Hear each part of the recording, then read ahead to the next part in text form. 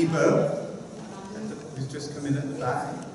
And Rafet Gazvani, as we all know, just sat at the front, to welcome you to the 8th Spring Symposium in Cyprus. It's a real pleasure to be here, and it's thanks to their generosity that this symposium is ongoing for its 8th year. Of course, behind the great men there is a whole army of helpers, and I'm sure you will agree with me that everything has gone so well so far, getting you all here. You need to turn the sound up, can't you hear? All right. I'll try and hold this up. Is there any way we can turn the sound up? Can we turn the sound up? Can we increase the sound just so people can hear? I think you have to hold the microphone virtually in your mouth as well. But behind the great men, there's been a whole army of people who've got you here. You've got some fantastic goodie bags, which have got all the important information that you need. On Thursday tonight, after the symposium, just some little house notices. You have the dinner tables are reserved in the top left-hand side of the restaurant, so we can all sit together. On Friday, during the daytime, for those ardent shoppers among you, or those who want to just go and sit by the harbour and enjoy a pint, there is a coach that will leave for Carina at 9 o'clock in the morning and will come back at 3 o'clock. It's essential, if you want to go, that you speak to Malika or Ege, and they will make themselves available at the coffee break. The girls are on the back row. If you all turn around now and have a look, they're on the back row, they're waving in there. So please let them know, because if your name isn't on the list, you won't get on the coach. All right? Good. And then the symposium is an hour later, so there's an extra hour for you to become a lobster tomorrow. The times of your departure, if you check your conference bag for the time of your departure, it's all in there, all the information you need. If you lose it, then they've got a copy of it on the front desk. Okay. So without further ado, I'll hand over to the chairman of today's symposium.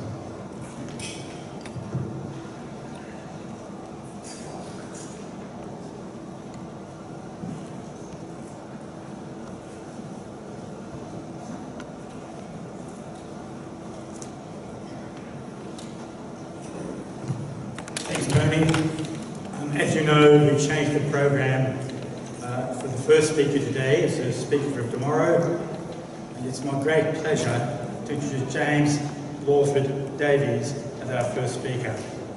Some of you might have met James yesterday evening. He's a graduate of Durham, Oxford and Cardiff Universities, and he's had a career in the law, and he's a partner of Hill Dickinson. He practices life sciences law, and 80% of his work is to do with IVF now. Just shows you what a complicated industry we're in. When he's not being a lawyer, he's got 4 daughters, almost all teenagers, so I'm sure he's very much under control at home. And he likes climbing mountains, cycling, and going for runs. He's an honorary lecturer at UCL, and we look forward to hearing him speak today on how can you reduce the risk of litigation in ART. Thank you very much, James.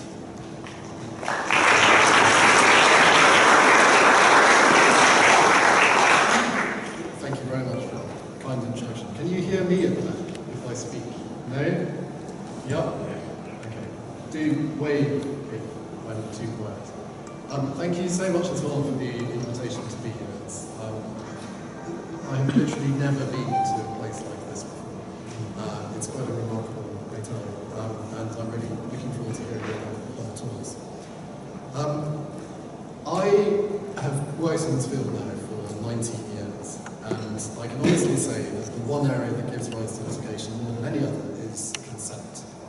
And so that's what I'm going to talk about. I was concerned that quite a few of you in the room have heard me talk about consent before. And then earlier this week, I had a new instruction from the clinic, to which I have been to give a seminar on consent. And the facts of that case are exactly the same as one of the cases that we're going to talk about this afternoon. So I thought either this is a very complex area where I need to keep lecturing about consent, or nobody actually pays attention when I do lecture about consent. So I'm going to stick with this, and I make no apology for reminding you about the law as it relates to consent and MRT. So I'm going to talk quite quickly, there's a lot to cover in a short period of time, quite quickly about a few key areas and a few key cases. This is not a UK IVF consent form. This is, in fact, an Ethiopian consent form. You won't be able to see from anywhere, in fact, I can barely read it, but it says at the bottom, I, as the name of the patient, hereby give consent for necessary operation and anaesthetic as the doctors think best for me. That's a form that's still being used in the hospital in Addis Ababa, and it's my favourite consent form because it reflects a certain attitude towards consent, which, to be fair, was actually the prevailing attitude in the UK until comparatively recently. And it's still my mother's attitude towards seeing a doctor. She puts her complete faith in the medical profession and will agree to whatever they recommend. But it's not what is permitted under UK law. In order to give valid legal consent in the UK and in many other jurisdictions, you must have a patient who is competent to give that consent. They must have the mental capacity to do it. They must give their consent voluntarily, so it can't be given under pressure or under duress. And it must be given by a patient who has been told about what the treatment that you're recommending involves, including the risks of that treatment, but also, and this is a fairly recent development, also the alternatives to what we're recommending. So in order to go about properly informed consent, patients need to know what the alternatives are.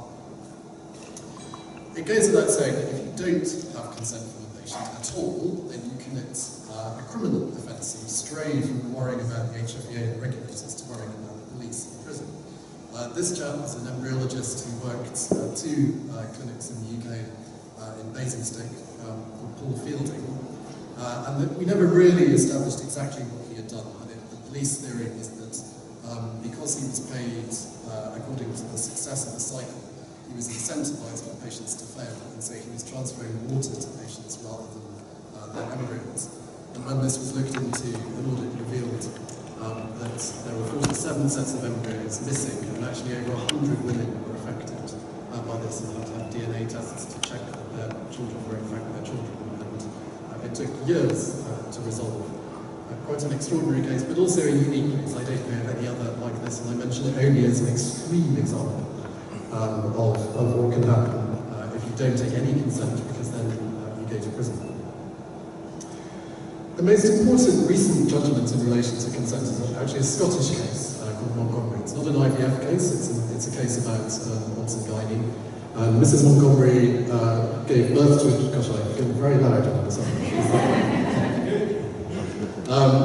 Mrs. Montgomery gave birth to a child who developed shoulder dystocia during delivery, cerebral palsy, and she brought a claim essentially arguing that if she had known of the risks of shoulder dystocia, she would have asked for a caesarean rather than having natural delivery. And the court looked at all of the information that she'd been given and the lack of information about the alternatives to what was recommended. And they said, and this I think is very relevant to what we're talking about this afternoon, the doctor's advisory role, although it applies equally to anyone involved in taking consent, it could be an embryologist, a nurse, or a doctor, involves dialogue, the aim of which is to ensure that the patient understands the seriousness of her condition and the anticipated benefits and risks of the proposed treatment and any reasonable alternatives, so that she's then in a position to make an informed decision. This role will only be performed effectively if the information provided is comprehensive. The doctor's duty is therefore not fulfilled by bombarding the patient with technical information which he cannot be expected to grasp, let alone by routinely demanding a decision on a consent form. Like those of you who are familiar with the HFEA and the IVF regulation that we have in the UK will know that there is a huge number of forms that have to be used, and I think this case highlights something of a tension between the direction of travel in the courts in relation to consent, where it's very much patient-focused, very individual, and consent and information needing to be tailored to that individual. And then the regulated environment, which requires that you must obtain the routine decisions of patients in quite a tick box, somewhat bureaucratic exercise. Not to criticise either approach, but the clinics do have to somehow balance that and get both right for fear of legal sanctions. We're helped in the UK by having legislation which sets out what's required in order to obtain valid legal consent for licensed treatments. Unusually, in medicine, consent as a matter of law in the UK must be written. Although it's always good practice to take written consent, it's seldom a legal requirement in the way that it is for licensed treatments. And it must be signed by the patient. Consent to the use of embryos must specify the purposes for which they can be used, because it can only be for legitimate purposes and purposes that are permitted under the Act. And consent to storage of gametes and embryos must specify the maximum period for which material can be stored. And the legal requirements start even before consent is obtained, and that patients have to be offered counselling and such relevant information as is proper, rather unhelpful phrase in terms of the information that must be provided to patients before they give their consent. And it can, under the Act, be withdrawn at any point right up until embryos and gametes are used in treatment. We're further helped by the fact that the HFA publish their own pro forma consent forms which clinics are required to use in these directions, and there are a lot of them. Some of these are rather more esoteric and you'd be less likely to come across them, and others are used on a day-to-day basis. But it's not uncommon for patients to fill in dozens and dozens of forms, both internal clinic forms, contracts, and then the HFA forms, in order to provide lawful and regulatory compliant consent for the purposes of the HFA. And it's complicated. It's both administratively heavy, and the forms are not always intuitive or straightforward to complete, even with the assistance of clinic staff. And as a result of some of those complications and the complications that patients present with, there have been a number of cases which have gone to court in the UK and have shaped the way in which the law applies to consent and so on. Looking at a few of these areas in particular, the most difficult has been where there is no consent in place. The most obvious and early example of this is the case of Diane Blood, who's pictured on the left there. She and her husband were not having IVF treatment, and so there were no consent forms completed by them whatsoever. But she found a clinic that was willing to extract sperm from her husband before he died, but she was not permitted to use that in the UK. She was, as you might be able to guess in the photograph, allowed to take it elsewhere. She went to Belgium for treatment, but she wasn't permitted to use it in the UK because she wasn't able to meet those statutory criteria which I set out in the previous slide. There was no signed or written consent, there was no statutory storage period set out, and so the HFA said absolutely not, it can't be lawful for them to use that. The next case relates to the young woman on the right, Elizabeth Warren. There the case was rather more nuanced in that her husband had provided repeated consent to the storage of his sperm. He was a cancer patient and had sperm stored prior to his chemotherapy. The problem was that his most recent consent expired shortly before he died, and so the question therefore arose as to whether or not his indication that he wanted to extend his consent was satisfactory. And the court here really looked for a way to give her the right outcome in this case, and found it by creating almost a mosaic of consent, by piecing together information that was available from a range of sources.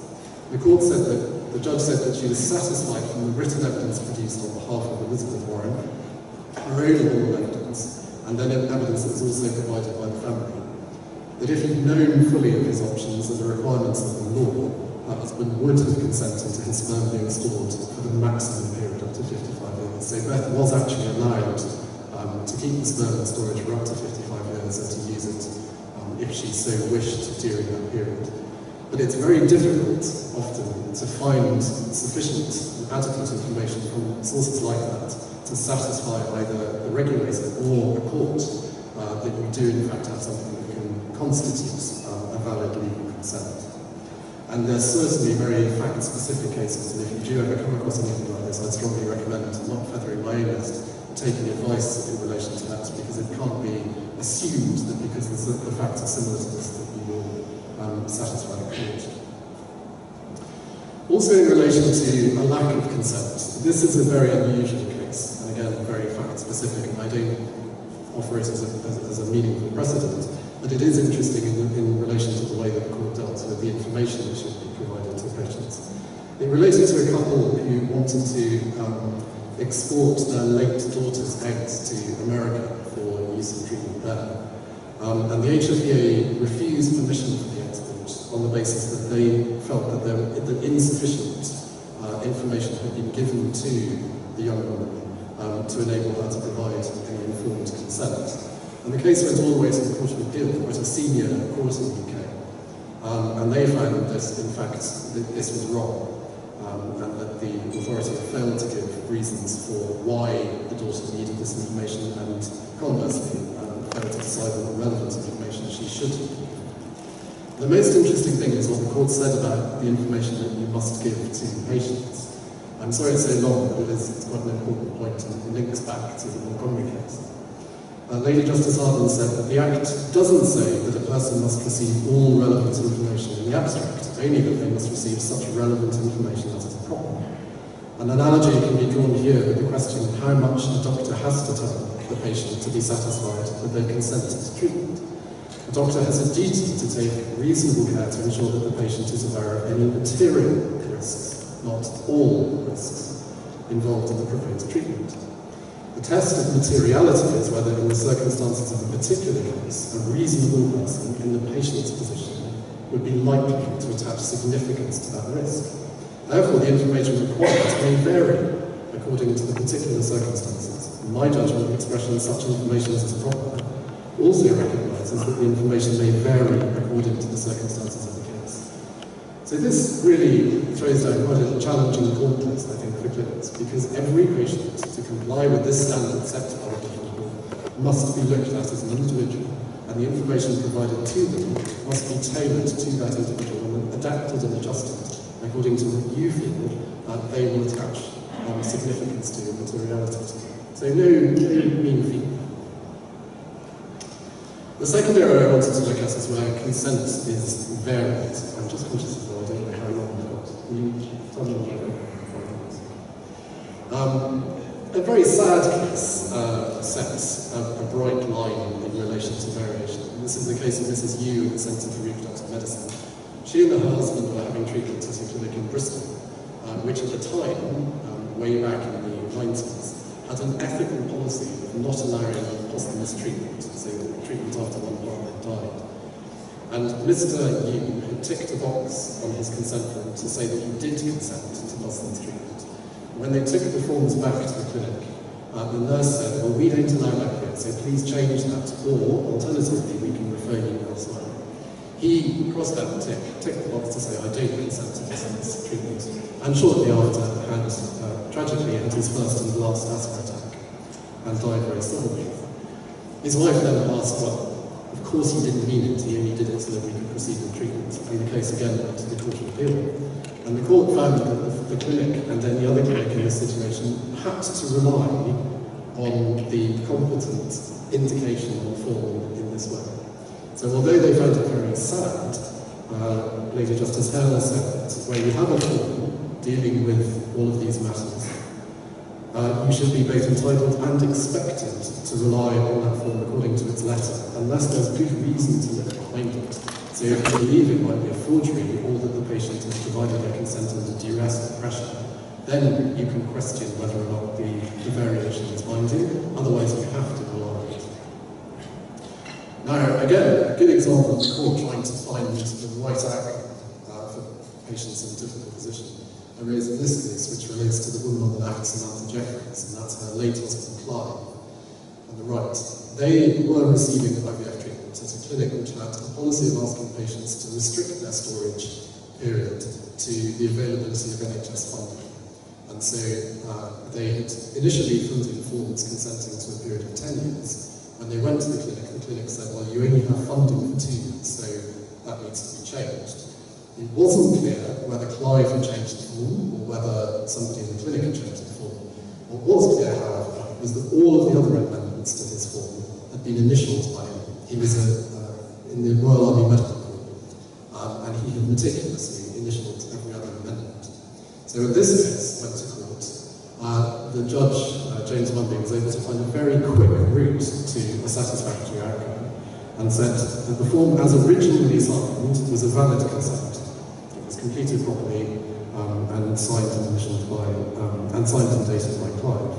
It authorised storage of up to 10 years, as is plain on the face of the document. He gave effective, written and informed consent to 10 years. The couple had researched the 10-year period and deliberately selected it. And so the subsequent amendment to a period of 2 years, because it wasn't signed, was invalid. And therefore the judge said the variation doesn't take effect, and so the 10-year period still applies. Now, I think whilst it's a great outcome for Samantha, it does highlight the importance of checking the very fine print on forms and the way in which patients complete them, because so much could turn on whether or not a tiny variation to a tick in the box or to a date on a form, if it hadn't been initialed, would cease to have effect. And I'm sure you can imagine all sorts of circumstances where that could have quite a drastic effect for those being treated. And sticking with James Mundy, who's now retired, he dealt with a series of cases relating to errors in consent forms, particularly relating to the legal parentage of children born to couples who were not married using donor gametes. It's been, there are probably several of you in the room who've been through the pain of these legal parentage audits and some of the consequences that have stemmed from them. And it's fair to say that Sir James Mundy was pretty unimpressed by both the number and the consequence of these errors which were identified in clinics. And again, it's a long bit of text, but it's sort of fun to read out, although I won't try and impersonate him. He said, "The picture thus revealed is alarming and shocking. This is, for very good reason, a medical sector which is subject to detailed statutory regulation and the oversight of the HFPA. The lamentable shortcomings in one clinic, which have now to be considered in the light of the deeply troubling picture revealed by the HFPA audit and the facts of the cases before me, are or should be matters of great public concern. The picture revealed is one of what I do not shrink from describing as widespread incompetence across the sector on a scale which must raise questions as to the adequacy of not of the HFPA's regulation and of the extent of its powers. That the incompetence to which I refer as administrative rather than medical is only slight consolation given the profound implications of the parenthood in which in far too many cases have been thrown into doubt." So it's fair to say he's not a fan of the sector, and there are a series of other judgments in which he was similarly critical. And the significance of this, of course, it goes without saying, is that it highlights the importance of making sure that forms are correctly completed, and fully, comprehensively, consistently and correctly completed.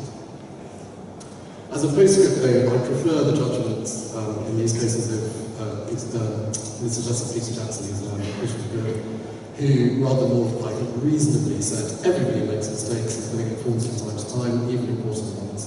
And experience shows that mistakes can be made in checking the forms. I fear that the small tick box in this case is in some respects an accident waiting to happen. So rather more, I think, a fairer reflection on the risks of mistakes happening, albeit with serious consequences. Finishing off then in terms of the provision of consent, we had a very difficult, sad case a number of years ago, which Jill was involved with, peripherally for a while at least, related to the withdrawal of consent. This related to the woman pictured there, Natalie Evans, and her bald boyfriend, Howard. She had suspected ovarian cancer and was recommended to have her ovaries removed. Before doing so, she had embryos created using her eggs and client sperm, which was stored in Bath. This was before egg freezing was a reliable option. And she then had her ovaries removed, and then he withdrew his consent to their continued storage and use after they'd had an acrimonious separation. And the case was very complex and relied on all sorts of different legal arguments. But the key one came down to a question of whether or not UK law was reasonable and compliant with her human rights by allowing her ex-partner to withdraw his consent, thereby denying her the opportunity to have her own genetic child, since these embryos are the only prospect of her doing so.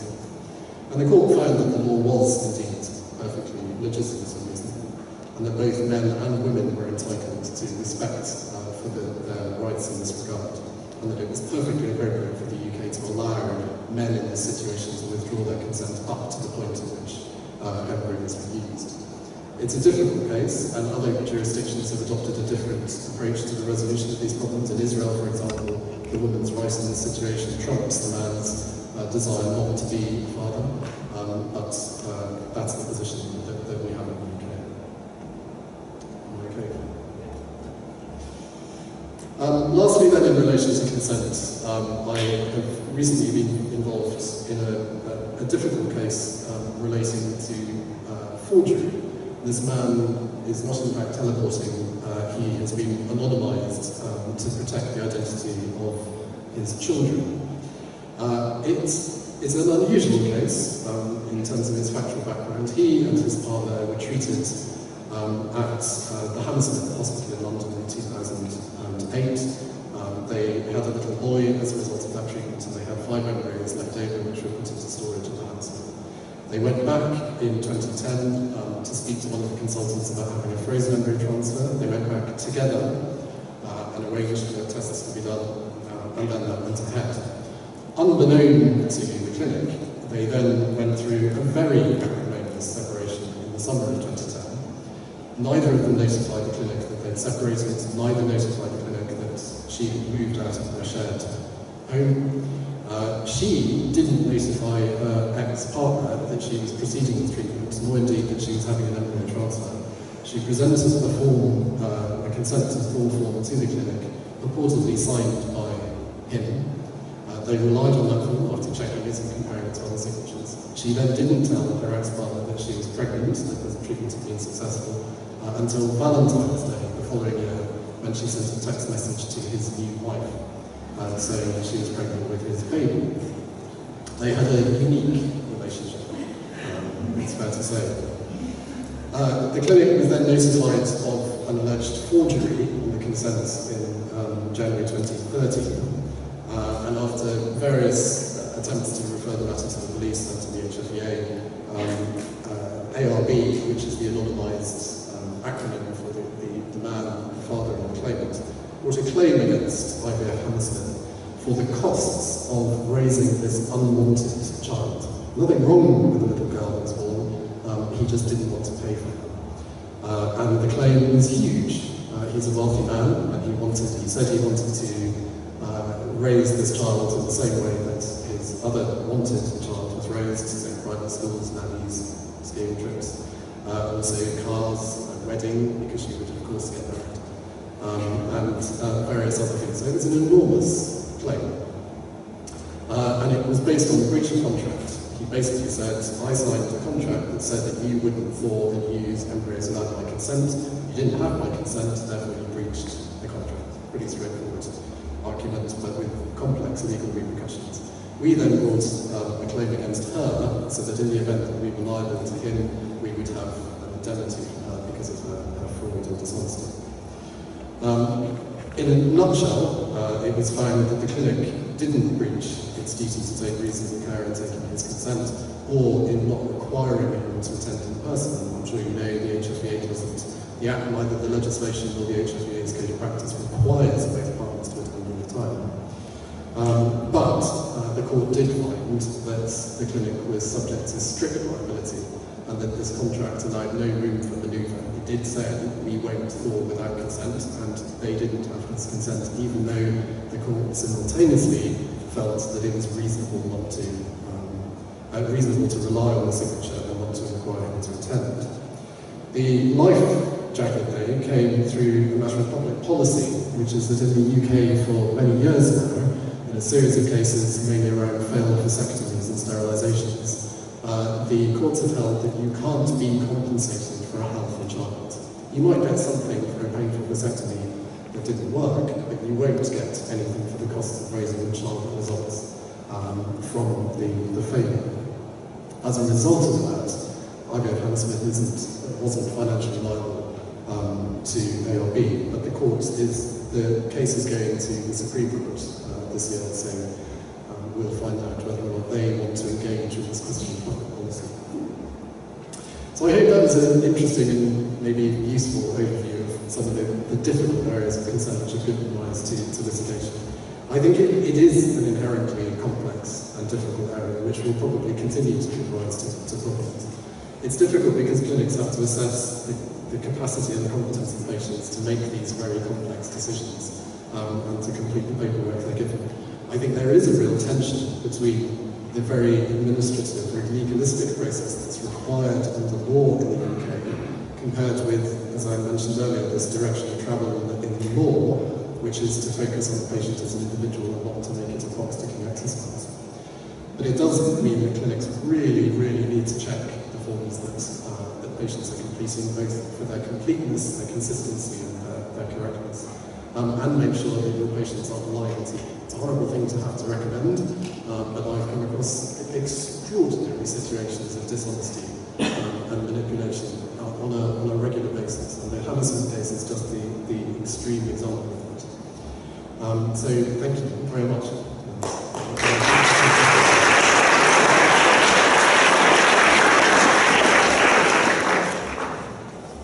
Thanks, James. We do have time for questions. If you'd like to ask a question, you'll turn on the microphone. Yes, there is a microphone roving. Put your hand up, tell us who you are, where you're from, and put your question to James. Hi, it's Julian Taylor from Just Westminster. Julian Taylor from Just Westminster.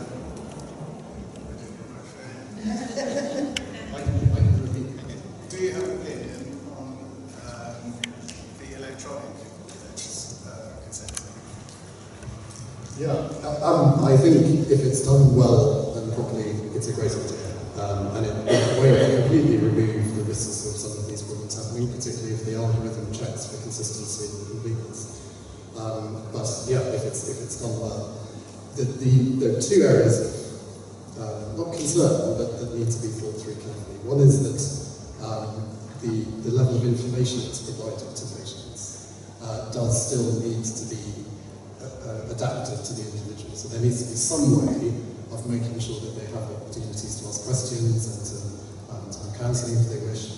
So they can't simply watch a video or read information and then do it online. The second is that in the Hammersmith case, we instructed a forensic documents expert who subjected the original consent form to an extraordinary machine that plays ping, and it detected tiny fragments of traces of graphite on the paper, which indicated that it had been traced. Now, with an electronic consent, you obviously won't have that capability. And so there also needs to be security provisionability. And there's at least a factor in that you won't have that evidential value in the same way as you do with some documents. But otherwise, generally, I think it's a step in the right direction. In fact, I'm surprised it hasn't been conceived. There's a question on the left. My name's Deborah and I'm from the Leicester Fertility Centre. So my question is about human rights and dishonesty, because you've mentioned both of those. So we've been involved in a case where a patient wasn't terribly honest, and it turns out her husband has a life sentence for murder, and I'm not quite sure about the human rights position there, because many of our staff feel that this is sort of ethically and morally wrong, but I'm not quite sure what the human rights position there would be. Does he are his human rights overridden, or what's the position there? Well, nobody has a right to treatment. They have a right to fair access to treatment, and when they're receiving treatment, they have other rights to be treated fairly. But providing you're not discriminating on unlawful grounds, you're entitled to refuse to treat patients if you don't believe that they should receive treatment on the grounds of the welfare of the child or for other reasons. They just have to be non-discriminatory reasons. So it's perfectly within your rights to decline to treat people. have good reason to do so. Right. Well, thanks very much, James.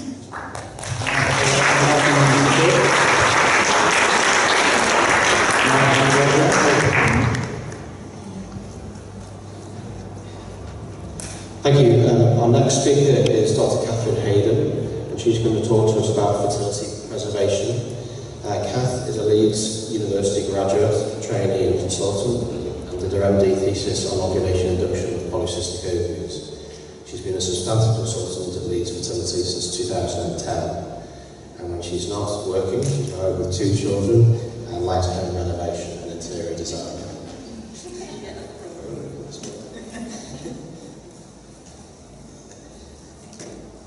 Thank you indeed.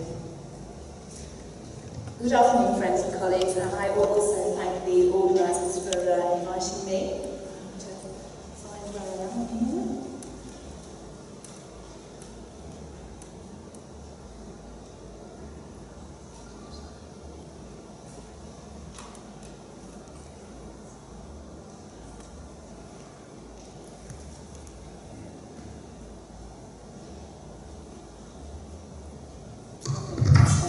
So the title that I was given to talk to you about was fertility preservation, who might benefit.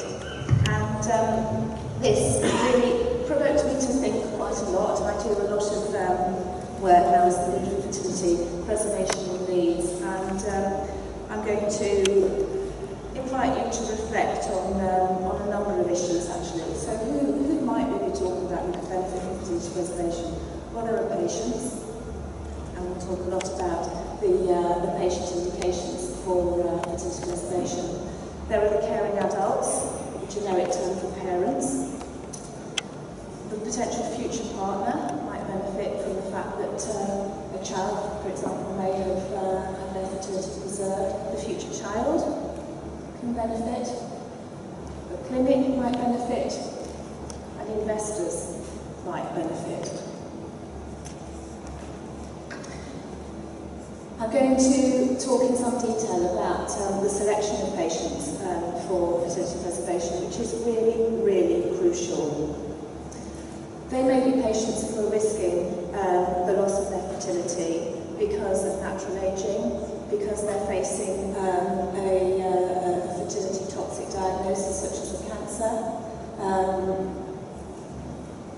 They may be facing treatment of all sorts of different types of severity. They may be facing a risk of harm from what we're trying to do to them, so we need to ask ourselves whether they're really going to benefit from what we're talking about in the first place. We need to respect their autonomy. We need to be conscious of the decision making. It's quite timely after James's talk about decision making at a time of extreme stress, both for the patients themselves and their immediate family. Consent, of course, and also the cost of treatment. This is an algorithm which was created by the Edgar Group, who've got vast experience in fertility preservation, certainly in the UK, and describes the different types of situations where fertility preservation may be considered. So, we need to undergo a risk assessment at the very beginning, and if we do think that the patient's risk of compromise of their fertility is increased, we're going to discuss the options with them, and if appropriate, with their carer. So there are options of gonadal shielding that can be offered to boys and girls, men and women who are facing radiotherapy, for example. The medical therapy that we can offer to some postpubertal women involving GnRH analogues. There is evidence that that can reduce the risk of premature ovarian insufficiency in women, particularly in the breast cancer group. When we start to think about the cryopreservation of gonadal tissue, gametes or embryos, and things become a little bit more complex from a sort of scientific point of view, what we know and understand and what we know works. So, as far as boys are concerned, in the postpubertal group, we know about sperm preservation, and I'll talk a little bit about that in a moment. It's a tried and tested technique, we know it works. For the pre-pubertal group, the preservation of testicular tissue is still very much an experimental area, and I'll give you some up-to-date information about that towards the end. For the girls and the women in the pre-pubertal group, the area that we're really moving into now is that of ovarian tissue freezing, and we are hoping to be able to offer this in our centre in the not too distant future. We're also now quite familiar with the freezing of eggs and embryos for women in that group. So what does it take to offer a service like this? Well, it is logistically quite complex. You need a licensed fertility clinic to be able to store gametes and embryos, and you need a license to be able to store tissue, and that comes from the Human Tissue Authority rather than from the HFEA. You need well-educated service intermediaries, so the people who are going to be seeing those patients with those fertility difficulties and sending the patients to us need to know that our service is there. So doing things like this, and I've got a talk coming up shortly to our oncologists in Leeds to share with people what is available and how to access it is also very much part of what we do. There are a group of patients who don't have cancer but have hematological conditions that may need to be treated with aggressive and gonadotoxic therapies involving bone marrow transplantation and ablation of the ovaries that will also benefit. So it's a different area of medical subspecialty that we need to spread the word to. The service itself requires a substantial multidisciplinary input. We need to be able to provide age-appropriate information. We need to support the patients and their carers and family with their decision making. And that means involving our paediatric oncology service and our teenage and young adult service. And in Leeds we have a monthly MDT clinic that we do together. So I will often see patients who are referred by the paediatric oncologists or the TYA clinical nurse specialist, and that nurse, the same nurse who's referred that patient, will be sitting in the clinic with me. So those young people can come and have a sense of security and safety by that known person in the clinic. We've provided a lot of written literature in age-appropriate forms for young people and for their parents, and we're also in the process of providing electronic information. I haven't touched anything.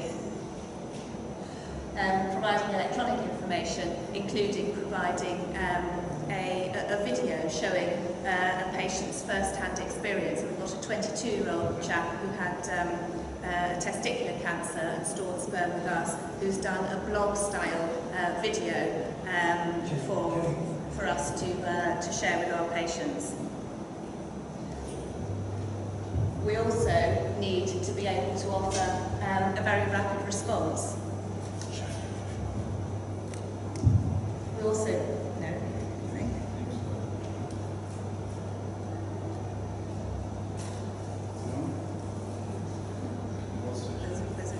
right. That's it. No, hear me? Okay. We also need to be able to provide a very rapid response because many of these patients, particularly those with cancer, can't afford to wait because of the ongoing treatment that they need to have. We need to have high-level scientific expertise to be able to process and store the tissues. I'm thinking particularly of the ovarian tissue group at this point. It's not the same as what the embryologists are doing with managing eggs and embryos in the laboratory on a routine basis. And we also need to think very carefully about the processing of the tissue for potential transplant in the future, and in particular the testing for residual malignant disease. It's not a great idea to take a piece of ovary from a young girl who has cancer, treat her for her cancer, and then give her her cancer back 20 or so years later. The service also involves a complex process of long-term follow-up, so we see people to determine how they're progressing clinically, how they're cancer, and we also have an important storage governance process and assessment of the funding of the treatment as well. As people come back to us in order to request to use their eggs in storage, embryos in storage, or in the future for ovarian tissue, we also have very close links with our maternal medicine colleagues, and we're able to provide comprehensive pre-pregnancy planning for them.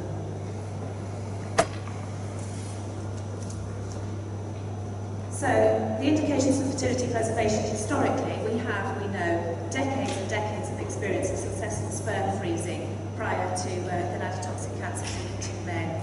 More than 30 years of experience of successfully freezing embryos to increase the efficiency of IVF, and for those in stable partnerships wanting to have fertility preservation. We've got much less experience, or much less duration of experience of the freezing of eggs prior to gonadotrophic cancer treatment, but there was, as we all know, I'm sure, a step change in the efficiency in the last 7 years with the introduction of vitrification of eggs. In terms of the population of people who may be candidates for fertility preservation, the survival of childhood cancer is ever increasing.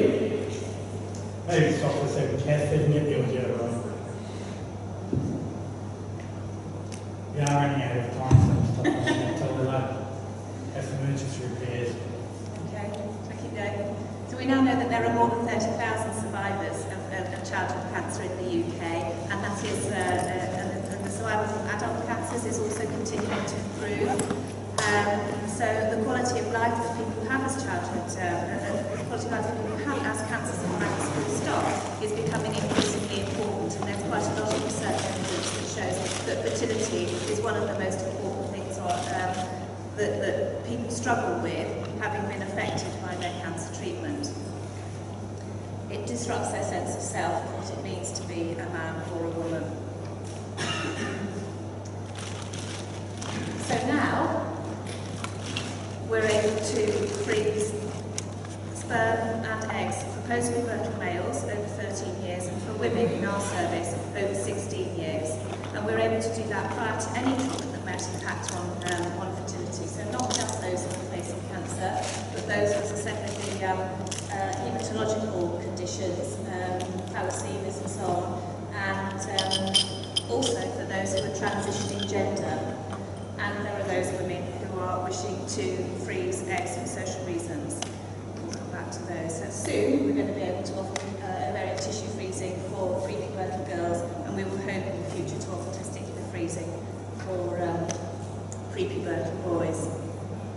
We know what we do with the postpubertal sperm in natal males. I'll just put a little note there at the bottom about those who are transitioning, that we need to make sure that we screen them before we freeze, because they may turn into potential donors depending on the gender of the partner that they choose in the future. As far as the processing of the tissue and the gametes go for naked females, if we freeze eggs, we then need to thaw those eggs and fertilise them and create embryos in order to create a baby, going down the left-hand side of this cartoon. If a woman has a stable partner, we can fertilise the eggs and sperm and freeze embryos, and pause at a later date. Down the right-hand side is what is becoming available as a standard treatment to freeze ovarian tissue, which we're then proposing to thaw and transfer back to the patient at the moment, and either help her to conceive with IVF technology, but there are also many women who have conceived on their own. The area in the middle here, this is still the experimental arm of culturing follicles, or maturing follicles or eggs in vitro, and that is not yet something which we're able to offer. So what do we know about the outcomes for people who freeze sperm before cancer treatment? The vast majority of these patients will be men who've had testicular cancer or lymphoma, and the impact of their cancer and the treatment of the cancer varies hugely. There are many, many survivors of testicular cancer and lymphoma who then go on to conceive spontaneously. 47% of men who had an orchidectomy in a Norwegian study of over 400 patients over 20 years actually managed to conceive naturally. So we're talking about quite a complex process of logistic organisation and monitoring and governance and so on and so forth for perhaps a small proportion of people who come back to use it. So the reported usage rates are really quite low. And those people who do come back to use it tend to come back quite quickly.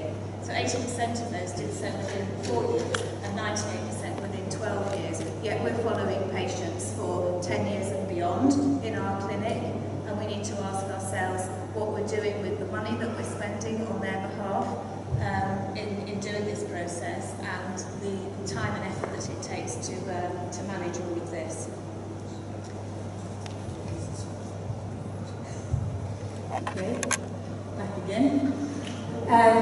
So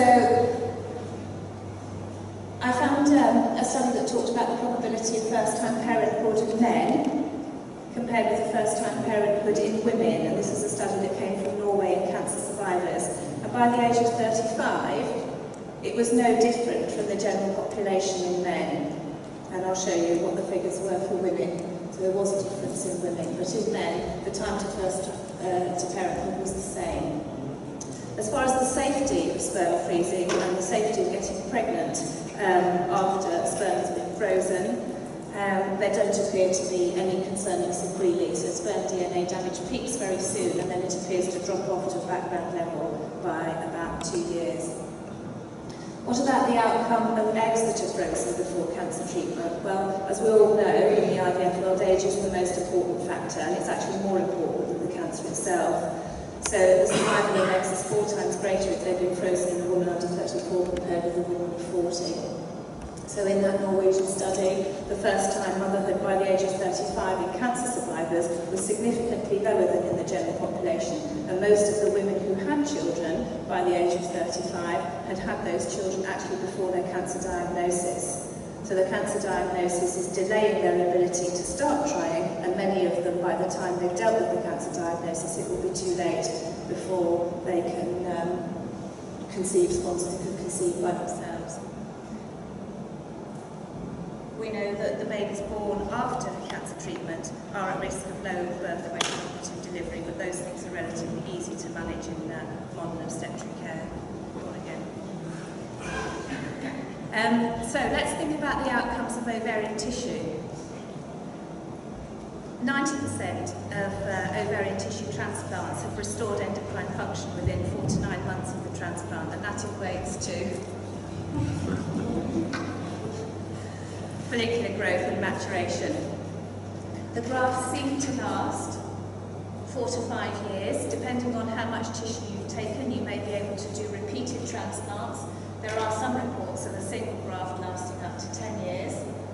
The rate of live birth per transplant is quoted at about 25%, but since 2004, when the first live birth following ovarian transplant was reported, just over 100 successful live births have been reported.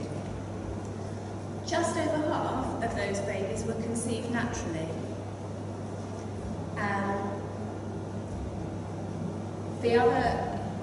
Another aspect to this is that once you've put the graft back, you might decide to capitalise on the function of that graft, the initial period as it starts to function, and do IVF treatment of bank embryos. So that has also been reported and is very successful. The majority of the births that have been reported were from women who had tissue frozen before the age of 30. So you've got to think about what the tissue has to go through in terms of going into the freezer and coming back out again, then the transplant being undertaken and the transplant revascularising well and taking. And of all the steps of those processes, it's the revascularisation of the tissue once you transplant it back, which is the most difficult. So when you do follicle counts before and after the freezing and thawing of tissue, there's very little drop-off. But those that don't work are because the blood supply hasn't been restored as required. So far, there haven't been any cases reported of tumour relapse.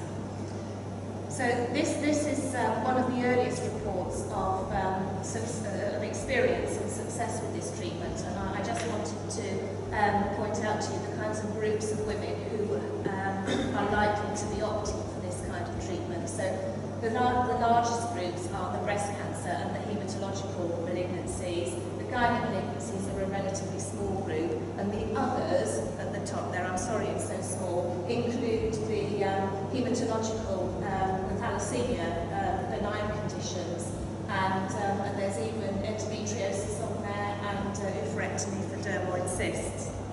So the largest groups of women who are doing it were the 19 to 29 age group, so that's the sort of high candidate group. Let's see, lead over that.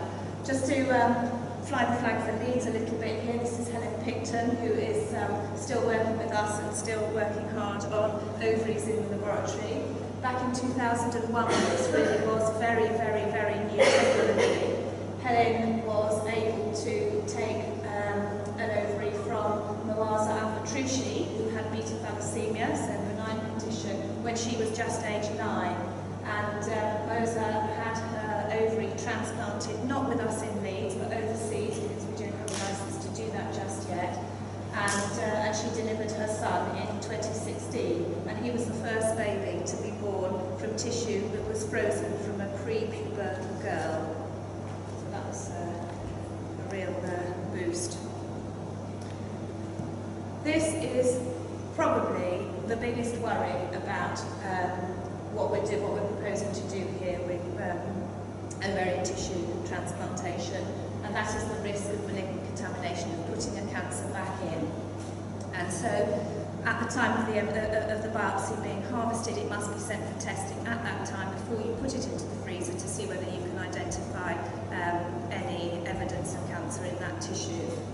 There is a general understanding that in the absence of metastasis from solid tumours, that the risk of contamination of that cancer in the ovary is low.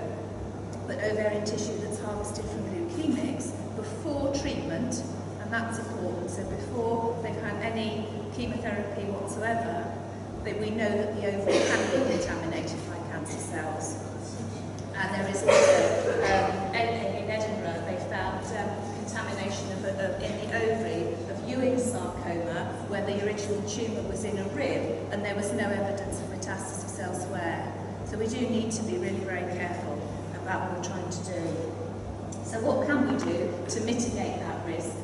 Now, this is a relatively new publication from Israel, reporting the first delivery in a leukemia survivor, so blood-borne cancer, after transplantation with cryopreserved ovarian tissue. And I'll just take you through the story of this. This is a 19-year-old girl with acute myeloid leukemia, but she had her tissue frozen after she'd had her initial leukemia treatment. But before, she had to have ablation of her bone marrow in order to receive a stem cell transplant. After the stem cell transplant, she was prematurely infertile with the parameters as you can see there. The histology of the ovary before it went into the freezer did not show any evidence of leukemic cells.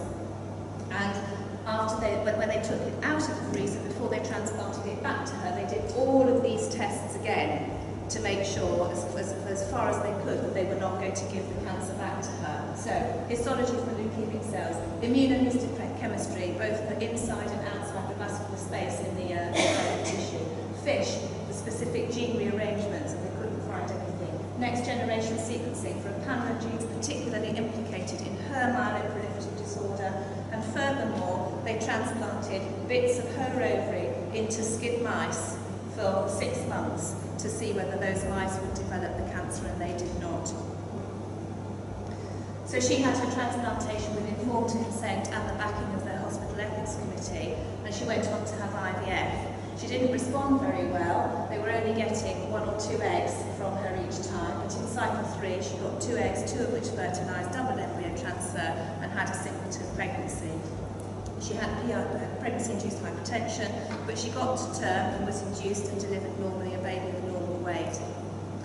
28 months after she was transplanted, which is the time of the report there in January 2018, she was still cancer-free with her ovary transplant still inside her, because some people were suggesting that they should be removed, and she conceived again spontaneously after she finished breastfeeding.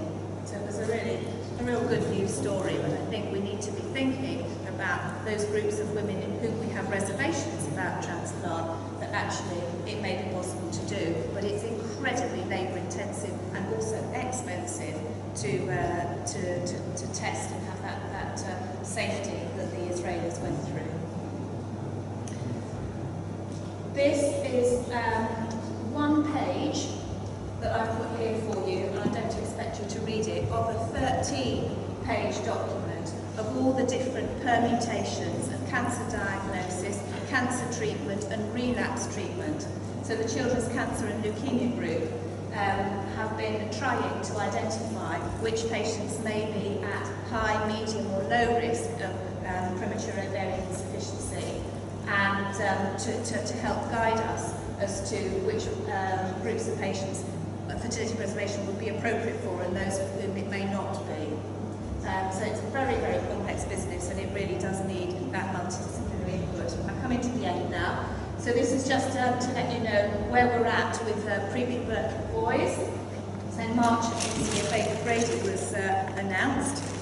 And baby Brady was born in the University of Pittsburgh, and he was one of 5 prepubertal rhesus macaque monkeys. So before they were able to produce sperm, one of the testes was removed from one of these, each of these macaque monkeys, and 6 months later they were sterilised.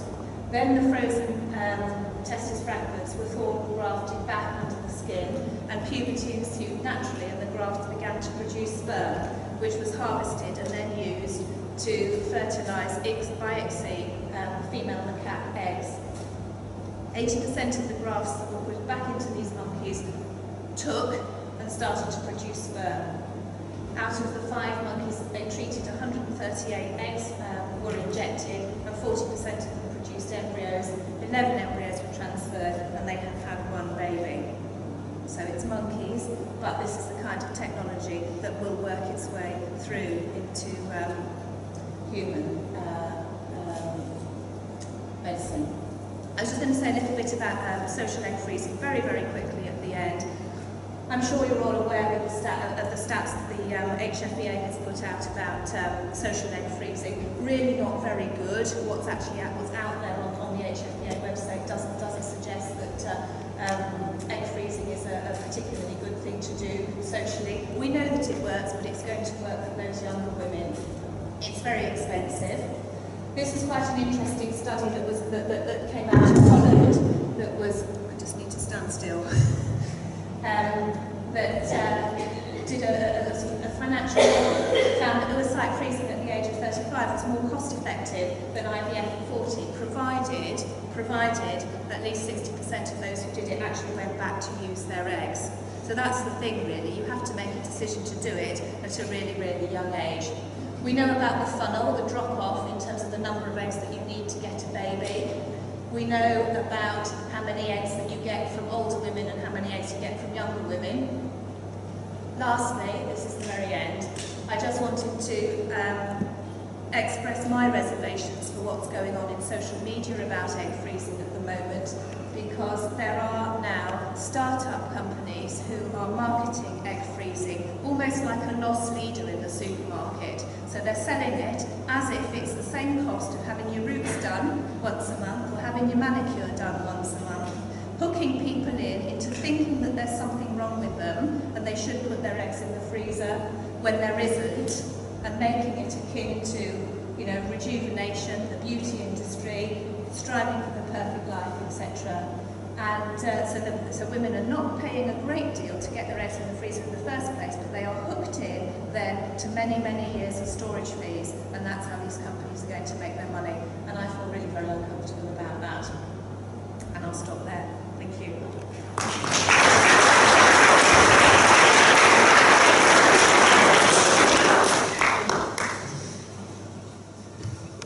Thanks, Kath. Thank you for talking on sound issues. Any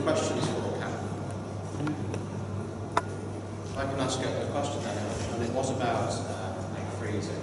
I was in another meeting recently, and certainly the Spanish and the Italians in the audience felt that they don't consider egg freezing to be experimental, and the Americans stopped considering it in 2012. From the fertility preservation point of view, regardless of whether the couple is married or not, the relative high divorce rate, they said really even for cancer patients we should simply be freezing eggs and not creating embryos. Because if the eggs are split up, they wouldn't be able to use those embryos, and therefore they would reduce their chance of having children later on. What's your thoughts on that? I think that's very reasonable. I think it's very reasonable. I think that we are all comfortable now with the technology that we're using to freeze eggs, unless it works. So yeah, that's reasonable. Any other questions? Okay, thank you very much.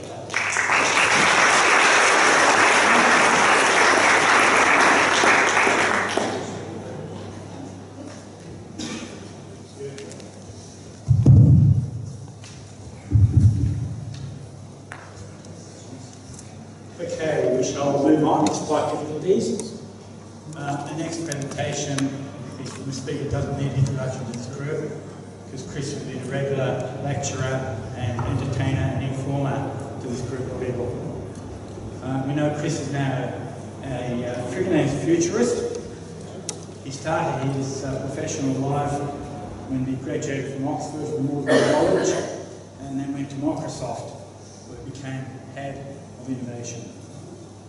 For the last 10 years, he's been a freelance futurist, tackling many interesting topics. His greatest achievement has been the partner of Jill, that I think most of you now know. And we all know the saying that big is better. So Chris is now going to talk to us about big data and its advantages. Chris, all yours. Okay, right. So this is the third year I've spoken here. 2 years ago I spoke about the road to personalised medicine, and last year I talked about AI in medicine. So if you want to binge watch on the three, I can give you the full set. I'd be happy to do so. So this year, what I want to do is to talk about big data. So I want to sort of set out the context for you and try and explain it as a general issue. And then what I want to do is to look at it in medicine. Some of the examples will be in fertility medicine, some outside. So the point is, it's happened incredibly quickly, and we've just taken it for granted. And I just want to give you a little example on this. So how many of you are interested in Formula One in this series? So probably about a quarter, something like that. Okay, so let me give you a little example here of what we can now do. So could you give me a year since 1990? Give me any year since 1990. 1995. Okay, 1995. Okay, right. So Tony, can you give me a Grand Prix? Any Grand Prix around the world? The British Grand Prix. The British Grand Prix, 1995. Right. Okay. So let me do it. So on my phone, which you wouldn't have had a few years ago, I'm just now going to do winner 1995 British. Anybody know the answer?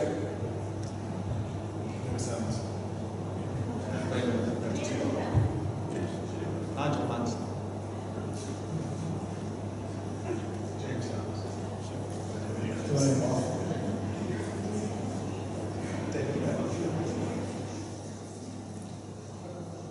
Oh, sorry, I just did that. Right. I mean, I just typed 1895. So that's right. There you are, Tony. Look. Okay, you can see that Herbert won, whoever he was.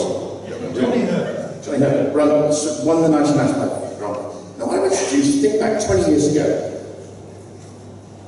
If I'd asked you that question, how long would it have taken you to find the winner of the Grand Prix? You wouldn't have an iPhone or a phone. phone that you could have done it on. How long would it have taken you to do that? A week? An hour? Most of you would probably have given up. Now the interesting thing is, even for those of you who are not interested in Grand Prix, you can find that information out as quick as somebody who is. That's what's happened to us, and we now accept it as just part of our will. Now it's changed medicine in some ways, because one of the most interesting things that you get, and troublesome, is that your patients now search, and they will discover there's a treatment in America, they will look up the statistics, all the evidence, and they're now better informed, and they're also better misinformed about the state. They misinterpret the data because there's a lot of rubbish out there, but we live in a world of big data. It's happened. Now I, because of my work, have lived in it for longer than you. And what I want to do though, of course, is to start off and say, shouldn't we be scared about this? Shouldn't we be scared about big data? And there are a lot of reasons, and there are other things around there. You control people you've never met. We know what female politicians in particular get on social media. We've seen the whole issue of fake news. If you look at today's social media around the European elections, it's amazing what's going on out there. Trump and Brexit. I won't talk about those today. If anybody wants to sort me about, I'll tell you how Cambridge Analytica screwed the referendum. I know how it was done. But also, and very, very importantly, is the epidemic of self-harm amongst girls in particular on social media. And we've seen this exposure to data on here. But we also have the surveillance society.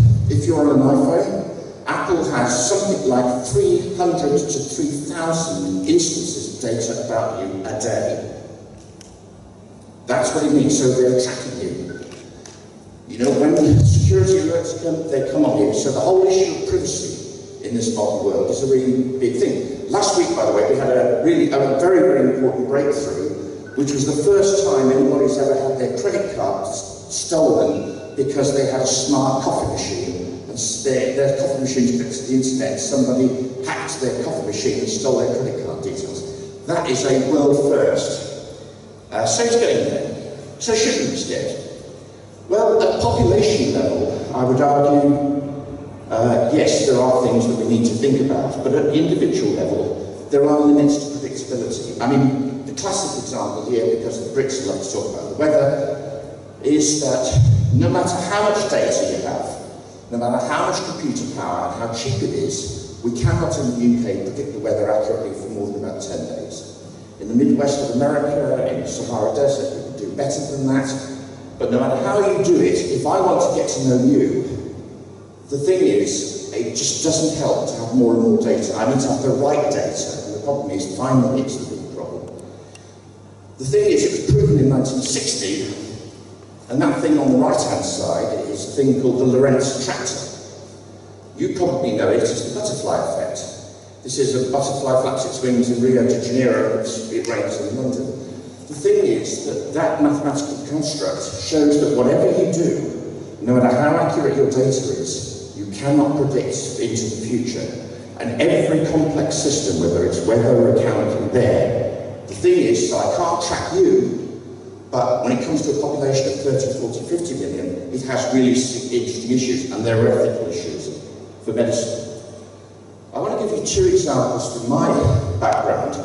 Back in 1996, my team was involved in creating the first CD-ROM of the Oxford English Dictionary. And we launched it on the Today programme. And we had a very, very brave volunteer, a PhD student from Oxford who spent 2 years in the Bodleian. And she was studying the impact of the Icelandic language on English. And she spent 2 years in the library going through what the words were, where they'd come from, when they come into the language, how they'd come, etc. We did the search on the CD-ROM. Do you remember CD-ROMs? How they were the future ones? Right. We did that search, and in under a minute we found more. She found about 66 words. We found over 70 in under a minute. So what had been a 2-year PhD thesis was actually done by a search on the CD-ROM in something like a minute. Now the question then is, how has that impacted on the way you actually do your job? Because this is the way in which it's impacting on somebody's work in the academic world. The right-hand side, I used to sit on the advisory board of the British Library, and those bookcases you can see on the right there are the King George III Library. So if you go into St Pancras entrance of the British Library, you'll see it, and it's about 2 to 3 times the height of this room. You'll see that enormous thing. One of the things we did was to try to look at the cost of digitising St Pancras, and we came to a figure of about 12 billion in about 1998. That complete set that you can see there, we can now put into a 2-inch cube in storage with access at about 1 second for any page anywhere in that library. That gives you some indication of the scale, the speed. Copying it, digitising it is incredibly expensive, but we are getting there. But it would be 100 years. Now, problem. When I have a lot of data, and I use artificial intelligence, which I talked to you about last, there are interesting things you can do with it. How about this one from about 3 weeks ago? IBM now, from its real-time HR data, is now 95% accurate about which workers are going to resign their job. If you're one of the ones they want to keep, that might be interesting. If you're one of the ones they want to get rid of, that's interesting. If you're one of the 5% that they're wrong on, that's very interesting. So the legal ramification of using this kind of technology and the data about it, could be, that would, I'm sure there are a few lawyers who are going to make a lot of money out of this when they start doing it. And IBM, by the way, won't publish how they do it.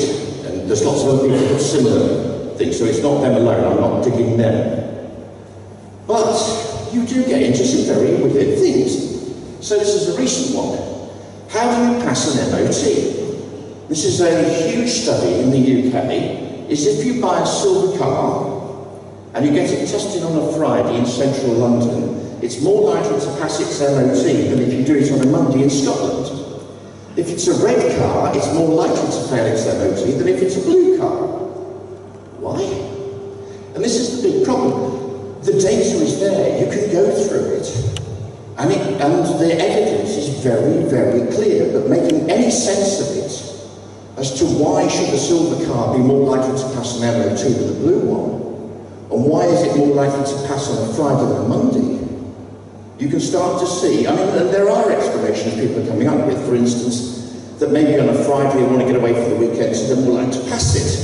But we've seen that, for instance, with live birth rates in hospitals and premature deaths of babies in certain countries. Are correlated. As more births are going into hospitals, the dates, children born on Fridays are more likely to die than children born on Mondays. You've seen those sorts of figures elsewhere. So this, we often can't do it. Now, the thing is, if you've got lots and lots of data and lots of things, you will get spurious correlations. And my favourite one, and probably the most famous one, a guy called Tyler Cowen has written a book and built a website, and you can roll your own spurious correlations. And this is the most famous one, which is the number of people who drown in the swimming pool is correlated with the number of films that Nicolas Cage stars in that year. Now, there have been times when I've been on flights when his has been the only film, and he may be a fine actor, but I can tell you, there are times when I could have imagined its course. But he's clearly wrong. But the thing is, there are sometimes some of these correlations get to look as if they might be meaningful, and it's problematic. So you do have to worry about this. And there are some really significant big data challenges. The first is algorithmic bias. I'll give you a personal example. Jill gets lots of adverts for Russian brides, and I don't. Why? Because what they know about her is that she shows a lot of interesting women. Right? So the crazy thing about that, of course, is who chose the algorithm? Well, most of the people that chose the algorithm are geeks and they're men. So that's the way they see the world. So when they've got a series of algorithms they might use, that's what they choose. So who chooses these things has an impact. But we also know there's data bias. If you look at all the medical record, all the clinical trials around the world, women are underrepresented. Afro-Caribbean men are population as a whole. It's just one today from the Times that you might find interesting on data bias. The standards for air conditioning in offices were set in the 1950s based upon the needs of men in their 40s. Because of course, most of the office jobs in that time when air conditioning was getting into offices were men in their 40s. It turns out that if you turn the temperature up, women perform better, and if you turn the temperature down, men perform better. We still don't know at what temperature you have to lower it to get men and women to perform at the same temperature. The thing is that the selection of the information can create problems in here, in all sorts of ways. We also have huge amounts of population bias by age, so if you're using only those people online, you're likely to miss lower educated, older people, people from ethnic diversity, people with physical disabilities and long-term conditions. So the problem is that you do have to adjust for all of these issues. So those are the problems. But I want to look at now at the positive aspects and start to give you some ideas about the ways in which we can do it. So this is a recent article in here, which is, can artificial intelligence actually help you choose better which embryos to put back in? And the answer appears to be yes at this stage of development. But the interesting thing about that evidence, and it does appear to be statistically significant in here, is that you need very large data sets. There's a huge amount of upfront investment before you get any clear things in here.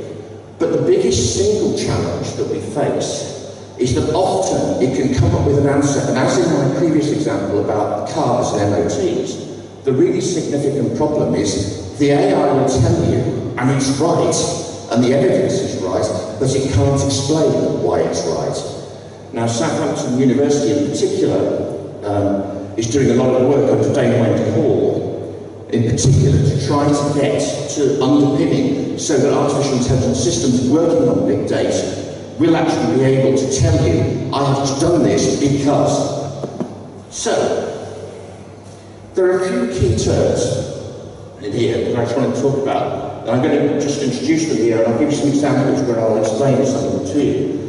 So we have what are called open and linked data. More and more government data is now available in all sorts of ways that you can just download. You've got access to scientific data around the world. If you want the Higgs boson data, you can download it, it's free. After 2 years, they make it freely available to anybody, anywhere in the world. You have structured data, things like forms. You have unstructured data like emails.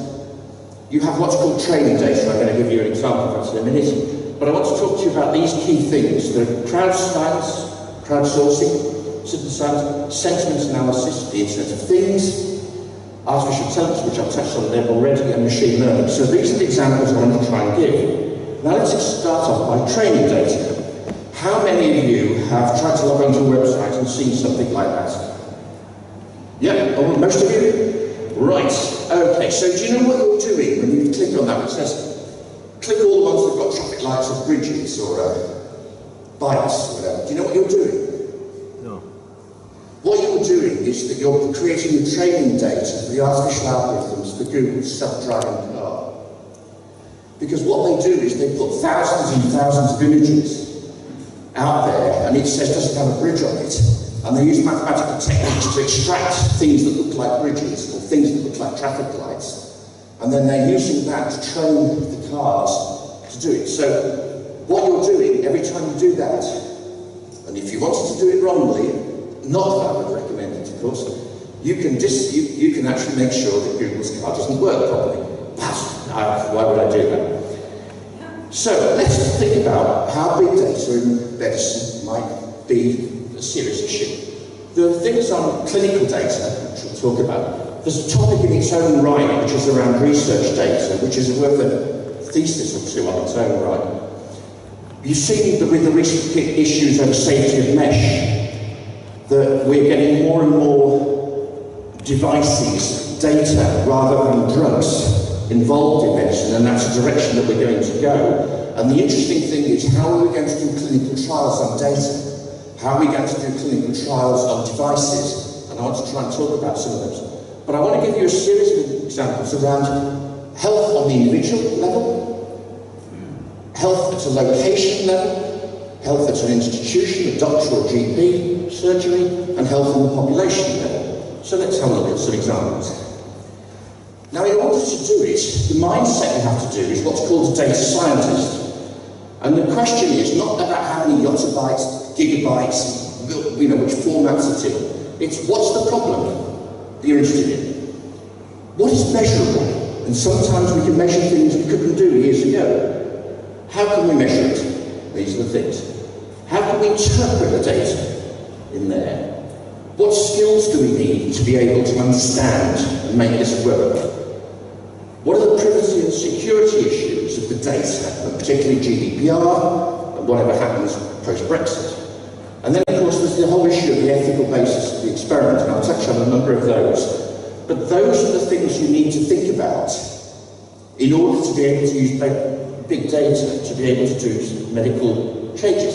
So let's have a look at the individual level. If you go to the NHS website, you'll see the NHS apps library, and it has large numbers of apps that have been approved, which do mother and baby, pregnancy tests, various other things. There's large amounts of apps on the App Store, on Google Play, on there that enable you to monitor your own situation and do it. The big problem is the number of these data, even some of those that are on the NHS website, share information with Google, Apple and Facebook that they have not explicitly, you have not explicitly given consent to. So if you recommend some of these to some of those people, you need to be a bit cautious about it. But some of these are actually really quite powerful.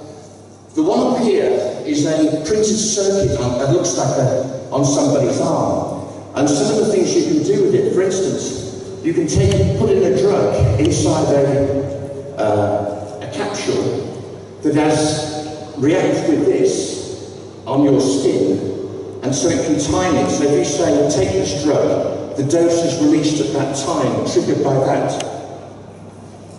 So non-compliance of medicine. This is the sort of thing we can begin to do. There are now over 700 separate devices that you can wear around the body, most of which are things like smartwatches, the Apple Watch, and these things. But again, we've got a problem not with big data, but with small data. If you wear the same Fitbit or other device, and you do step counts, or you use different ones, they are up to 17 to 20% different. You can wear the same device on your left and right, and you can march between 9 and 16 miles in the same day. If you want to work out how your right arm's managed to walk 7 miles further than your left, then that's great. But I've talked about fertility linkers back here. I've given other examples of the ways in which we can embed these things in. There's a lot of work going in on monitoring of things like heart conditions, where we're putting things into shirts, putting things into belts in there, so that you can actually directly alert an ambulance, directly alert a hospital, directly alert a GP, so that if somebody's in long-term condition with health, that you can do it. So there's an awful lot here, because the data is now accessible 24/7, 365. How about this one on location? Let me ask you a question. Does fertility cluster? Does air pollution have an impact on fertility? Yes, it's a question. We don't know. I don't know the answer. Yeah. If you go to the King's College London website, it has the air quality indicators for the whole of Greater London by postcode. About 4 years ago, 6 years ago, somebody looked at the postcodes of all the primary schools in London and discovered that 70% of all the primary schools were in areas that were in breach of WHO pollution levels. And that, of course, we know has a big impact on children's health.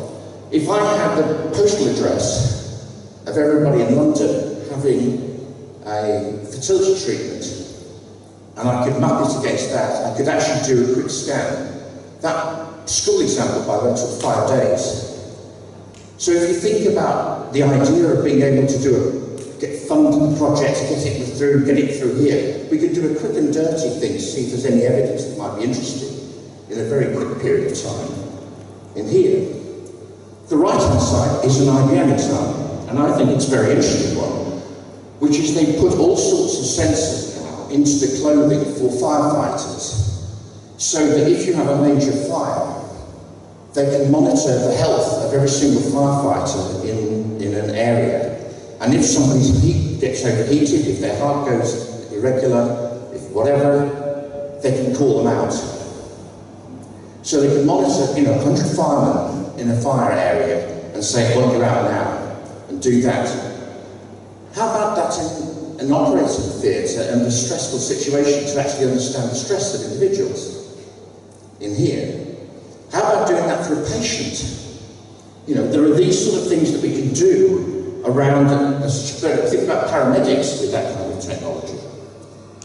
2 examples. Our local hospital, Shrewsbury Telford Trust, is in special measures. As far as I can see, what that means is there are more management consultants than there are medical consultants. But it's a nice hospital, frankly. But there's free Wi-Fi across the whole of the hospital complex. And the thing is that I mentioned this idea of sentiment analysis. One of the things that you can do under the terms and conditions of NHS Wi-Fi is that you can analyse the entire traffic of everybody that's used it, and we can start to see, do they think positive things about the hospital or negative things about the hospital? It doesn't deal with irony very well, by the way, but it's as good as, a lot of market research types in here. So we can start to think about, how do people feel about my institution? I can start to use this to see if there are trends, backgrounds in it, and if you want to know about it, I can give some more background. The right-hand side, of course, is one of the big problems in medicine, and this is hospital-acquired infections. I've recently done an assessment for a project that's underway now, and one of the hospitals had discovered that there was no pattern to, when a hospital-acquired infection appeared in one ward, it would move around the hospital in a random way. They couldn't actually predict it by, the direction, the shape of the building or whatever. And what they've done is they've put sensors onto all the hospital equipment, like trolleys and things like that. They're talking to the doctors and others about potentially monitoring some of the people. But what they found is that they can actually see that certain equipment is moving from one place and spreading the infection. And they're working with a company that's developed a new shielding that actually will kill, basically, for about 3 months, any of the Clostridium difficile and these others. So that's the kind of thing we can begin to do at a hospital level, is by using the Internet of Things to do it. Now at a population level, you're used to biobanks and thinking about samples, but what about, for instance, if we had all the embryoscopes stored as a data bank, we could start to if we had all the sperm photos, if we had all the endometrium photographs that we got, if we created a bank of images or a bank of video, we could get people to start studying and looking at those information to start seeing what at a population level.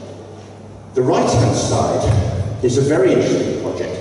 There is a technology platform called Zooniverse. Yeah, the geeks do know their words there. But this is a very interesting one. What they did was for 6 months, they wanted to test if lay people could classify brain scans as accurately as brain surgeons. And the answer is yes. So they've now gone back to get another round of funding to do a much bigger scale. But the interesting thing on this is what it's been doing is it's looking at progression of Alzheimer's. There aren't enough people in the field on the planet to be able to classify all the images we already have. So using lay people, particularly people who are carers, people who have an interest. Right, so I've gone through those examples. So what I hope I've given you is that big data creates both opportunities and threats. There are potential for new ways of working. We have to think about how the hell do we skill the medical workforce to be able to cope with this world. Are there new disciplines we need to create? Medical data scientists. And then the thing is, how do we do large-scale collaboration? That example on Alzheimer's, 50,000 volunteers, right? And then so how do we organise and structure the NHS, the private sector, the two together, in order to be able to unlock the potential of big data to be able to give the patients the kinds of treatments we might be able to in the next few years. Thank you for listening.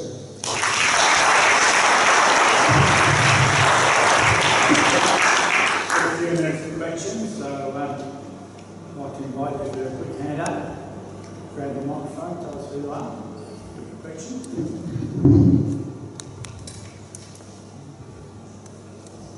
Chris, one of the things that's dying, in my opinion, is randomised controlled trials for patients. Now, I see big data as a way that we used to, when we first started working in IVF, we'd do 50 cases, we'd look at the results, we'd write up a retrospective study, and it's gone out the window because of its difficulty in validity. And randomised controlled trials came, but certainly, apart from countries like China and Vietnam, where big studies are still being done, in the Western world, RCTs are dying because women do not want to be treated like guinea pigs and randomised. Do you think that collecting large amounts of data and big data might overcome some of the problems of retrospective analysis and might be the new way for medical research? I think we have got to develop new research techniques. I mean, I think it's very clear. But the difficulty is, as with failed clinical trials, where big data is being used and it's been successful, it's been very heavily publicised. Where it's been used and failed, it's been covered up or ignored. Let me give you an example. Google had I think it was 2012, the flu epidemic in the United States, and they were 3 to 4 days earlier than the Centre for Disease Control in Atlanta, Georgia, in actually matching it. And that was just simply from looking at people's searching techniques. So they didn't search for glue, they were looking for all sorts of things. And they were able to model the disease faster and actually had more accurate data than the Centre for Disease Control had. Now, just to give you an example, 4 days better, whatever, I was part of the Cabinet Office's work on the for a contingency plan for a Spanish flu outbreak. 6 days to 16 million people killed worldwide. So we know when it works, these kind of things and these kinds of models with big data can be enormous. The problem is, and it goes back to that point, is that we don't always know why it is it's worked. And that's why I think, there is a need, I think, to get data science taught into the medical side and to start looking at how we monitor, if you could do somebody's heartbeat 24/7, can we do any predictions from that? Can we start using standard body functions to look at non-compliance by patients? Because non-compliance is one of the big problems in randomised clinical trials and adds enormous costs. As I said, I think it's a huge topic in its own right. I think it is the way to go, and I go back to something that a few years ago, the Richard Doll work on lung cancer was 60,000 people. But that's because there's a 15% uplift on lung cancer from heavy smoking. When you're talking about things that are 1 or 2%, which we're doing now to try and get it, you suddenly need populations of 5, 6 million. So the trouble is, you're talking now that only the United States, only the European Union, only China, only India have large enough populations, in principle, to do randomised clinical trials. So it isn't just a question of cost. It's just we don't have the methodologies to be able to do it. But I think it will be part of the future, but it's not going to quite happen quickly. Okay, well, thank you, Chris. I think we get a 10-minute break now. I'd like to take the second half of the session.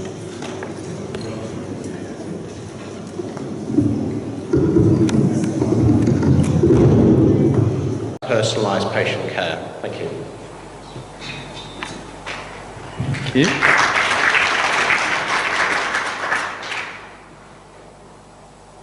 And I'll try and keep to time. Hang on a minute. It'd be better if I started at the beginning, wouldn't it, really?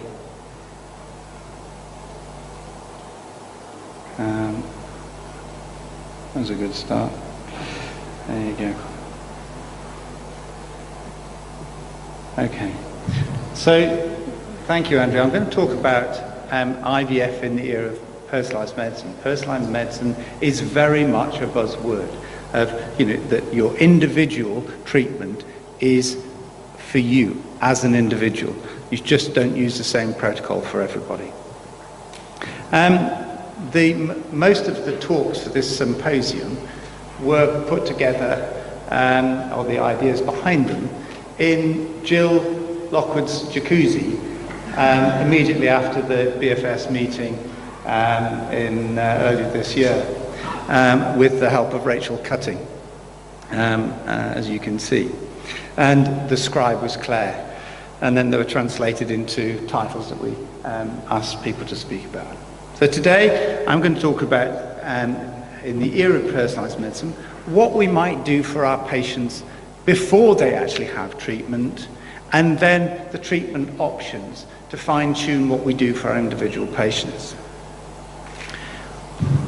Before, when a couple come to you and they get together, have you ever thought about performing extended carrier screening? There are now tests out there that look at about 560 of the more common genetic mutations. And if you test for those on both partners, we know that monogenic diseases account for 6 to 8% of hospital admissions, that 80% of us sitting in this room will carry at least one genetic abnormality. If you tested both partners before they started treatment, 1 in 550 pregnancies, which could be affected by one of 94 severe, profound diseases, potentially could be prevented. To put that into figures, you could potentially prevent 182 affected pregnancies out of every 1,000 children delivered. The test itself costs about $629, about £500. Now, it does cause lots of problems. You need lots of genetic counselling. You might find things you don't want to know. It's got implications for relatives, and in some cases you may not understand the abnormality that's been discovered. Is it of relevance or is it not of relevance? But if you're a patient who went through IVF and you just spent £15,000 going through the IVF process, and you got a baby that was affected by one of these conditions, you might be pretty peed off that the doctors didn't even make you aware that these tests were available. It's a thought. It's not used at all in the UK, as far as I'm aware, on a routine basis, but it is being used in other places, in particular in the States. What about your microbiome? We've all got bugs all over us. And in the genital tract of you ladies out there are 280 species. 80% have a predominant lactobacillus community, and 20% have a diverse community of anaerobic bacteria. And the same bugs that are found in your vagina live in your uterus and in your fallopian tubes and in your abdominal cavity, but to a lesser extent. What do? Well, they alter the immune environment in the vagina. And you can see that they modulate your immune system, they change the mucus, they create the typical odor that you see with bacterial vaginosis, a sort of fishy smell. It helps to break down the inflammation, it makes a lot of cytokines. It alters the immune environment to the extent that you've got a 5-fold increased risk of chlamydia, a 3-fold increased risk of HPV, and a 3-fold increased risk of HIV. So, should we do something about it? We did some research back in 1999, published in the BMJ, a lady by the name of Janet Wilson, who's in the sexual health clinic, and we looked at the patients coming through our IVF program and the incidence of bacterial vaginosis. And if you had BV, that you had a higher rate of miscarriage. It was almost double the rate of miscarriage, 36%, compared to 18% if you didn't have BV. Quite significant difference. More recently, this has become, again, a research topic, and this paper published in 2016 showed a much higher pregnancy rate of 52% having a positive pregnancy test, compared to only 27 having a positive pregnancy test if you had BV. So can we do anything about it? Well, you can use metronidazole. Kills most known germs. It also kills your lactobacillus as well. And the impact of metronidazole only lasts for about 5 days. At least it'll stop your patients drinking. Clindamycin is gives a much better clearance, 76% clearance. It doesn't affect the lactobacillus. And the impact lasts for up to 3 months. So certainly in our clinic in Leeds, what we do is we do give clindamycin for everyone. Now, that's not individualization. We could have individualized it, but our Department of Microbiology have now stopped us doing HBSs anymore. Now, we know that sometimes prior to treatment, you may need to do an operation. If somebody's got a polyp, should we remove it before their IVF treatment? If they've got a fibroid, should they remove it? If they've got a cyst, the evidence base has perhaps shifted on cysts. If you've got a fallopian tube, you know you're going to have to remove it beforehand, otherwise it's going to reduce their chances of success by around 50%.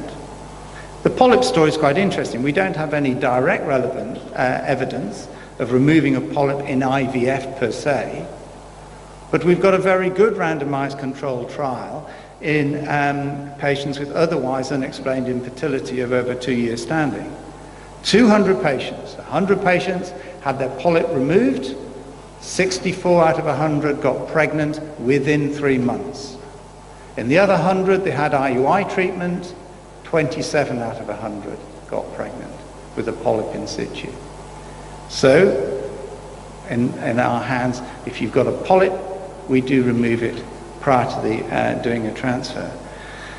Fibroids, again, we've become much more conservative now, and unless it's actually impinging on the uterine cavity or it's going to impinge on the egg collection, we tend not to remove the fibroids. Again, with ovarian cysts, unless it's a huge cyst, unless somebody's already, if they haven't had any, if the cyst has just come as an undiagnosed cyst, then we'll have a look about taking it out. But if it's a patient with known endometriosis, we won't go in and do a preoperative laparoscopy. But it's something you need to discuss with the patient, because there is a potential increased risk of infection.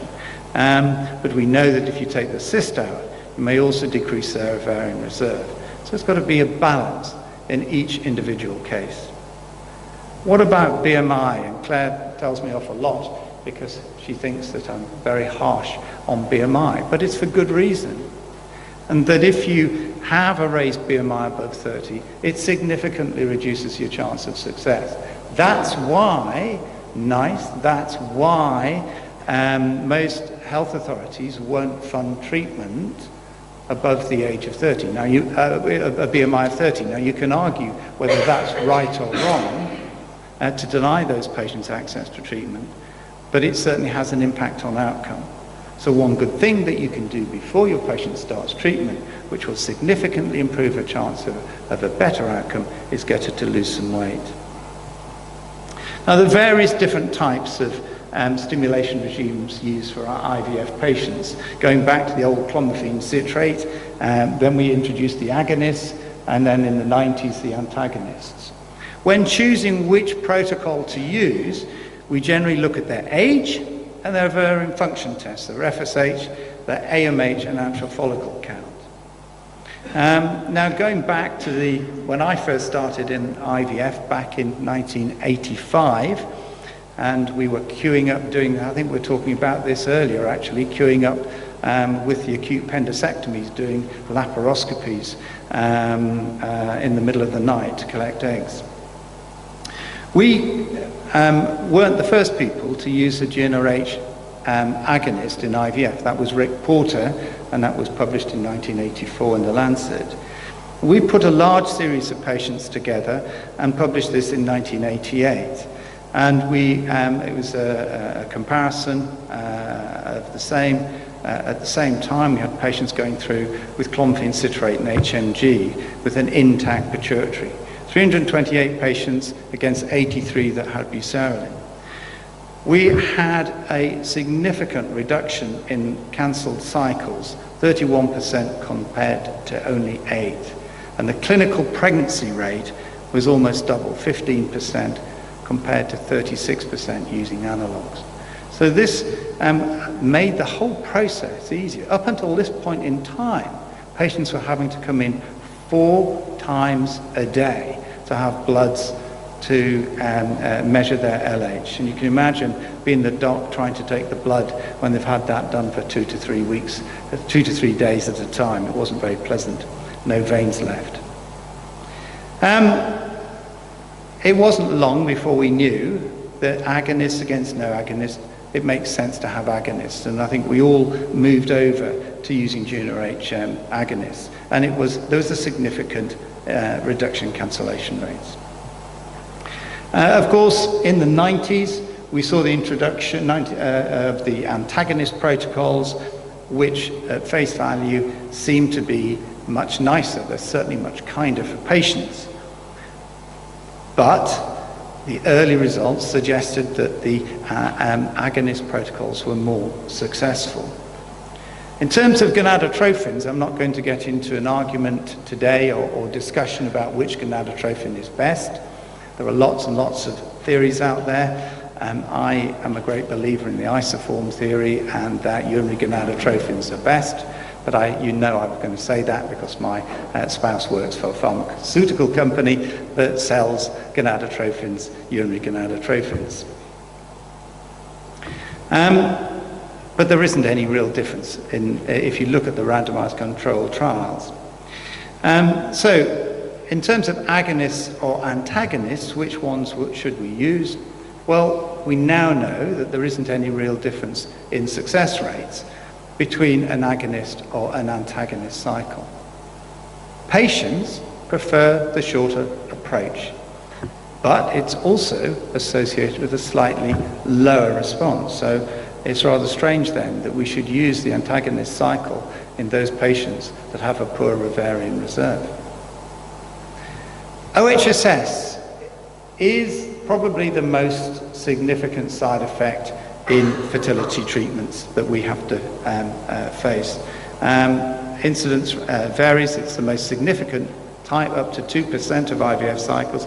Certainly when we did that very early study, of those 83 patients, 29 had PCO, and I would say about 50% of them ended up in hospital with OHSS. We simply didn't know how to manage it.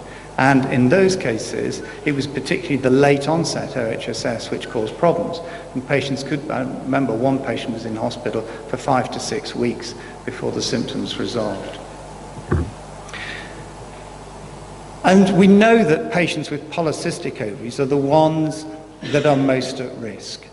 And we know for sure that if you've got a patient with a polycystic ovary, then you should use an antagonist protocol, because the live birth rate is no different, the clinical pregnancy rate is no different, but there is a substantial reduction in OHSS.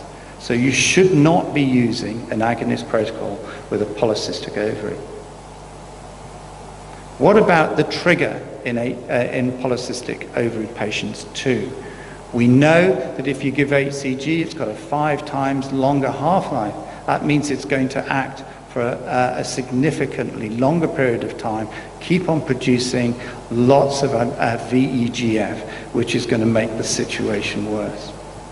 We now know that if you use a GnRH agonist trigger, that you will significantly reduce the risk of OHSS in these patients. So in PCO patients, you should be using an antagonist cycle and you should be using an agonist trigger to reduce. Now, our incidence of severe OHS now, as requiring hospital admission, is auditedly below 0.79%. So we have very few patients admitted to hospital by adapting this sort of approach. What about natural cycle IVF? Does anybody work in the clinic that offers natural cycle IVF? No, good. I'm preaching to the converted. There isn't any real strong evidence to suggest that natural cycle IVF is of any real value, and it shouldn't really be performed according to NICE. What about IVF and ICSI? Now I know we've had a very interesting conversation today about why they do ICSI in everybody in the States, and why you do it in Europe, why they do it in Spain. But if you look at the evidence base that's out there at the moment, and maybe this evidence needs to be revisited, but certainly we did a randomized controlled trial which was published in The Lancet back in 2001, where if you did IVF and ICSI in patients who had tubal disease or had unexplained infertility, there was absolutely no difference at all in the pregnancy rate. We've seen in the UK a drop in the total number of ICSI cycles being used, with more clinics now using IVF where they've got a decent sperm selection. And you can see this in the figures with IVF have been increasing, but the use of ICSI has been plateauing. These are figures from the HFEA. What about freezing all the embryos? There have been a number of studies that have addressed this idea that the sort of stimulation that we give with IVF, loads and loads of ovarian steroids producing significant changes in the endometrium, perhaps bringing forward the window of implantation such that you get poorer pregnancy rates and implantation in a stimulated cycle than you would in a frozen cycle. And there's some evidence too that the HCG that you use to trigger may indeed downregulate the the HCG receptor in the endometrium. What's the evidence? There is an e-freeze trial in the UK, but it hasn't been completed at the moment, and so we don't know from our research. But this paper was published from China, which clearly showed that in patients with polycystic ovaries, it was beneficial to freeze all your embryos, 49% compared to 42%. But it also meant that you had that reduction in the OHSS rate as well. Interestingly, in those patients that had an FET, an increased risk of pregnancy-induced hypertension and preeclampsia. If you've got normal morphology ovaries, there's no evidence that there is a difference in pregnancy rates. So if you've got normal ovaries, you don't need to do a freeze-all. However, this was a second paper that came out of one of the groups from North Vietnam and Australia with Rob Norman and Ben Moles.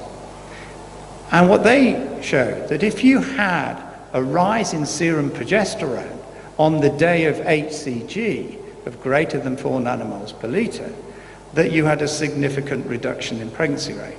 So in these patients with normal morphology ovaries, if they had a rise in progesterone, the pregnancy rate fell from 37.4%, and those who had a low progesterone, to 23.8%. So perhaps what we ought to be doing is measuring our progesterone on the day of the HCG trigger, and if it comes back raised, doing a freeze-all, or as Gab would like us to call it, a freeze-only cycle. Only those embryos that reach the blastocyst stage. And that shows the pregnancy rates with the progesterone values, with the higher one showing the frozen and the lower one is the fresh. What about the endometrial receptivity assay for frozen embryo transfers. 238 genes expressed at different stages of the menstrual cycle, and they put it into a computer, and it predicts that they can identify the receptivity status from an endometrial biopsy to give you a personalized window of implantation. Does it work? Well, I have to say the evidence base, it sounds very sexy, doesn't it really? But it doesn't seem to be that effective at the moment. I think the evidence base is out on that. I know we've got somebody from Igenomics here. Maybe they would like to talk about that tomorrow. What about doing PGS? Is that, or PGTA, is that important? And we had the results of the ESTEEM trial where they were looking at the polar bodies in women of advanced maternal age. Did it make a difference? And the bottom line is, it didn't. No difference in pregnancy rates, 24% in both arms. But that's not the whole evidence. Because if you look in, from randomized studies from the States, where they're looking at aneuploidies in advanced maternal age, they see, and it's a big busy slide, so I've put it in bold print for you, that there is a difference in pregnancy rate, not only per transfer, but per patient, almost doubling the pregnancy rate by doing PGTA. However, a word of caution. You're not changing the embryos by doing PGTA. All you're doing is selecting which one to go back first. So if you look at the cumulative conception rate, from every reasonable embryo available, it's going to be no different. It just means you might need some more transfers to reach that point. And just finally, I just thought that I would like to finish with by using a personalised IVF approach. I think we've shown that, and these are cumulative live birth rates from our own clinic in Leeds, we've seen a massive increase. When I was taking part in the NICE guidelines, we chose the 3 cycles for NHS provision based on the fact that that would give you about a 50% chance of a live birth with those 3 full cycles. When we're now, after 3 full cycles in Leeds, getting 87 out of 100 women pregnant. And I think that shows the difference. And it's not just the doctors, it's mainly the advances in the laboratory that have brought this around. So in summary, patients are well educated, they have lots of information. We've heard from Chris today about big data and Dr. Google and what's out there. We as clinicians have a duty of care, and we need to take patient choice into account, but we need to make sure that it's appropriate according to the evidence of effectiveness. The HFEA have produced a traffic light system to help patients to try and work out which is a good treatment, which is a bad treatment, and one size certainly doesn't fit all. So I'm going to stop there. Thank you very much for your attention.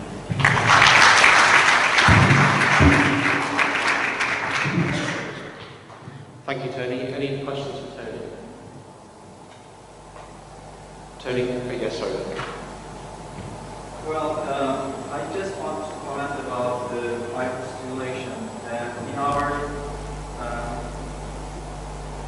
In our practice right now in the United States, in my lab, we are using cabargoline and antagonist.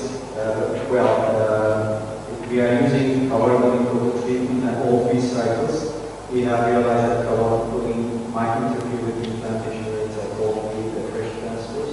And we never use antagonist triggering because our data for ourselves show that the maturation rate is a bit, might be lower compared to the normal sugar. And that's what I would like to say at that moment.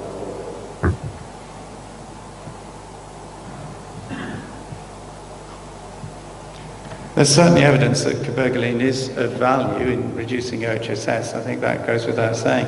And I think the way that we would tend to use that is in the PCO patients that are most at risk. They are started on that on the day of the trigger injection, but of course they're not having a fresh transfer.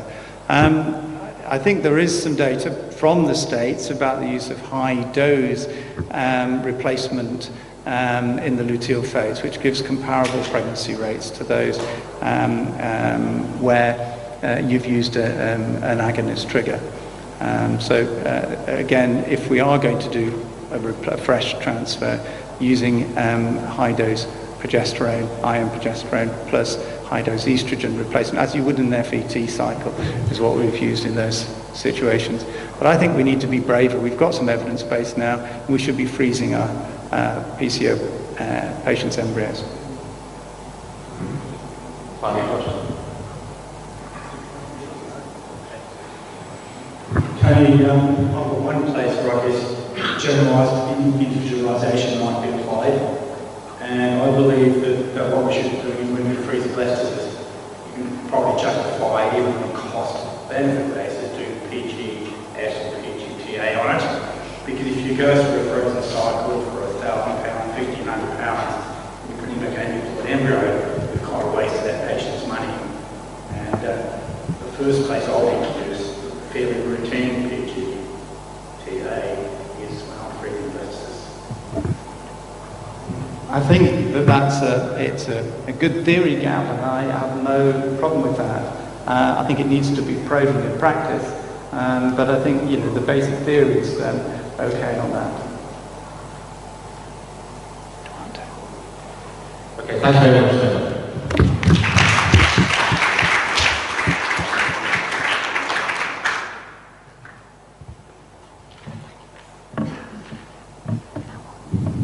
So now we're going to the debate, and the motion of the debate is that this House believes that the embryo scope increases live birth rates after ART and should be used as standard practice. Now, for the motion we have Rachel Gregoire, who undertook a PhD looking at glucose metabolism of embryos in Dundee, and has worked in Dundee, Liverpool, Glasgow, and then back to Liverpool. And then Gab's going to introduce Jane Blower, who's against the motion. So, of course, for a debate, we need to have a show of hands. So, for the first off, who supports the motion that embryoscope should be used in standard practice? Can I have a show of hands?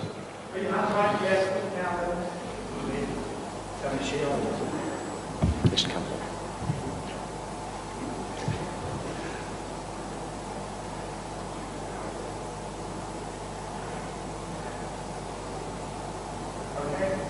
And then against the motion at this point?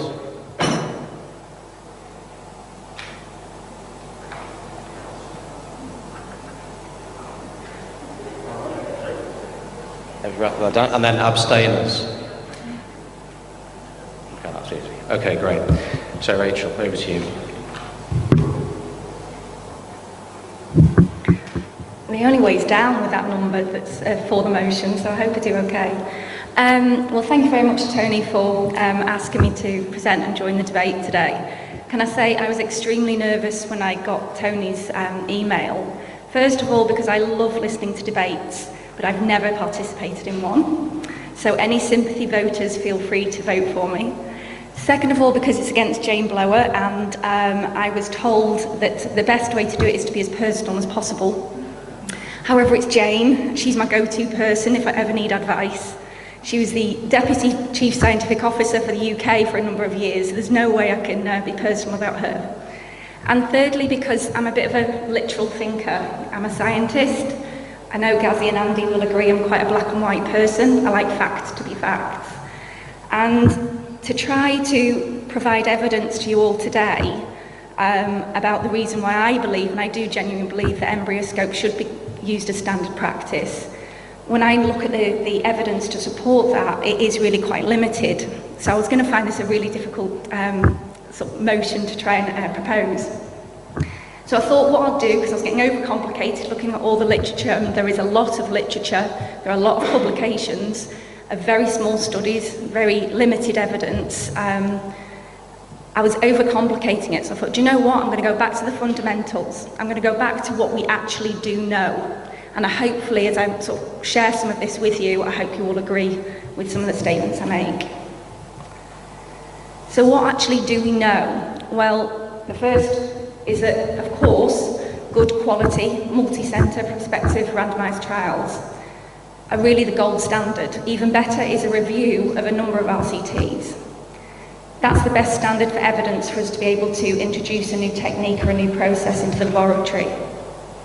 And I think we'll all agree with Joyce Harper, who stated that all new technology should be evaluated by RCTs to establish efficacy, safety, clinical effectiveness and cost effectiveness. However, fertility isn't the ideal world, and as we all know, we routinely introduce processes and equipment that maybe hasn't been properly proven by RCTs. ICSI, for example, embryoscope is here, it's already been introduced, and the RCTs aren't there to support it. And obviously the Cochrane review that was just updated in 2018, and I need to be careful because one of the authors is in the audience, again showed, and I agree with it, there's insufficient evidence to choose between conventional incubators and time-lapse. So again, I thought, well, okay, there's not really the evidence there, so I'm not going to go back to actually what we know. I'm going to go back actually as a clinical scientist and say, what do we actually know? What do we know when we practice in the laboratory? Well, first of all, as we all know, there's 3 fundamental requirements for a successful pregnancy. The first one, a receptive endometrium, which I'd leave to our clinical colleagues. Second of all, a genetically and metabolically healthy embryo. To me, and obviously I'm going to say this as a scientist, the most important part, because it's the most challenging to culture embryos in vitro, but also the process of the decision-making to select embryos for transfer, for freezing, or for discard. It's the most challenging part of a assisted conception cycle. And then thirdly, obviously, the synchronisation of both the embryo and the endometrium. So what else do we know? Well, there's a clear correlation, I hope everybody agrees with me, there's a clear correlation between embryo morphology and viability of that embryo to achieve a pregnancy. Embryo morphology has been used for embryo selection since we can all remember. But then let's actually think about assessment of an embryo using conventional incubation. That requires removing the embryo from a stable environment to an unstable and suboptimal environment. Because we've got that constant balance between exposing the embryo to that suboptimal environment, we only take snapshot assessments, 5 assessments over 5 days. And that's obviously to minimise the stress to that embryo. Now this is really important, the stress to that embryo that we will absolutely give the embryo all of these stressful factors during its development, during peak development time, if we use conventional incubation. However, time-lapse, whether we agree with it or not, provides undisturbed culture. The embryos can go into the embryoscope or into a time-lapse system from the moment either of fertilisation or of insemination following ICSI. And I've said it provides a wealth of data, inverted commas, because it's how useful you find that information is debatable. And it gives us a lot of data on the pattern of development, the time intervals between divisions from a 1 cell, from 2 cell, and so on. And it then would allow the use of algorithms from that data. So from that, we know that there is a system available that will allow us to watch our embryos, to assess our embryos, without exposing them to suboptimal conditions. If we take that a little bit further then and think, well, why would time-lapse? What is time-lapse actually doing for us? What's it providing? Well, if we all know about the Barker hypothesis, he hypothesised on the fetal origins of adult disease. And he showed in the 90s that suboptimal conditions in utero lead to the onset of disease within middle age, being hypertension, coronary heart disease, and so on. But then we need to take that a little bit further, that there is growing evidence using animal models, but good quality studies using animal models, showing that it's not just in utero, but it's actually the pre-implantation development, that any stresses, any exposure to suboptimal conditions at key points in pre-implantation development can have an impact on the long-term viability of that embryo and make that embryo more susceptible to disease in later life. So again, if we have the ability to assess embryos without allowing them, without exposing them to stress, be it changes in oxygen levels, there's evidence to support that embryos that are exposed to ambient oxygen, there's an impact on the metabolism of the embryo. It creates reactive oxygen species, which are then linked to problems with cell viability and so on. But also changes in temperature. We know when we move from the incubator, obviously embryos are going to be exposed to changes in temperature. A change just of 10 minutes to about 33 degrees will have an irreversible effect on the development of that egg or embryo. So again, we have to ask ourselves, is it ethical if we have equipment that is available to us that will allow embryos to grow and develop undisturbed, to reduce the stress of that, the exposure to stress for that embryo? Is it ethical for us to use anything else other than a time-lapse system? So what else do we actually know about time-lapse? Because we've got to ask, well, why? What is it about time-lapse that actually improves success, or does it actually lead to increased live birth rates? Well, this is actually a really helpful slide that came from a blog that was written for Vitrolife, I should say. Vitrolife do sell embryoscopes, so we obviously have to consider that. But this was recently published, and it is using UK data. So this is all of our data, okay, that's reported to the HFEA. And it's all validated data because we have to validate it before we submit it. And this shows, if you look up, this is 1 to number 76. This is all of the UK licensed clinics. And it shows quite dramatically, really, that the centres with the higher implantation rates have and use embryoscope clinically. So you could argue then, well, what makes them better? Is it the embryoscope itself, or is it just a better clinic? Perhaps they've just got better staff, perhaps they've got more money to recruit better staff, better scientists. But whatever the reason, it's very clear to see that those UK centres that use embryoscope have a higher implantation rate. Now then you have to argue, well, this is implantation rate, this isn't actually live birth rate, and that's the question that we're asking today.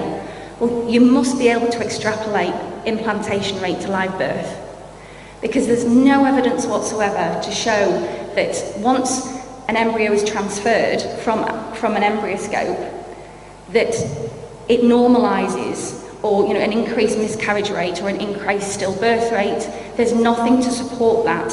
So implantation rate that is seen to be higher with the use of embryoscope must be able to be extrapolated to live birth rates.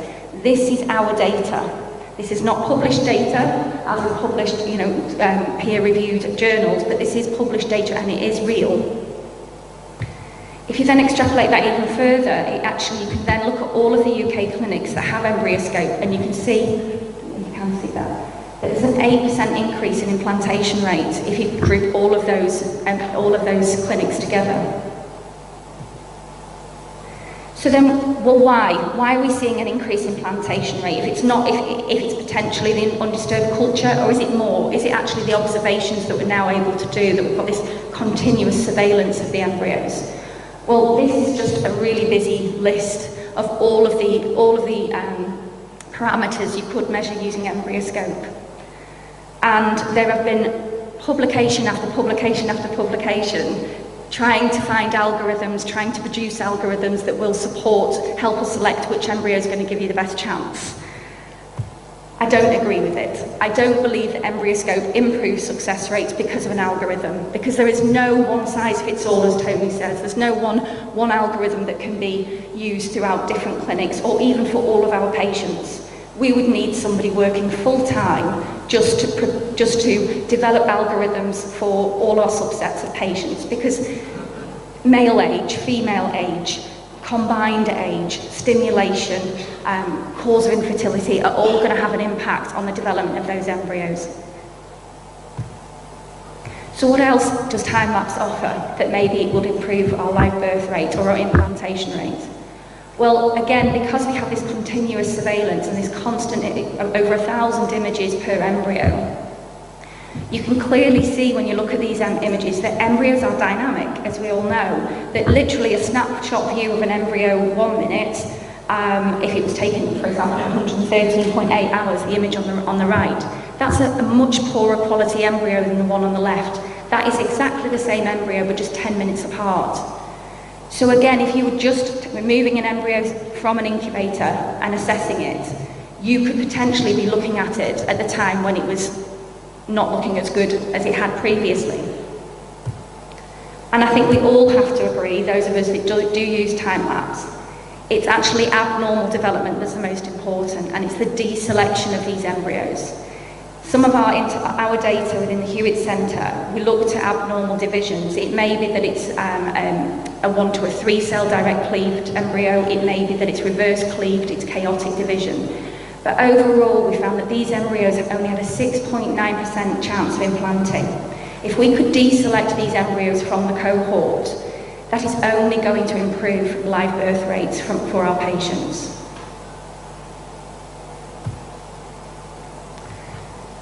What I should also point out is, although I've been using really what we think are our own data, our own HFEA data, and what we found in the laboratory, there are slowly more papers coming through that do show some really positive outcomes using time-lapse. This is some of Alan Bayland in Leeds, some of their data.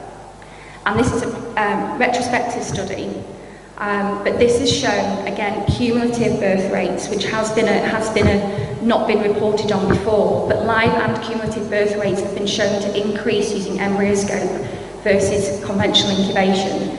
Not only that, but the perinatal outcome of those live births, premature birth or low birth weight, all of those were reduced using embryoscope compared to conventional incubation.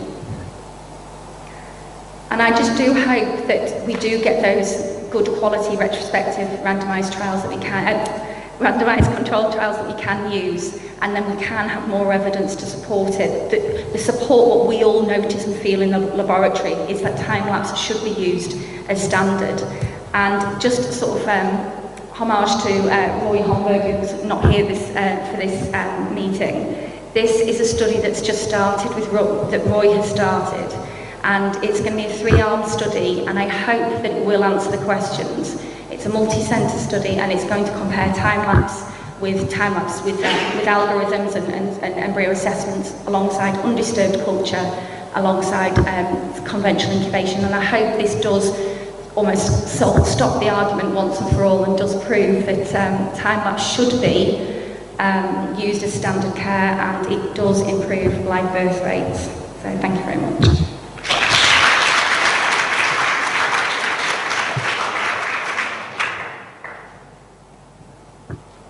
Thanks, Rachel. Now let the battle begin. I will now call on Jane Blower to come and refute all those arguments and convince us all that really time-lapse is nothing more than a gimmick. Jane tells me that she's been in the NHS for 40 years and worked in infertility for 30, which is a pretty good achievement for someone who's only 45 years old. She also tells me that she was the first student to get her master's in ART from Nottingham, and that was in 1994, 25 years ago. As we heard also, Rachel mentioned she's been Deputy Chief Scientific Officer, and she's a consultant radiologist to the HFEA.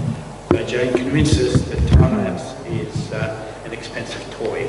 Well, thank you, Gavin. Thank you, Rachel. Thank you for your kind words. But I think it's going to be a tough battle to win. I think Rachel made some very good points, but I will be looking to refute those because I don't believe the evidence is out there, particularly the evidence for increasing live birth rates. And I know you talked about that data from Vitro Life about embryoscope, but I could see you said embryoscope installed. You didn't say that all of the patients were actually incubated in embryoscope. But anyway, I'd like to thank Gazi and Dr. Tekin and his team for their kind hospitality and for everyone for allowing me to speak. So the title of the debate is about embryoscope, but there are also other sorts of time-lapse incubation out there that we shouldn't forget. things like Jerry, Primavision, and then also all the algorithms. So I believe that the gold standard outcome of any ART trial is a live birth rate, and I think we should all be using gold standard evidence-based medicine with live birth rate as the ultimate measure. So many of you in the audience may already be using time-lapse, and I would ask you to think about what made you purchase a time-lapse incubator, and do you use it routinely for all your patients, or is it only for a selected few who can afford to pay for this add-on? So I'm going to show you that the evidence for using time-lapse is low and conflicting at best, and then ask you to think about, is it something you should be using on a routine, as a routine basis?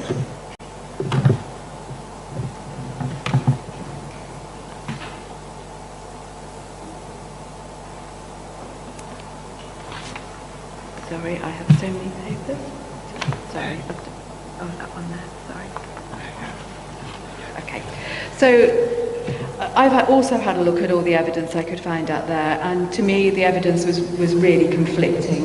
So you can see we've got 3 different papers here that were looking at the morphokinetics and what do the morphokinetics mean, as Rachel had said. So the DESI group had looked at that and had reported that the data was conflicting, and the trials they looked at felt that the morphokinetic embryo, the differences in embryo morphokinetics were more due to lab variables rather than the actual time-lapse imaging system itself.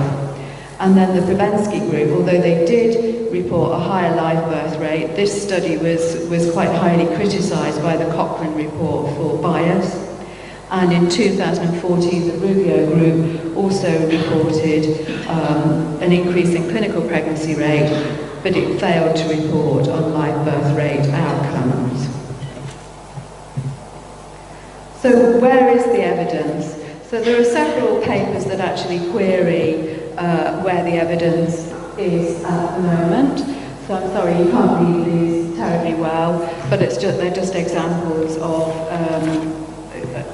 papers that have looked at this. So the Rakowski group looked at time-lapse imaging and embryo selection, and they concluded that there wasn't enough evidence to support routine use of time-lapse imaging in IVF, and they felt that all the RCTs that had been undertaken were still of low quality.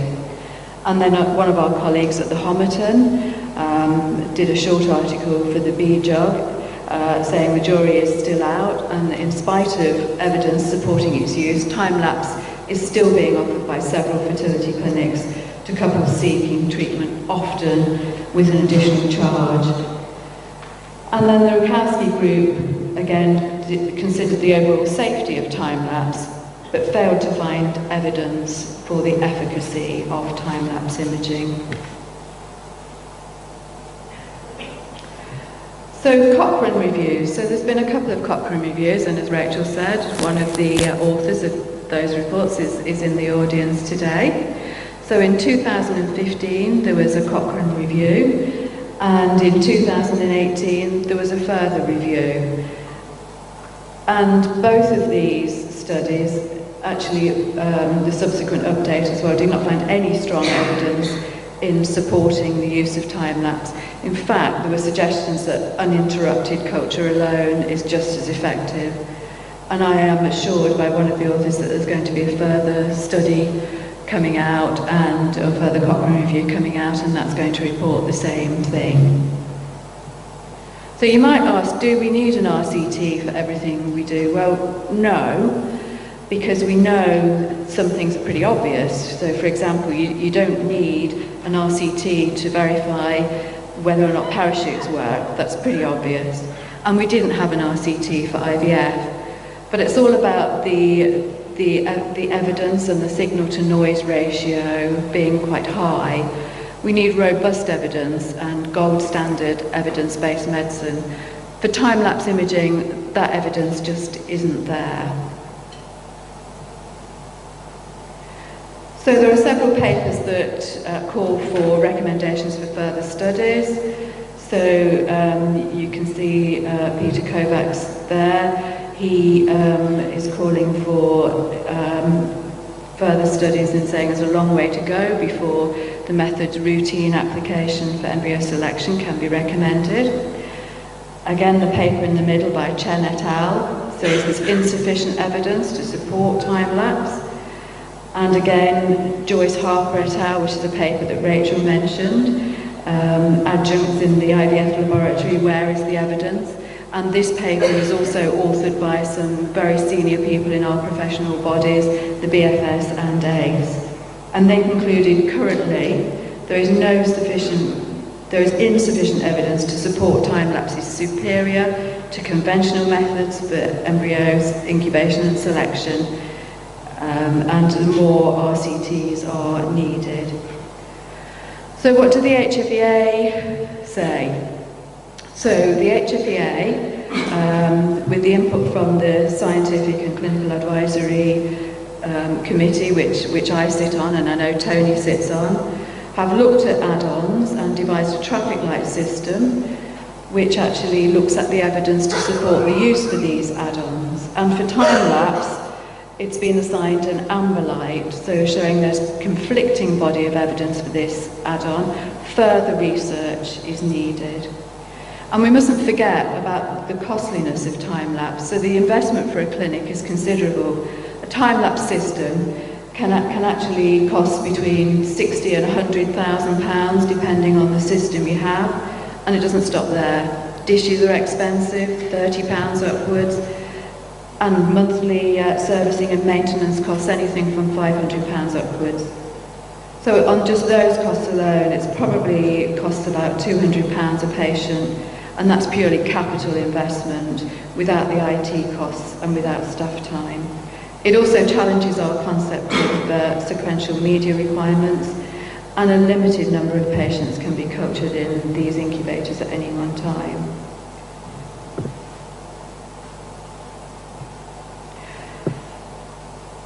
So the HFEA carried out a YouGov survey last year, and their questions included the use of add-ons and the cost of add-ons. So 23% of those patients that had add-ons were not satisfied that the costs were open and transparent, and 62% of those patients whose most recent treatment was at a private clinic said they paid more than they expected to. So it won't have escaped any of you that the add-ons has been reported widely in the press recently following the report by Carl Hannigan and the subsequent BBC Panorama programme. The industry has been heavily criticised for the use of unnecessary add-ons and the associated charges without proven benefits to patients. The HFEA also looked at the cost clinics charged patients for add-ons. They looked at clinic websites. Some clinics didn't state how much they charge, but others it varied between free of charge up to £800. And that wasn't just private clinics. Some of those were NHS clinics as well. It doesn't seem right to me that if you're having an NHS cycle that you're then required to pay additional charges, particularly for something that isn't evidence-based. And I think we should be really careful about that, because having been on the end of a legal challenge regarding top-up fees, this might find clinics on the wrong side of the law if challenged and having to refund patients for those top-up fees. The other issue of charging patients, it means treatment becomes inequitable. So are you saying that by paying, patients receive better treatment? Is that right? Because that's what we've heard this afternoon, that time-lapse improves your chances. And even if patients are willing to pay, what if the clinic doesn't actually have space in its time-lapse incubator? How do you explain that to a patient? I'm really sorry, but I know you're willing to pay, but we don't actually have any room for you today. That doesn't seem right to me either. And then we've heard about big data this afternoon from Chris. Time-lapse creates an awful lot of data, so who owns that data? The clinic, the patient, the manufacturer? We know we've already got GDPR and privacy issues. So how do we keep this data confidential? How do we use it to actually create algorithms that are going to help? So back to the original question about live birth rates. There is no evidence that time-lapse increases live birth rates. And in fact, the top scoring clinic for NEQUAS in 2019 does not use time-lapse. It selects patients based on traditional embryo culture. However, I do think the jury is still out. More trials are needed, and as Rachel said, the TILT trial is going to be carried out, and I think that's going to give us some really important information. So I think I'd leave you with the question, is it ethical to charge for something we have little or very low evidence for? Is it just a research tool? We really need that well-designed TILT trial that's coming up. So thank you for that.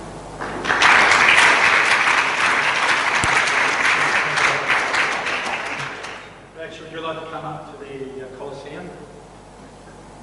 And I think we'll let the audience put a couple of questions to either or each of you. If anyone's brave enough. Maybe I'll start off, Rachel. TILT trial, how many patients have you estimated you're going to put in the trial to get medical results? It's not my trial, I don't know. It's Roy, I don't know. You know, no, I have no idea. I don't know. My feeling is you're going to have very large numbers to come to meaningful results. But anyway, yeah. Right, who's got questions to either our debaters? Yes, please. Well, thank you very much, guys, for this great debate. But I want to make some remarks and ask your opinion about that. I personally have 2 embryoscopes and 1 embryoscope plus, so I'm providing the service to my patients without any extra charge. You know, it's our standard protocol to provide embryoscope for all our patients. I think when you're debating, as an embryologist, I always look at my quality in the laboratory, and I believe that embryoscope itself provides an excellent quality control to your laboratory. It provides so much data. For example, I can understand if something is going wrong in my embryo developments, not in terms of embryo qualities like morphological grading, but in terms of their division, timings, shifting, and the early. So I believe that you should have what's your opinion about using this device as a intensive quality control machine in the lab, which actually protects your patients from lots of problems. That's my opinion. What's your opinion about that? We have 100% time lapse and it's offered for no extra charge for our patients. And I do believe that's unethical. But we do use it for quality assurance purposes. We use it actually for our staff, for internal quality control to assess when they are how they assess their embryos. It's a great training tool, and it's certainly a great quality assurance tool for our scientists. We don't necessarily use it for changes and shifts and embryo development. I would agree. As a training tool and a research tool, it's a great piece of kit. But I think in some cases it's being misused. I think a lot of patients are being charged a lot of money for this without the evidence that actually clinics are selling it as increasing live birth rates, because there is no evidence out there to show that it increases live birth rates. So I think you could argue in that case that it's just a gimmick.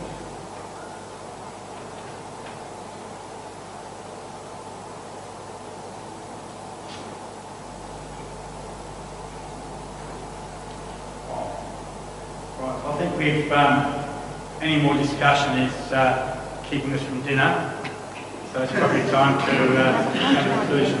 Tony, do you want to do? Give me that sum up. We just need a little 2-minute sum up for both, and then we'll redo the votes. Well, I actually agree with most of what Jane said, because as I'd already stated, I don't believe the literature supports it. But then I think that's down to the fact that we've just not had good quality trials. We've just not had good quality studies, so that's exactly what we need, and you're right, we need the TILT trial. But those of us that use embryoscope clinically cannot deny the impact it has on our patients and the impact it has on our own success rates. So no, the data doesn't support it. Problem is embryoscope or time-lapse is here, we're using it clinically, and we can't, those of us that are using it clinically can't wait for those trials because we believe in it and we believe that it is having an impact on our implantation rates and our live birth rates. And just to come back to what James said, that it's a sad thing that it always comes back down to money. An embryoscope plus can cost up to about £120,000. It holds 15 patients. Each patient will have the space for 16 embryos. So there's pretty much one dish per patient. A standard incubator could hold probably about 6 patients, and that costs about £15,000. So you'd need 3 standard incubators to support one embryoscope plus. So about £45,000 for your standard incubation compared to about £120 for an embryoscope plus. But also what you've got to think of is £1,000 or £1,500 for those repeated frozen cycles. You know that on average our patients have about 4 embryos frozen each. So if we're freezing suboptimal embryos, or they're having replacements of suboptimal embryos that we could have discounted had we had time lapse, you've also got to take that into consideration, the cost to the patient as well. And I'd like to just ask Jane, I believe she does have some jelly incubators in her laboratory, so she does have time lapse, so I'm quite interested if she just uses that for training and research tool, or how she uses it for her mission.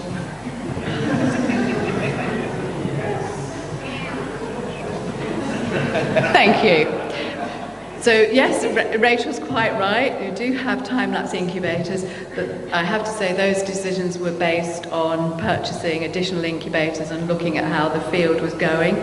We don't charge our patients, and we put all of our patients in there. We do use it for training and research. However, I wouldn't.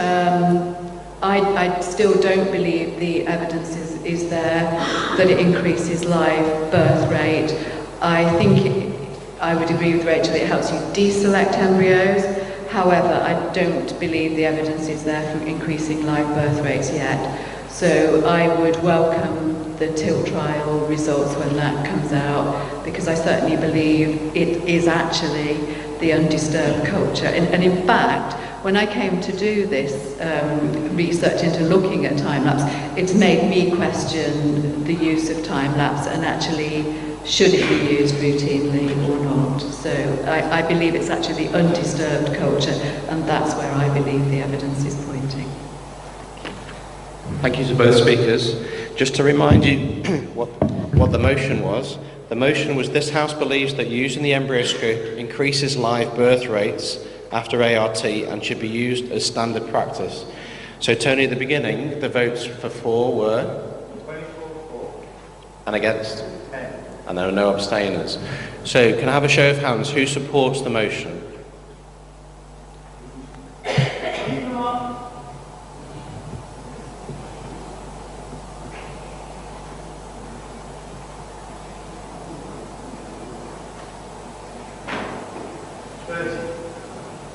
So 30 for the motion, and against?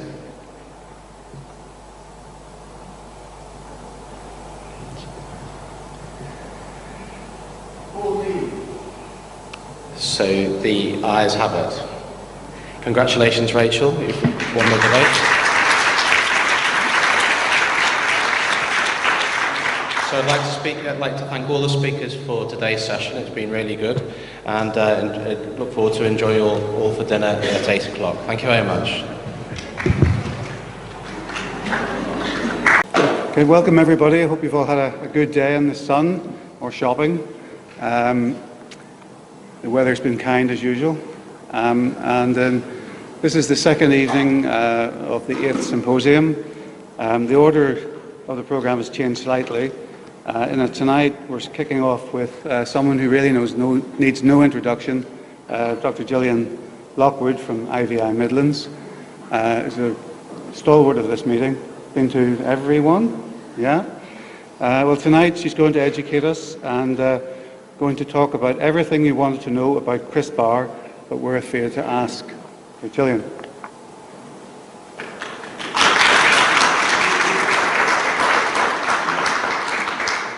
Thank you very much, and thank you to the organisers for inviting me again. And I want to share with you a new enthusiasm of mine this evening. I think it's something that's going to transform medicine and reproductive medicine as we currently know it. Some of you will know all about it, so you can leave and go and have another coffee and biscuit and come back in 25 minutes' time. But for some of you, I hope it will be new, and I've certainly found it extremely exciting to discover a bit more about CRISPR. And so I'll make a start by explaining my enthusiasm for bacteriophages. Now, this electron micrograph of a bacteriophage was what got me really interested in medicine. Bacteriophage is a virus. They've been around ever since there was life on our planet. Some people say they're degenerate bacteria or escaped plasmids or just de novo mischief, but they're basically just a bit of DNA in a greasy coat. Organisms at the edge of life, they've been called. Are they alive? Are they dead? Who knows? Who cares? But there are more of them than anything else on the planet. There are more bacteriophages than there are any other organisms, and that's including bacteria. And they're crazy parasites, and they're weirder than anything that you've ever seen, even in the Cambrian explosion. So they're icosahedrons with 20 faces. It looks like if you asked a particularly talented 12-year-old to draw something crazy from outer space, I think they'd come up with something that looked a bit like that. But what's really important is that they may hold the answer to antibiotic resistance. And antibiotic resistance is, of course, what's going to kill us. It's projected that by 2050, more people will be dying on the planet Earth of antibiotic-resistant infections than they do of cancer. And bacteriophages have been locked in a kind of an arms race with bacteria for billions of years, ever since life on Earth began. And clever bacteria develop protective strategies against phages, but phages fight back, and bacteria's antibiotic resistance is weakened, and that's how we're going to survive. So this handsome hero, I believe, is the key to CRISPR. So, genome editing, everybody's talking about it. Genome editing, or CRISPR, as we now say to give it its proper name, CRISPR-Cas9, is the latest and greatest version of genome editing. Genomic editing involves the deletion, insertion, or modification of the genome at a specific site in the DNA sequence. So what is CRISPR-Cas9? CRISPR stands for clustered, regularly interspaced, short palindromic repeats. So you can see why they call it CRISPR, because that's so much easier. And Cas9 is CRISPR-associated protein 9. So let's get back to what happens in nature. We've said that CRISPR is the way that bacteria were able to beat invading viruses, like my favorite bacteriophage. What can CRISPR-Cas9, how does it recognize the target DNA? It's directed by a short RNA fragment, a guide RNA, that's complementary to a segment of the viral genome. So the viral genome on that picture is in red, the CRISPR is in blue, and the guide sequence is in green. And what the CRISPR is able to do is, with very high specificity, cleave, cut with little molecular scissors the viral DNA and make a double-strand break. And the fragment of foreign DNA is then introduced into the bacterial DNA between these palindromic, or looks the same way. You know what a palindrome is. It spells the same thing, whichever way you put it. So it's stored between the palindromic sequences of the CRISPR, and it essentially retains the genetic memory. So it's a very primitive sort of immune response. So the cascade CRISPR, or associated complex for antiviral defense, the CRISPR, as I say, is in the blue, the CRISPR RNA is in the green, and the viral DNA is in the red. And this is a way in which bacteria were able to fight off viruses going back millions, possibly even billions of years. So gene editing has been around for some time. CRISPR is only the latest and much more successful version of that. If we go back a little bit, back into the 1980s, we've got this thing called zinc finger nucleases, which were the very first attempt to do specific and selective gene editing. This is a DNA binding domain with a zinc finger domain and a restriction endonuclease. So it binds at a specific site and it cleaves. But the problem is that it didn't just cleave where you wanted it to, it cleaved all over the place.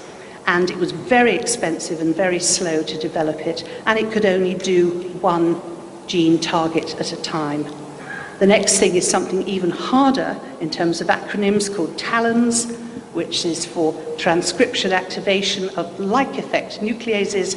It's a bit like the ZFNs, but it has two separate sites. One does the cleaving, the other does the binding. Again, very expensive, very slow, very difficult, could only do one site at a time. The next attempt to get highly specific gene editing came with recombinant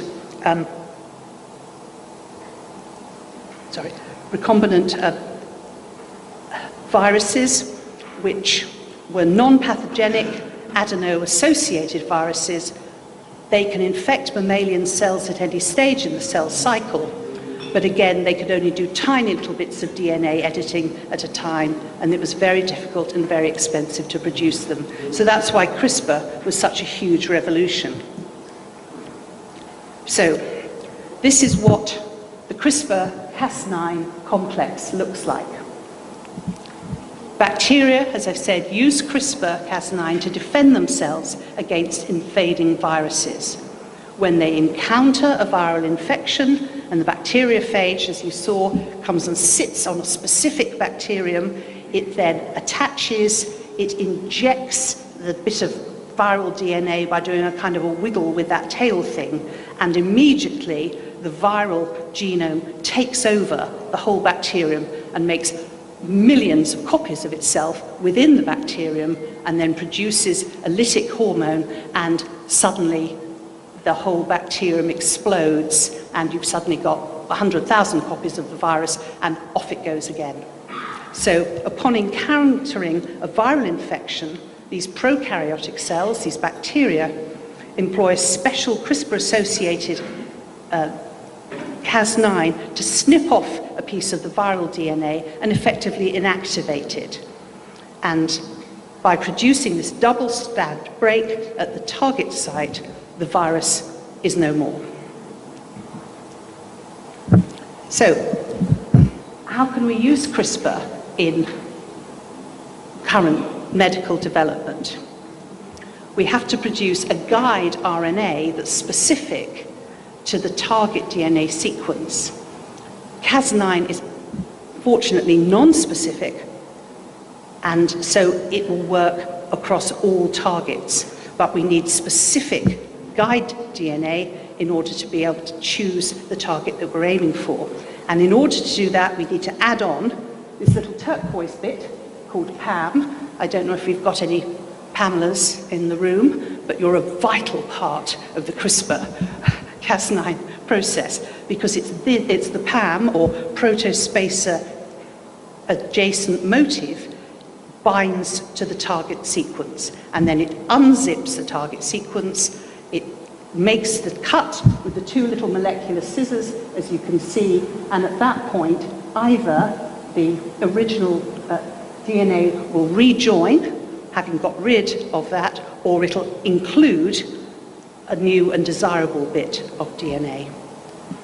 So the Cas9 nuclease makes the double-stranded break, and this endogenous repair mechanism, which is inherent in all cells, then results in either gene knockout, it'll get rid of the damaged bit, or knock in, it'll include an appropriate new strand. And if we feed it the right strand, we can replace a faulty gene with a functioning gene. So there's two ways of repairing these CRISPR-induced breaks. The first is called rather inelegantly non-homologous end joining, NHEJ, and this is where the cells must repair double-stranded breaks or they'll die. And it's this innate ability to repair itself that's the source of this new science of gene editing. NHEJ may permanently disrupt the gene because it's very error-prone, so it'll insert or delete nucleotides called indels. If the number of indels isn't divisible by 3, then you'll get a whole frame shift and effectively inactivate the gene. And that's how we can produce knockouts to order. The other way that it can repair itself is what's called a homology-directed repair, and this is where we can do good stuff because we can introduce correct genes to replace faulty genes. And HGR replaces the targeted sequence to achieve a knock-in. The homologous DNA template is introduced along with the CRISPR components, and you can get these into the cell, either if it's a big cell, like an egg cell, you can micro-inject it, you can get a virus to take it in as a vector, you can pulse it with electricity and make little pores in the cell's surface, and it'll be absorbed inwards. But the DNA template's introduced along with the CRISPR, and some of the cells, not all, but some of the cells will use this new template to affect the repair, and you'll end up having replaced the faulty gene with a good gene. Now, there's lots of different CRISPR technologies that are currently being developed. I've mentioned the knockouts, I've mentioned the knock-ins. You can introduce single point mutations. There's something called CRISPR activation, that's at about 11 o'clock on that clock, and this means that you can fuse an activator at the desired site and upregulate the expression of the gene of interest, which is really cool. Also, you can have anti-CRISPR proteins that will inhibit CRISPR, and the advantage of that is that you remove the risk of off-site effects, which is one of the problems even with CRISPR. So, clever bacteriophages, of course, having had millions of years to work out how to do this, had already worked out how to inhibit CRISPR. And we are now using that to make sure that we only get CRISPR effects targeted at the genes we want and not at others. We can also tag genes with interesting things like fluorescence, so that you can work out what's happening in the cycle, because you can see suddenly, oh, it's glowing green in that place. That's really good. So if you attach a fluorescent protein like GFP to Cas9 and tag a desired part of the genome, it'll glow, and you'll be able to find out exactly what's happening. So, I'm now going to try and show you a video of this happening. People always say you should never work with children or animals. I think they should add to that, you should never work with embedded video, because it's often a problem, but I have my domestic IT consultant, so if I can't get it to work, I'll get Chris to come up and do it for me.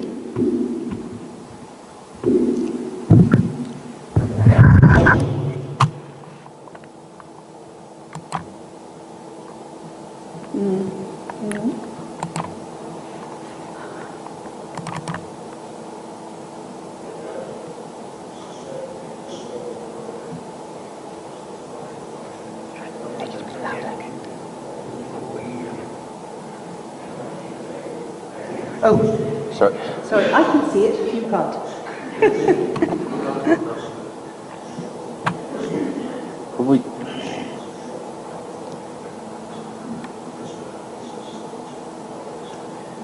What did you do? Sorry, what did I do?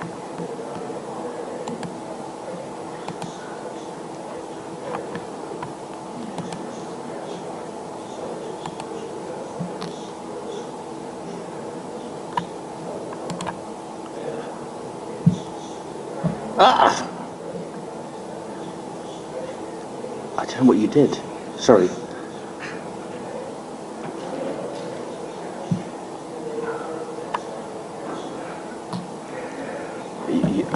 Take about 2 minutes to get. Can we just can we just skip it?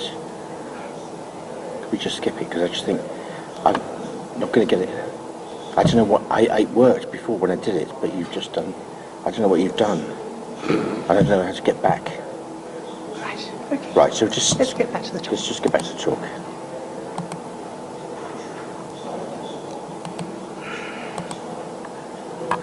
Right. Sorry. Just let me.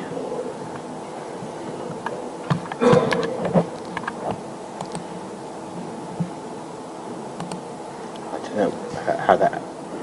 Right. Sorry.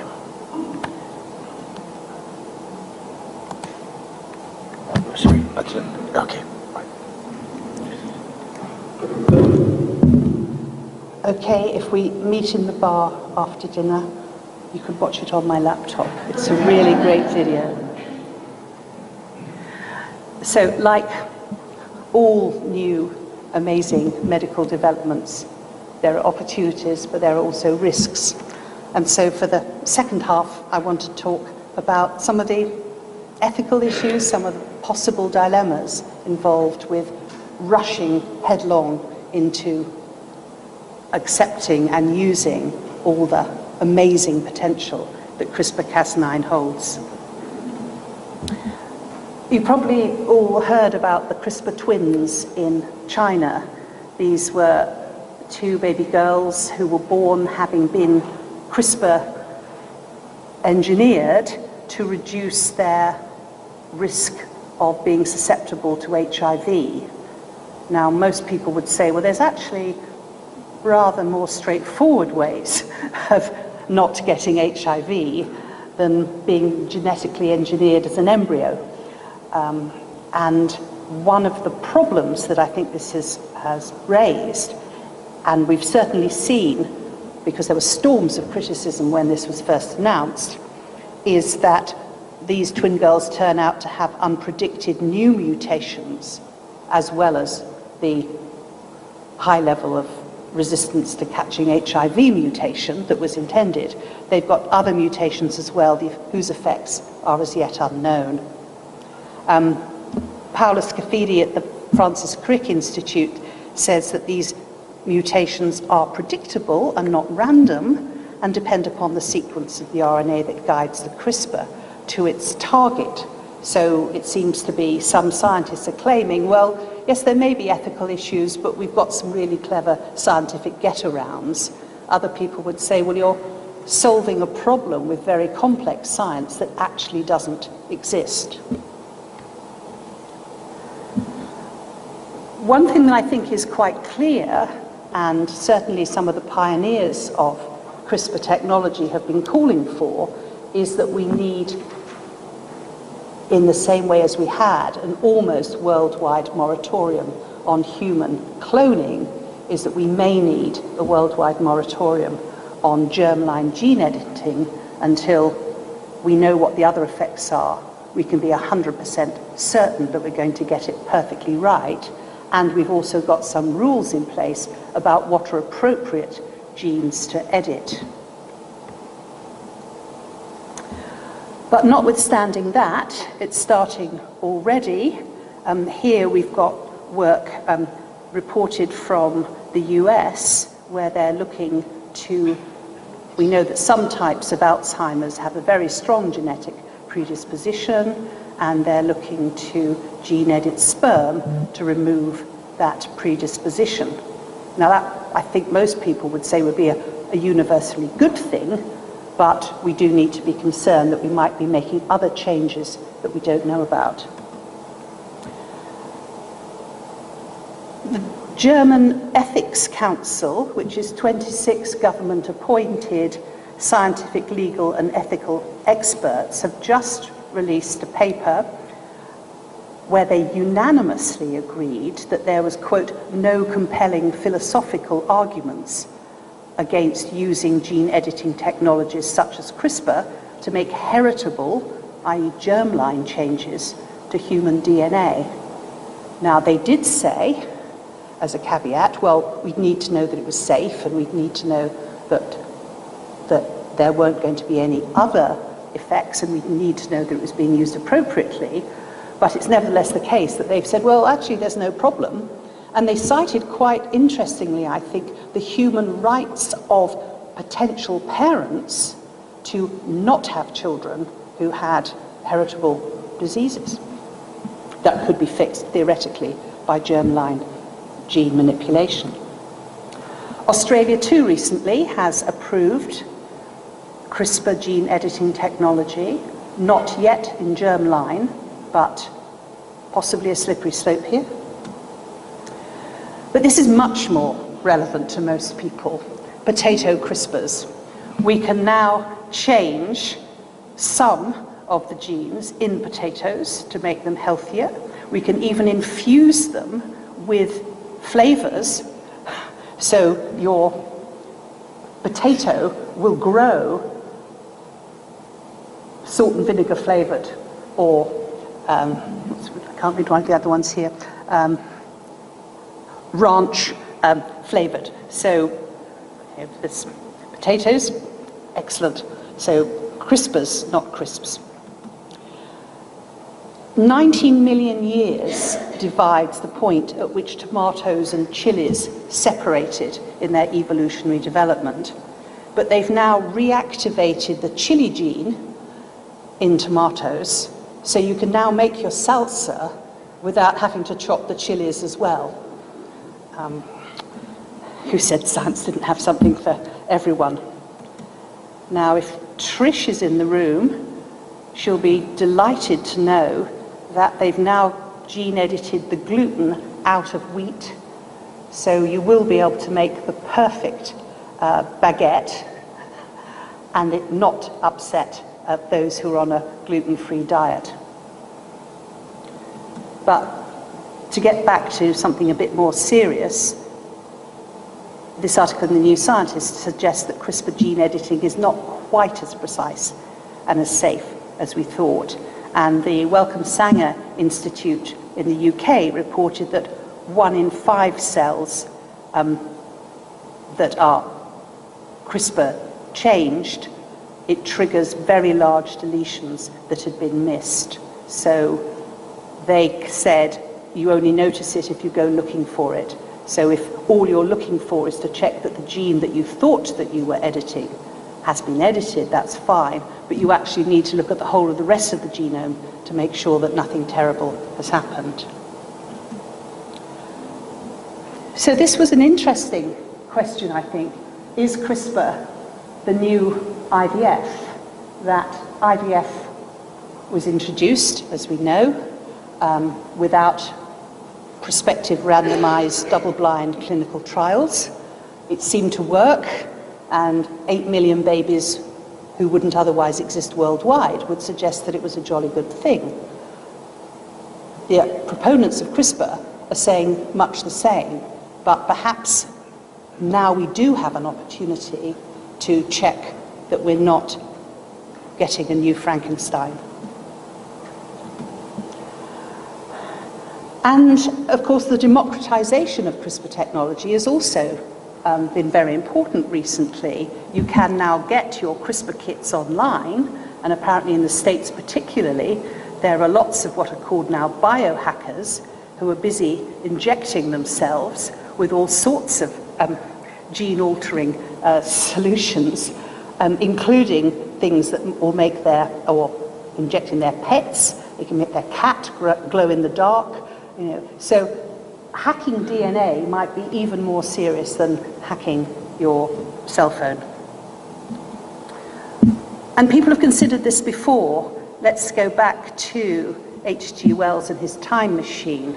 Now, hurtled 800,000 years into the future, the scientist and inventor Hartigan, who was the hero of the time machine, discovered that mankind had divided into essentially 2 separate groups. There was the hunter and the hunted.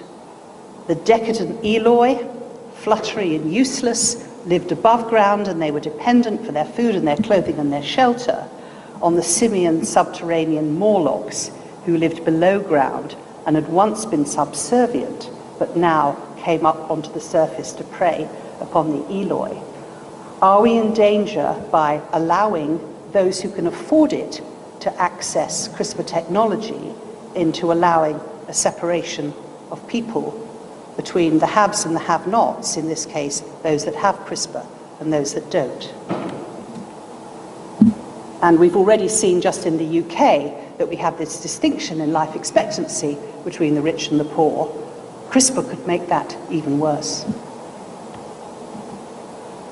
And the classic example, of course, of this was pre-CRISPR, but it's the same theory, that Aldous Huxley's book, that's published back in the 50s, shows the economic chaos that will come about when there's a radical reaction in the way that society is organized. And we've got the alphas who live wonderful lives, are grown in bottles to be highly intelligent, and we've got the poor old epsilons at the bottom of the heap who are programmed, CRISPR'd, to be quite happy going up and down in the lift.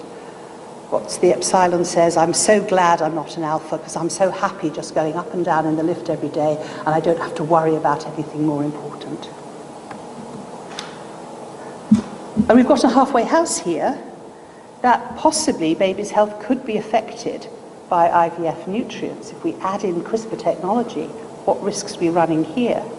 That back in 2010, John Dormidan said that he'd seen significant difference in birth weights between different types of IVF nutrients. The best group, the ones that had the highest birth rate, actually had lower birth weights. And he said, if the culture medium can do that, what else might it be able to do? What might the effect be in the next 20 years or 30 years or 30 generations? And if we start twiddling with the genome using CRISPR, it's a similar question. So I think, as we said before, that ethical slopes can be quite slippery. Sometimes they can be quite sticky. If it's a good idea to be able to say we can use CRISPR to change faulty genes, remove deleterious genes, enhance health, remove all of those things that could be edited out, like Tay-Sachs, like Huntington's, like haemophilia. But what about merely disadvantageous genes for myopia or dyslexia or short stature? Where is the point at which we're removing what's dangerous and we're actually trying to enhance what's really good? What about editing in for height, for sport, for memory, for music? We know that Usain Bolt is the fastest man on earth, not just because he's a jolly good runner, because all sprinters are 6 foot, but he's 6'5". Now, if we could identify and add in the height gene into someone whose family history suggested they might be quite sporty anyway, is there going to be any point having an Olympic Games? It's going to be who's got access to the best CRISPR. So, what would it be to be able to edit out the ginger gene? Is there a problem that we could end up not just losing the gingerness, but all the other things that make ginger so wonderful? Thank you for your attention.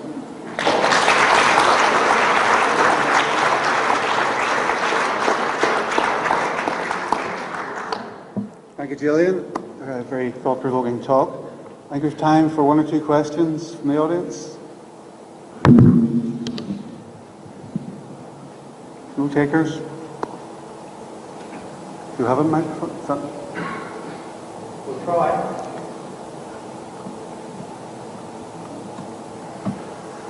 Looking forward to the video.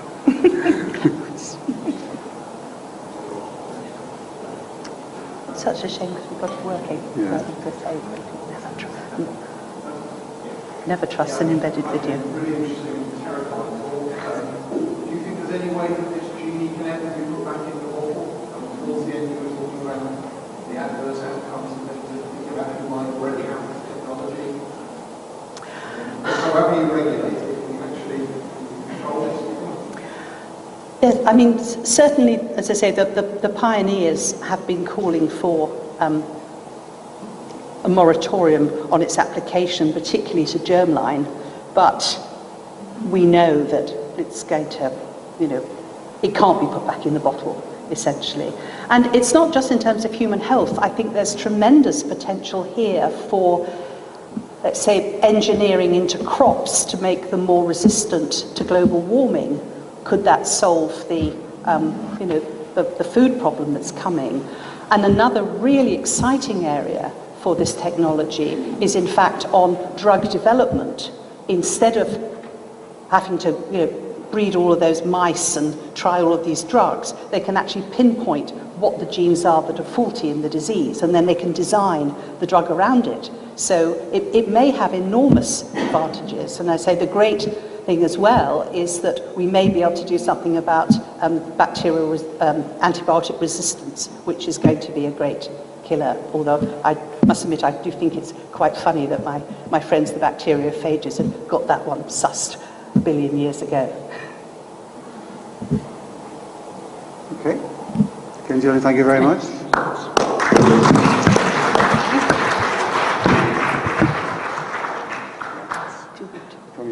Yeah.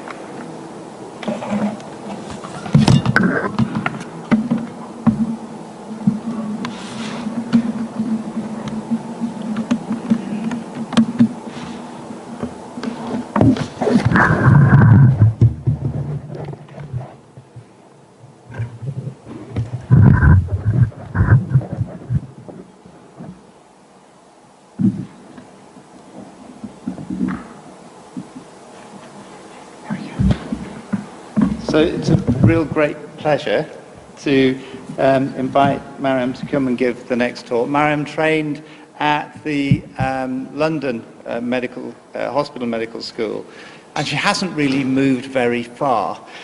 She now works at the Homerton, which serves the population of Hackney, which apparently is the most socially deprived area in the UK.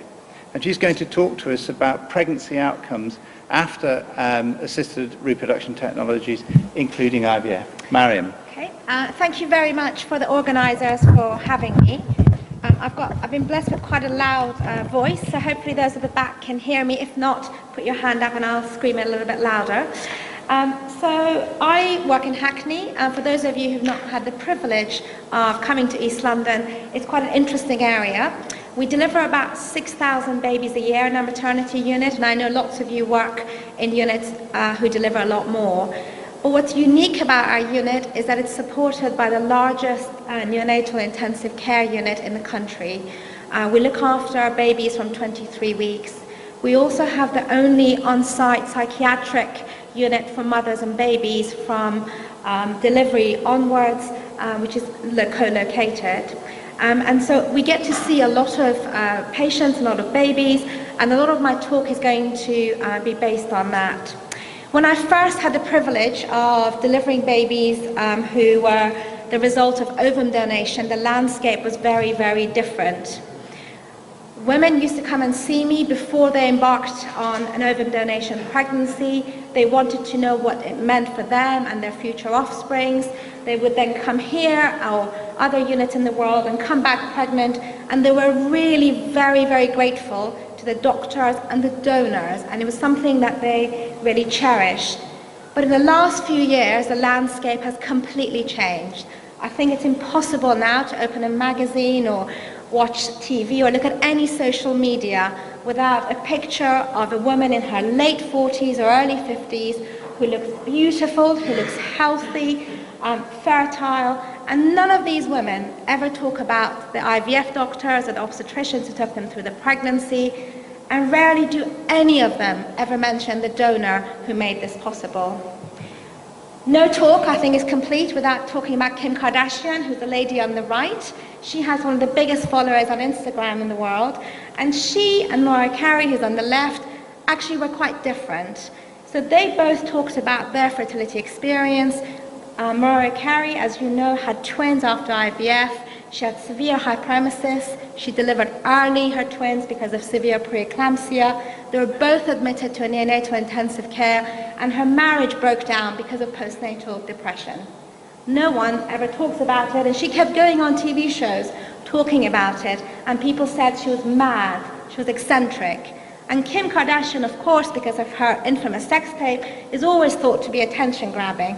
But again, she took her reality TV show into the fertility units in California, and she showed what it meant to go through fertility treatment. She showed what it meant to be delivered at 37 weeks with severe preeclampsia. She showed what it meant to have a retained placenta and a postpartum hemorrhage. And she just has had her 4th baby with surrogacy and is incredibly proud and vocal about it. So today what I really would like to talk to you a little bit is about age and BMI, and that those two factors are completely independent risk factors for what happens to a woman and her baby. Often those of you sitting here who create these babies, you are often blamed for the condition of the woman or their baby, but actually age and BMI play a much bigger factor than you think. This is Janet Jackson. So when I was at medical school, I listened to Janet Jackson a lot because I thought she was a feminist. She sang really good songs. She talked about female empowerment. She lives in London, and so when I saw her pregnant, I thought, this is it. She's going to come out and she's going to talk to women about how at the age of 50 she fell pregnant with ovum donation. She's going to talk about the enormous complexity that derives from, but also she's going to thank the donor and her fertility team. But no, she gave her interview and she said she woke up one day and she found that God had blessed her, and that's how she fell pregnant.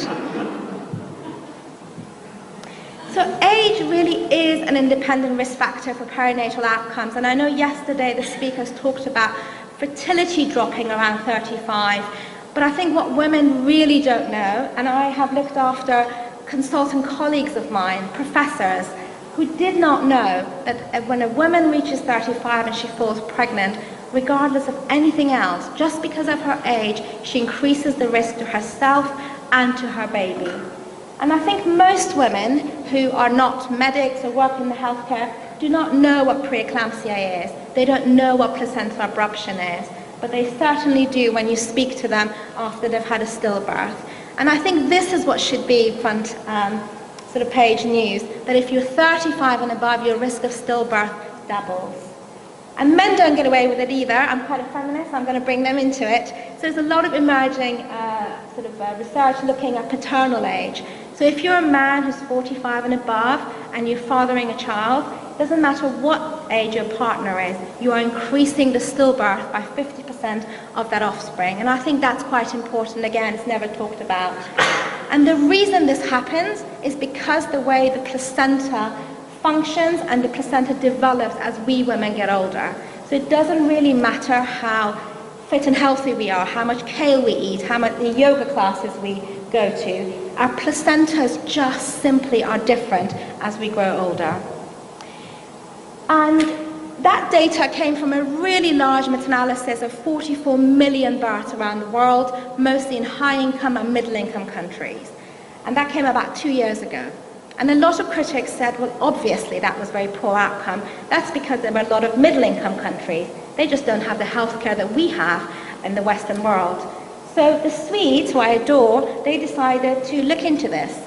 In Sweden, until very recently, they did not treat women who are 40 and above. The fertility units just didn't, and ovum donation really has only been passed by legislation in the past 2 years. But they noticed from about 2011, every day in their obstetric units, they were delivering women who are 40 and above. So they compared the outcome of the women who were below 40 to women who are above 40. And what they found in Sweden mirrors what we find in most of our obstetric units. These women are more likely to be single, obese, having been treated outside the UK or outside Sweden in this instance without pre-existing health screen. They delivered by cesarean section, had preterm babies with low outgars, and sadly had higher number of babies that died within the first 4 weeks of life. And these women, as they grew older and as they also had a raised BMI, also had complications for themselves. And so the conversation in Sweden is no longer about who can afford to have IVF and who should, but what it means for the society at large to have babies who are born preterm, who have lifelong social needs, especially for a society like Sweden, which really values its socialist remarks. And this brings me to BMI. I know Tony always talks about BMI, and I really care about patient care, and I'm really motivated by it. So I made sure that my BMI stays around 28. So when I meet women, I tell them, if you're heavier than I am, your outcome is not going to be as good as it should be. And I think, again, we're so obsessed by talking about BMI of 35, we don't talk about this enough. Every woman who falls pregnant either spontaneously or by IVF must know that if their BMI is raised, they're more likely to develop gestational diabetes, 4 times more likely to develop preeclampsia, and what women really absolutely need to know, that they have a 1 in 100 chance of stillbirth. And what's interesting is when I talk about this, most people think, well, you must have got your figures from Uganda or Bangladesh. These are British figures. So in our own country back home, that's what the stillbirth rate is if you're obese. And these are not women who've had fertility treatment. And your chance of a cesarean section, which often is complex because of your weight, is 50%. So we now come to IVF, and I think it's no surprise to those of you in the audience that there are increased rates of complexities when you fall pregnant with IVF. But I think most women, with their real desire to have a family, they hear what you're saying, but they're not taking it in. But I think, again, we talked yesterday a little bit about consent. What women also need to know, and their families need to know, is not so much the first few things that happen, but if you have a very low birth baby that's admitted to neonatal intensive care who needs lifelong help and support, that's really, really important. And women need to know that because it affects their entire family. And this comes back to placenta again. So when you have a pregnancy that is because of IVF, your placenta develops very, very differently. And because of the placenta-mediated disease, we see more abruption, we see more retained placenta, as Kim Kardashian had. We have morbidly apparent placentas, and these are the women who we stay up all night performing peripartum hysterectomies on. And this recent data has come from Italy and Japan, where they've also noticed an increased rate of admitting women to their intensive care and the increased rate of maternal death from morbidly adherent placentas. And this doesn't have anything to do with your age, with how many babies you've had before. This is simply if you've had IVF. And I come to ovum donation because I really do think it's an enormous privilege to deliver a baby that's a result of ovum donation. I still remember the first baby that came from this unit, and I delivered, and I couldn't quite believe it, neither could the woman. This was years ago. It's enormously amazing what you do, but what women need to know, and again, when I see women preconceptually, I tell them about this, is that they are more likely than anybody else to have hypertensive disorders of pregnancy. You're much more likely than if you just have IVF, or much more likely if it's a spontaneous pregnancy. And importantly, if this is a twin pregnancy, then you're 3 times more likely to have hypertension in pregnancy. The cesarean section rate amongst ovum donation women is quite high. And again, I think often people have said it's because obstetricians like me are too scared, we're too frightened, we're too cautious, and would much prefer to deliver these women electively rather than allowing them to go into labor. Or in America, it's because the litigation is so high, nobody would dare allow these women. But actually, as I explained earlier, the landscape has completely changed. Ovum donation pregnancies, even from the ones from your unit, when they come back to the UK, they think their pregnancy is natural and they hope to deliver at home, in the water, spontaneously, with candlelight and whale music. And the problem with that is, it does not happen. These women are admitted to units up and down the country and require emergency surgery, and their postpartum hemorrhage rates are much more than women with IVF with their own eggs. And we looked at our own data at the Homerton, and that's what we found as well. And again, looking at gestational diabetes and low birth weight babies, just because it's an ovum donation pregnancy compared to IVF with your own eggs, there's no evidence at the moment that that's much more likely, but stillbirth rates are increased, and that's because, again, we talked about the placenta earlier. These babies need to be born by 39 weeks. The stillbirth rates go up when women are allowed to carry on to term and beyond. Yesterday we had a really great talk about fertility preservation, so I just wanted to include this in my talk. It's a real great privilege to look after women who've had cancer and to be able to help them have a family. This was a really good study from Sweden where they looked at ovum donation in women who had cancer and women who didn't have cancer. And what they showed was that this was single embryo transfer. These are relatively young women. They were all generally, other than the fact that they'd had cancer, very fit and well, and all screened physically and psychosocially as they are in Sweden. And these group of women, and this mirrors our findings of the Homerton, are more likely to have preeclampsia, preterm long rupture of membranes, and especially deliver babies less than 32 weeks with an increased rate of postpartum hemorrhage. And their cesarean section rates in Sweden, the background rate for the other women was 30%, was 40%. And again, I'm not quite sure why that is, but I think it's important when we counsel women. This is, if you Google fertility treatment after cancer, the Macmillan page comes up, and Macmillan is a charity and is enormously helpful for women going through cancer. And when they look this up, it will talk to them about, again, the very optimistic way of being able to achieve a family. But it doesn't talk about seeing a fertility specialist, it doesn't talk about seeing an obstetrician. It talks about seeing the cancer doctors and nurses who won't have the same knowledge that we do. So what I'd like to finish off with, if I may, is before women and their families come anywhere near an ovum donation clinic and before embryo transfer, we need to advise women to have a BMI of less than 30. I imagine by the time women come here to Cyprus to have it, it's impossible to be able to persuade them otherwise. That's not appropriate. We need to do better. If they have diabetes, we need to manage it. Their blood pressure must be measured in your fertility units. And if it's above 135/80, it needs to be investigated and managed. Women must have a smear test before they have IVF. A very dear colleague of mine as a consultant obstetrician gynecologist was diagnosed with having cervical cancer after having gone through 2 years of fertility treatment because no one had noticed a growth in her cervix. So again, I mentioned this is important. Breast cancer is the most common cancer that we women have. And in America, I think they're actually really forward-thinking because they will offer breast screening, whereas we don't in the UK before ovum donation pregnancy is an advanced stage. And the American College of Breast Surgeons has just come out saying that women should have mammography every year from the age of 40. And I think it's something that we should be talking about.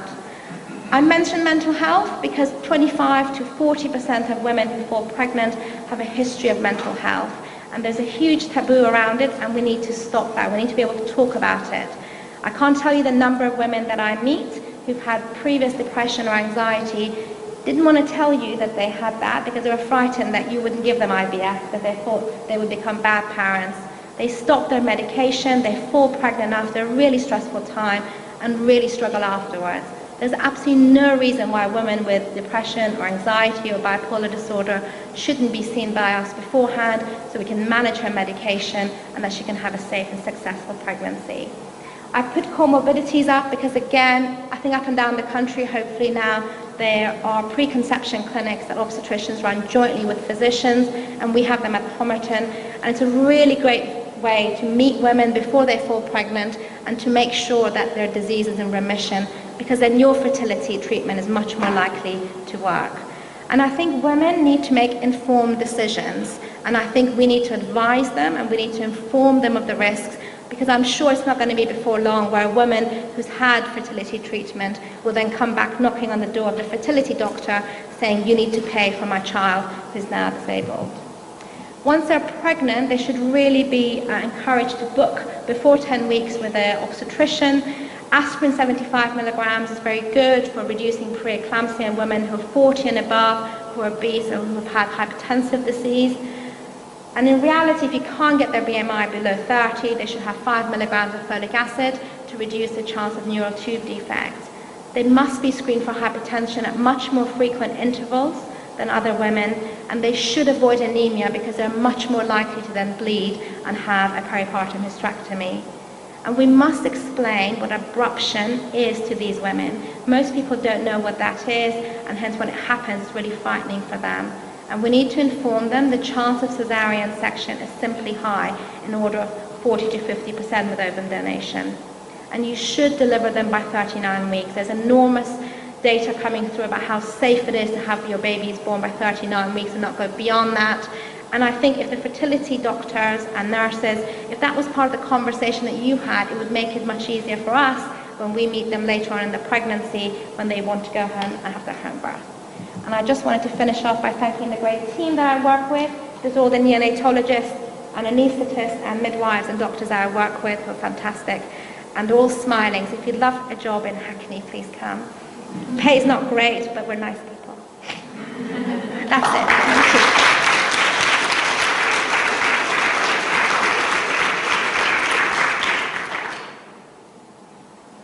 No, thank you. That was a great talk. Great talk. It's, you know, because we get the ladies pregnant, and then we say goodbye, bye. You're going away. Let me know. Let's hope we get a happy outcome. But of course, we don't see all the hardship that goes on, and it's there. Now, we talked yesterday about informed consent. To do informed consent, we can't confuse our patients with loads of science. Can we put it into real terms? You say all of these patients, let's say a 45-year-old with egg donation, is at an increased risk. If you were to say to her, what would be your risk of having preeclampsia, for example? Have you got 2 in 100 ladies, 3 in 100 ladies, 4 in 100 ladies? What sort of proportion would you say? So we're quite lucky at the Homerton. So we have electronic patient records. So we're able to pull data a little bit like Sweden is, to be able to say in my unit, this is the outcome. And certainly if you're 45 years of age and you are pregnant with ovum donation, in our unit, and I think most units in the world, the chance for hypertensive disease is about 35%. So that's in 1 in 3. If women, you can treat it, and hypertensive disorders, remember, just as pregnancy-induced hypertension all the way to severe preeclampsia. And as long as you can treat it, you can manage it. But I think the problem we as obstetricians find is that when they come to us, they've gone through the hardship, they've gone through it, and they're now pregnant, and all they desire is now for it to be natural. And it's just not a natural, normal pregnancy. And we need your help, really, to persuade women otherwise. Fantastic. Any questions? Yes. Yeah.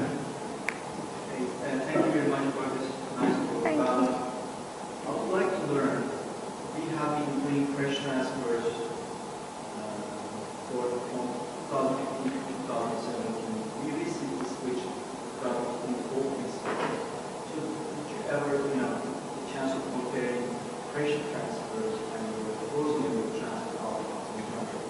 So when we looked at our unit, and I think it's because a paper came out, what we found, and this is mainly because of obstetrics, I can't really talk about fertility because I'm not a fertility specialist, we found more macrosomic babies being born from frozen cycles than fresh cycle. That's what we found in the UK, and that's what we found in our hospital as well. But I can't really talk about fresh and frozen other than that.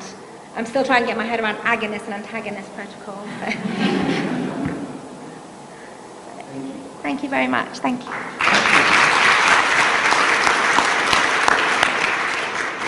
Okay, we're going to have a brief break for a coffee and a refreshment and a comfort break if you need it, but we need to be back in here in 10 minutes and no later than 1:15, because that's the time we're going to start the next presentation. And I'm sure... Sheffield. Alan attained his PhD from St Andrews University in Scotland. Tells me he spent a year in Nice, not sure doing what, but he said it was productive. He was awarded an FRCOG in 2014 and his MBE in 2016. And he says he's more proud of his FRCOG, which is just right. So Alan, you're going to talk to us about whose sperm is it anyway? Thank you. And thank you for the invitation to come back. It's always a pleasure to come to Northern Cyprus.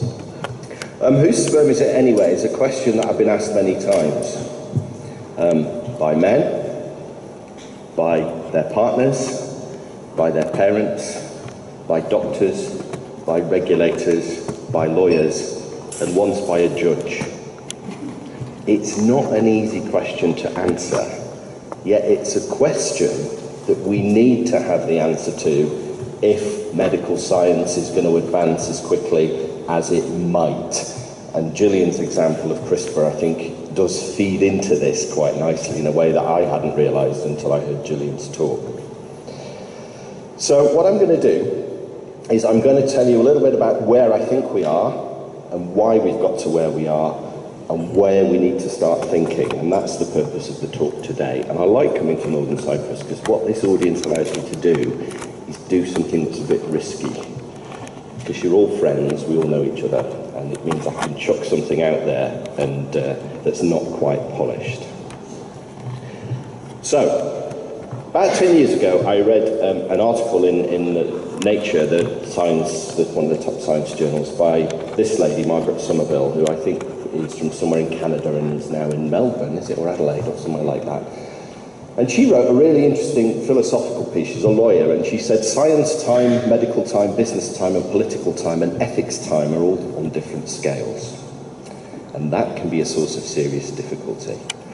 If scientific discoveries threaten to outstrip efforts to pace their application in an ethical context, science will need to wait, and ethics will have to catch up. Well, life doesn't work like that. So what I'm doing today is showing you where I think we have a problem, in the hope that somebody somewhere might have a solution. And I was hoping James Lawford Davis would still be here, and I was talking to him about some of this last night and managed to pique his interest. Whose sperm is it anyway? I think we currently have 4 stakeholders in that question. We have men, the law, their partners, family members, but also us, doctors and health professionals. And I'm going to quickly take you through why I think those positions are really important. First of all, men. I think there's a myth out there that men are not terribly interested in their sperm or terribly interested in their fertility. You know the kind of man I mean. He kind of is in a bit denial, doesn't want to talk about it, doesn't want to engage. And I've seen that, but I'm not sure that's the real man.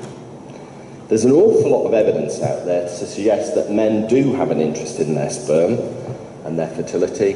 It's just that they've been badly educated about it and they haven't had the opportunity to think about it. And I think that's a problem and feeds into this question. So, for example, this study in Canada, I perceive as a culture where there's alpha men around, lumberjacks, so on and so forth. 701 Canadian men, not men having infertility treatment, they were just men out there in the general population. And they had a pretty poor and pretty rubbish understanding about their sperm and their fertility. Interestingly, men from ethnic minorities were a bit more skilled up in that question. But over half of them expressed an interest and they wanted to know more about it. And they thought the internet and medical professionals were the people that were going to give them that information. Hold on to that thought, medical professionals particularly.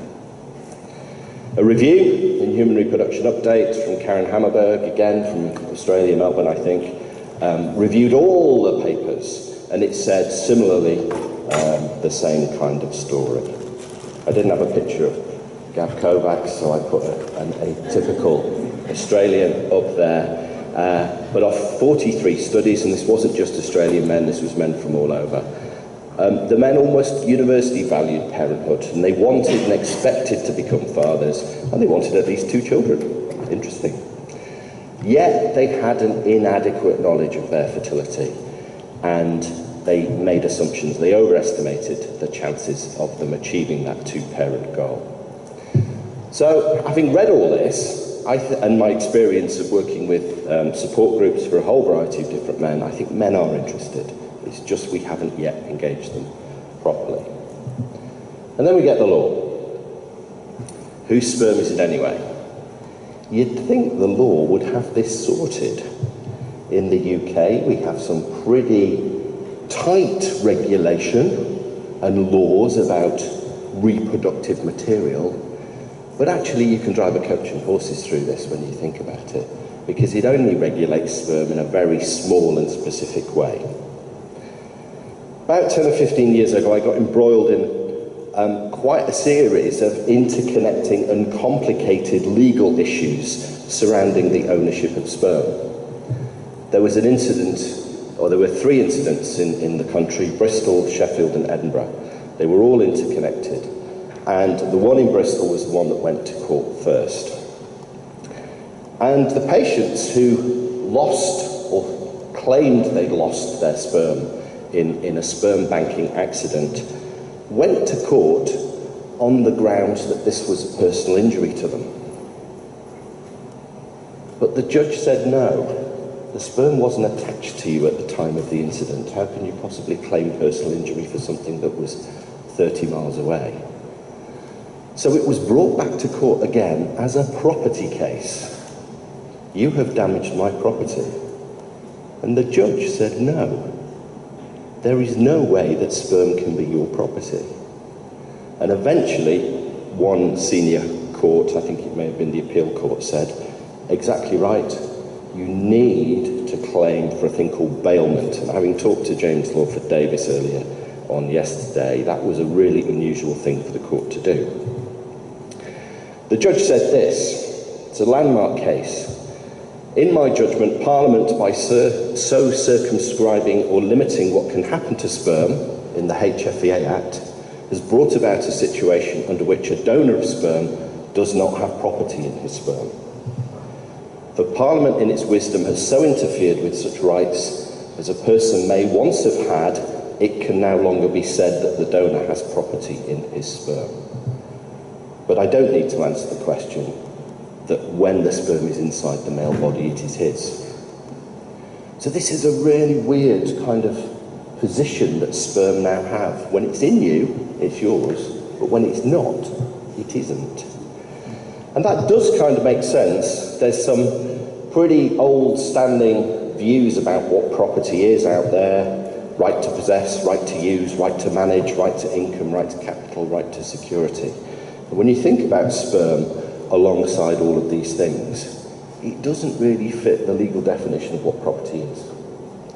So from the point of view of us in clinics, looking after men's sperm, we have a very different prism. It's not theirs in a sense. They have proprietary interests. I'm sure James Lawford Davis would say it far more elegantly than that.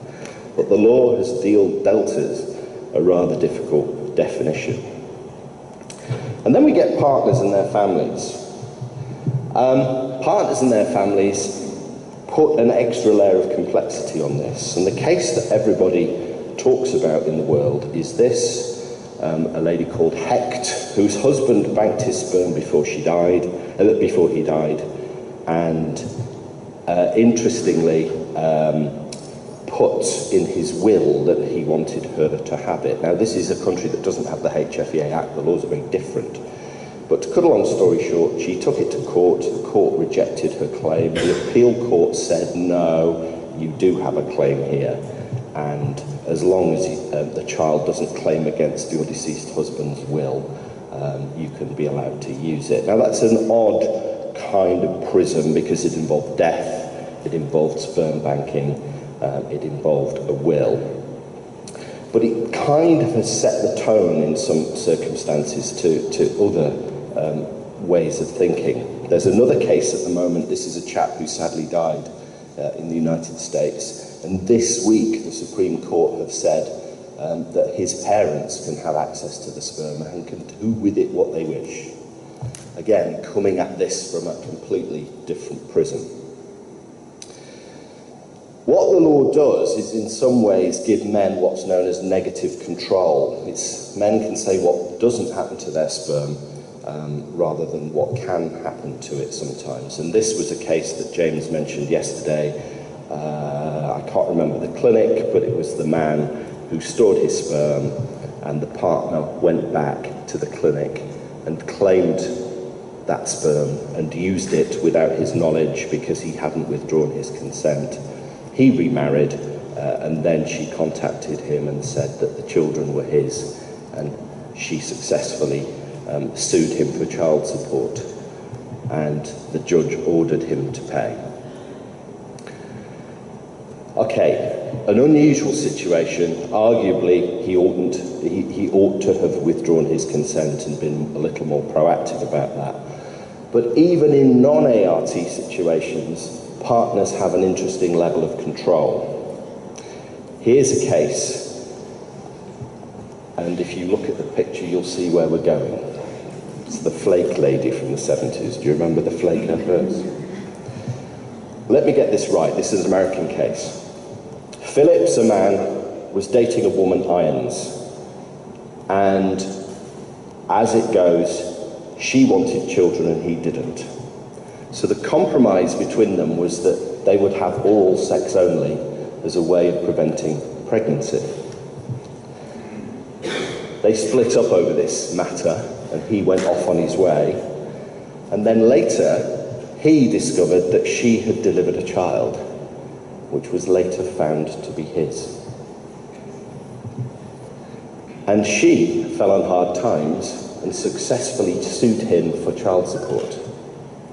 Now what she'd done, ladies and gentlemen, was they had indeed undertaken oral sex. He had ejaculated into her mouth and she had gone to the bathroom, spat it out and self-inseminated. The court ruled that when the plaintiff delivered his sperm, it was a gift. And that there was no agreement that the original deposit would be returned upon request. But the appeal court said that he could sue for emotional distress, and I don't know whether he did. So this is a scenario where once the sperm has left his body, it is no longer his. And that really is where the law is framing some of this now, both within things like the HFEA Act in terms of sperm banks, but also in real life. Now the final thing, or the final prism, if I have time, is I want to talk about doctors and health professionals. Because I don't think our approach, and I'll put myself in that bracket, helps the matter. Here is a chap called Jack. Jack is a lovely lad that I met recently. I was running a fertility workshop in Manchester for the Teenage Cancer Trust. And I do that 2 or 3 times a year. And he came up to me afterwards and he told me his story. He wouldn't mind me telling you because it's all over Twitter and all over his website. He set up a thing. He had testicular cancer. He banked his sperm and he set up this organisation, Baggy Trousers, and he's doing great stuff in the Northwest. But he told me this story that he banked his sperm. He has a girlfriend. He doesn't want children at the moment, but he's really curious about whether he's fertile or not. A modern guy, he's beginning to be interested in his fertility. So he managed to arrange, it was hard, but he managed to arrange a semen analysis, and then he went back for the results. He took his girlfriend for moral support. He could have taken another friend, but he took his girlfriend. And he went into the consultation room and sat down, and the doctor giving the result spoke entirely to his girlfriend, who was not remotely interested in the issue and was only there for moral support. And he didn't like it, as you can imagine. So by framing it in that way, we've instantly cut him out of the thing, so is there any wonder that men sometimes are kind of taking a back seat when it comes to fertility? I had a medical student look at this a few years ago. This is Andrew, did his BMed Sci with me, and he conducted 27 interviews about male fertility with what he called the inexperienced public, people with no fertility issues in their background, men from subfertile partnerships who were a bit more experienced, 6 GPs, and 7 fertility specialists. We wanted 7, 7, 7, and 7, but one of the GPs found it so difficult to talk about this that they withdrew their consent and they wouldn't let us use the information. But the point of the story is this, that no one was happy. The public, who have no experience of fertility, expect things to be delivered in a certain way, but the story from men in subfertile partnerships didn't fit that prism. The GPs found it quite uncomfortable, often, to talk about fertility, and they didn't feel adequately skilled, and the fertility specialist generally spoke to the woman. Do you see the problem there? Here's a quote. "Oh yes, it's almost comical. Actually, going back to the first meeting, no tests or anything, just a chat. I was almost ignored." This is a man talking. I wasn't there. I mean, I didn't mind at the time, but we both kind of came out and said, "God, you really just are the thing with the willy."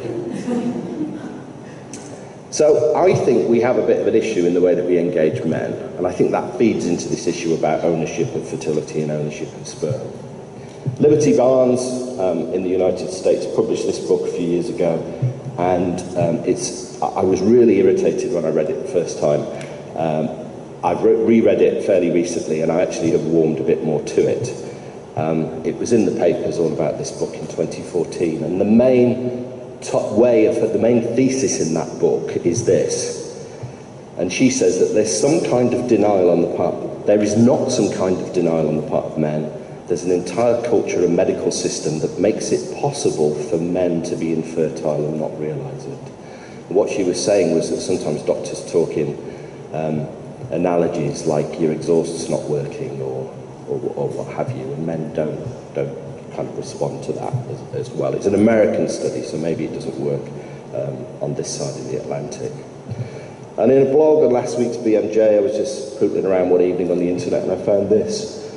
This is a blog, and it's called "Whose Illness Is It Anyway?" And it's making some really interesting points about how doctors talk to patients, and the fact that maybe the best skill a doctor or a health professional could have is working out quite how that person wishes to communicate with you. And that may change over time. So really kind of interesting stuff that feeds into this issue about whose sperm is it anyway. Because I think out there, legally, practically in clinics, but also in our public consciousness, it's not always the man's. Does it matter? Does it really matter? Well, I think it does. I think we've had too long of almost ignoring the male, and I think ICSI has been to blame. We have a workaround, it works. There's no pressure on us to kind of improve sperm quality or engage men when it comes to sperm. Men are fundamentally being treated like walking sperm banks often. But things are going to change. And this is going to impact on our concepts of who owns sperm. 10 years ago, I was embroiled in a massive media storm about this guy. He was from the University of Newcastle, and he claimed to have made sperm in the lab. I stuck my neck on the line because I was not convinced that he had. And I was eventually proven right because the paper was withdrawn and it was found to be a bit of a fraud or a bit of a over-exaggeration of the results. But somebody somewhere will work out how to make sperm in the lab. I'm convinced of that. And the point of it is, my point is, sperm outside the body, if you remember what I've just said, do not belong to the male. And having spoken to James Lawford Davies yesterday, he reminded me that actually the person who now owns these sperm in this circumstance, although it would have to be tested in court, is almost certainly the person who generated those sperm in the lab, who did the science. And that is a crazy situation to be in, because we're going to make sperm for people to use that actually aren't theirs, as the law currently stands. When Gillian was speaking earlier, it struck me when she said about CRISPR of sperm. Using the same logic, my sperm given to Gillian so she could do CRISPR becomes Gillian's property, not mine, is the way my interpretation of the current law is. And that is crazy.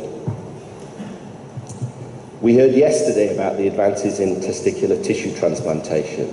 This is great. This is baby Grady. This is taking testicular tissue, as we heard, from a prepubertal monkey, storing it and then putting it back later to create sperm. So the sperm in this instance was created inside the monkey. So if that was a human, it would be that person's. So I don't see any major issue here. But some crazy Some crazy batshit stuff has gone on over the years, which makes me think we need to think this one through. So in the 1990s, a chap called Ralph Brinstead did some really elegant experiments where he took tissue from one mouse, coloured it blue, and then put it into another mouse and waited to see whether the other mouse made sperm. And you see that picture there, bottom right, you have blue sperm being produced in the second mouse from tissue taken from the first mouse. Genetically, it belongs to the first mouse, but under our current legal system, the second mouse would own it, if that was a human, up until the point that it ejaculated, and then it becomes somebody else's property. This whole gift idea. That, ladies and gentlemen, is batshit crazy. It gets worse, because a couple of years later, he did another experiment where he took sperm from tissue from a rat, and he transplanted it into the testicles of a mouse. What kind of sperm do you think were made? Rat sperm. The mouse made rat sperm. Now imagine we get to the stage where we can do testicular stem cell transplantation, and we can do testicular stem cell donation. We're walking down a path towards reversing azoospermia, for example, by giving an infusion of testicular spermatogonia from one man to the next. But it means that the sperm produced by that second man, let's say mouse, actually originated in another individual altogether. Whose sperm is it? Well, you have to legally work it through. So the rat tissue becomes the mouse's property, and then although the mouse sperm generating the DNA sperm from the first person that is ejaculated actually becomes their property. And that is why we have to address this question about whose sperm is it anyway. Because at some point in the future, this will become reality, and we won't know what the hell to do legally, ethically, or morally. So Margaret Somerville is kind of right, except science doesn't do that. Science is not going to stop. So my proposal to James yesterday was, James, you need to help us with this, and we ought to write something that is going to help us find a path through this. Otherwise, it's going to be a nightmare. Thank you.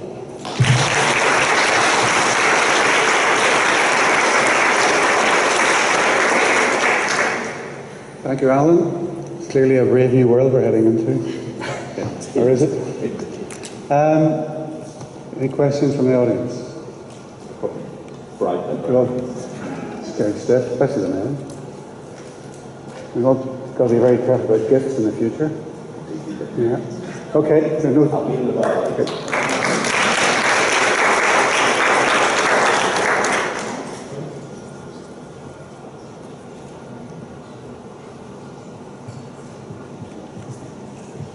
All right, ladies and gentlemen.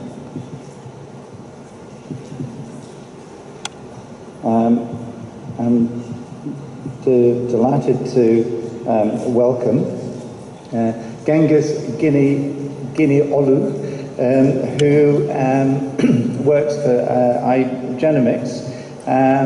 He trained at Stanford University in population genetics, then worked with repro genetics with Santiago Mane, who I'm sure most people interested in this field will know, and more recently has moved to iGenomics. And what he's going to talk about today is about cell-free DNA. We know now that we can check the karyotype of your child by simply taking a blood sample when you're pregnant. Can you actually look in the culture medium, the spent culture medium that your embryo has grown in, and look at the DNA and test it for, instead of doing the current thing, doing an embryo biopsy on a blastocyst? Well, here's to give us the answer is Jim. Thank you so much for the kind invitation by the committee.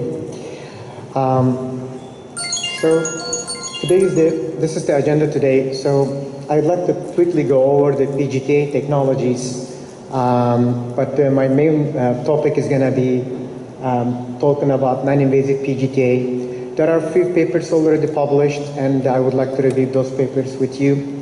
But at the end, I would like to also discuss with you what we are currently doing in iGenomics when it comes to non-invasive PGTA testing. So this is how the PGTA is evolved. Initially, we were using fish technology. I'm sure you are all familiar with this technology. Obviously, I'm not going to spend any time on this. We had a lot of limitation, the number of chromosomes that we were screening and subjectivity.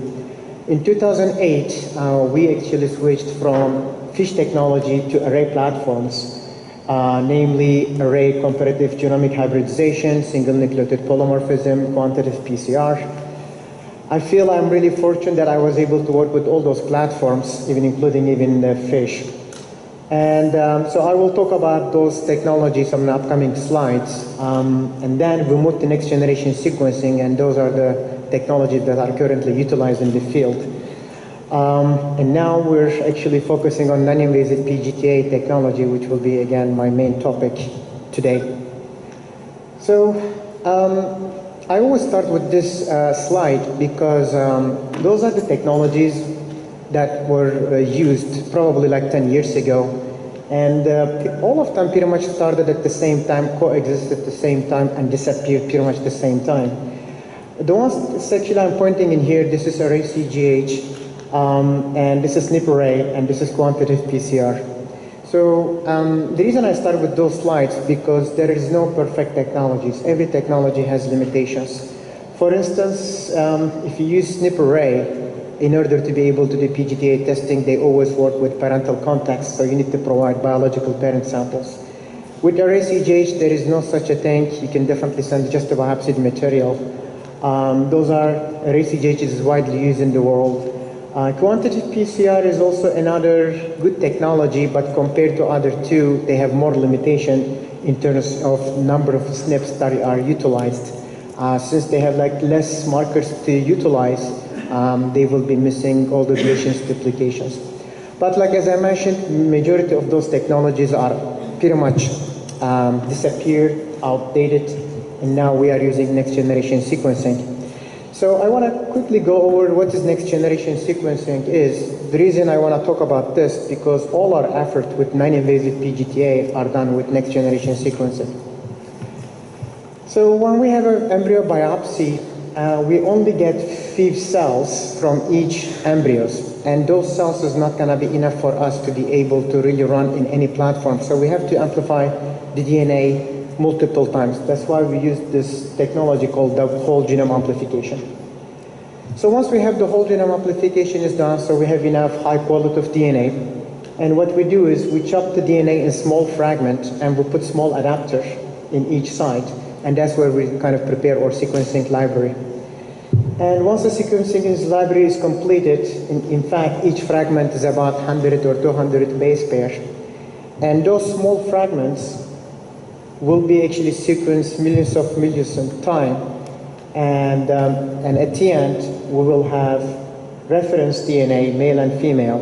And thus all the small pieces will be aligned based on the reference, and we will be able to get the whole chromosome analysis. Obviously, all these technologies would work with the SMART algorithm, and based on the algorithm with the reference samples that we use, we can identify if there is any deviation from those 23 pairs of chromosomes. So I want to go back to this slide, which is really important. One of the big advantages with next generation sequencing, which we did not have with other platforms, that we can barcode each individual samples, and we can mix up to 96 samples now. That reduce the cost significantly, and this is really one of the big advantages with next generation sequencing that we weren't able to do with the other platform. So after this quick introduction with those PGTA technologies, I want to focus on this non-invasive PGTA, which will be my main topic today.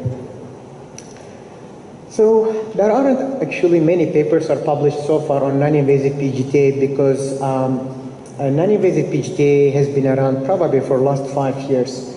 With my current knowledge, one of the first papers that I encountered is in 2016 by Shamanki et al. They published a paper in fertility and sterility. And so far we got probably like a handful of papers. And if you look at the concordance rate between trophectoderm biopsy versus the span culture media, as you can see, initially we had only 3.5% concordance rate, which obviously this is not really good. But over the time, we got 65, 85, and last couple papers that are published show the concordance rate with trophectoderm biopsy compared to culture media is a little bit close to 90%. So we will review some of those papers, and some of those papers actually from our group, and we will actually discuss those papers together. But if you look at those papers individually, and you will see there is a high variability between the results, is mainly because of the maternal cell contamination. And this is the major issues because the cumulus cells and granulosa cells has obviously interfered with our analysis. And obviously embryo mosaicism, another problem that this is obviously a completely different topic that we will probably discuss another time. So this is the paper that published by our group a couple of years ago. And this is our previous experience, and we published another paper just recently in fertility and sterility, which I will discuss about that paper in upcoming slides as well. So what was the study objective with this paper? So first, we tried to understand if the embryonic cell-free DNA in the span culture media representative of the chromosome constitution of the blastocyst. So again, in other words, if we take those like span culture media, and first of all, are we going to be able to really see representation of the whole embryo?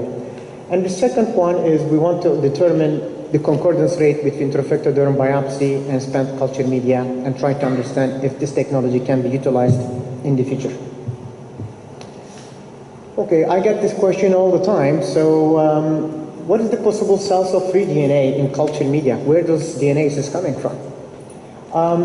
Most of the papers are actually talks about the DNA is mainly coming from apoptotic cells. Some of the cells is go to apoptosis process, DNA get fragmented, and those DNA will be excrete to the culture media. Our recent collaboration with Stanford University also showing that the DNA is not only coming those fragmented or apoptosis cells, is also coming from cells that are completely intact, and we get also intact DNA to the culture media as well. But general consensus is that a majority of those DNA is coming from apoptotic cells and fragmented DNA. So I would like to actually go through the paper that we published 2 years ago, and this is the study between collaboration iGenomics and Genera. And that's the study was done for a year between November 2017 and all the way to 18. Total of 115 blastocysts, 39 PGTA cycles. So this was the study design, and when we were actually presenting this the protocol, a lot of embryologists did not find it really friendly, and I completely agree with this. So let me explain you what the protocol is requires. So you can culture the embryos even in single drop, or you can co-culture them together. On day 4, part of the study, the requirement is to remove the embryos on day 4, wash them first, and place them in 10 macroliter drop, which is a small amount. And after this 10 macroliter, we collected the culture, the media, and on day 5, on day 6, on day 7, and tried to look at the concordance rate. And also part of the requirement is to not to touch the embryo on day 3 for any assisting hatching or breaching of the embryo. And we were also checking trophectoderm versus culture media. The technology that we are using, next generation sequencing, this is the technology is coming from Thermo Fisher ion torrent technology. We modified the protocol. This is a little bit less than 15 hours protocol. And again, we try to compare trophectoderm biopsy versus span culture media. So let's look at the outcome. So we had total of 56 samples, and out of those 56 samples, we did the biopsy, trophectoderm on those, and then span culture media also analyzed in parallel. And we did the whole genome amplification on trophectoderm as well as in the expand culture media, DNA. And if you look at the concordance rate, the ones that we published a couple of years ago, 30.4%, which is obviously is very low. But still we publish it because whatever you got, whether or not it's good or bad, we still wanted to publish. If you look at the other 17 samples, they had maternal contamination, which is partially contaminated. But also we got 17 samples, which is 30.4%, also completely, the result came back 46XX, but in reality the result was completely different, and we know that this is completely maternal cell contamination. And we got close to 9% non-informative result where we were not able to get any data at all. So part of the study, we also wanted to see whether or not the spent culture media should be collected on day 5 versus on day 6 and on day 7. Because we believe that if you keep the embryo longer in the culture media, there's a high chance the concordance rate is going to be higher. And when we look at the result between day 5 versus on day 6 and day 7, we got actually much better informative result on day 6. And we also look at the autosome concordance rate. Again, we get better result in terms of the concordance, close to 90% compared to 66% on day 5 versus day 6 and day 7.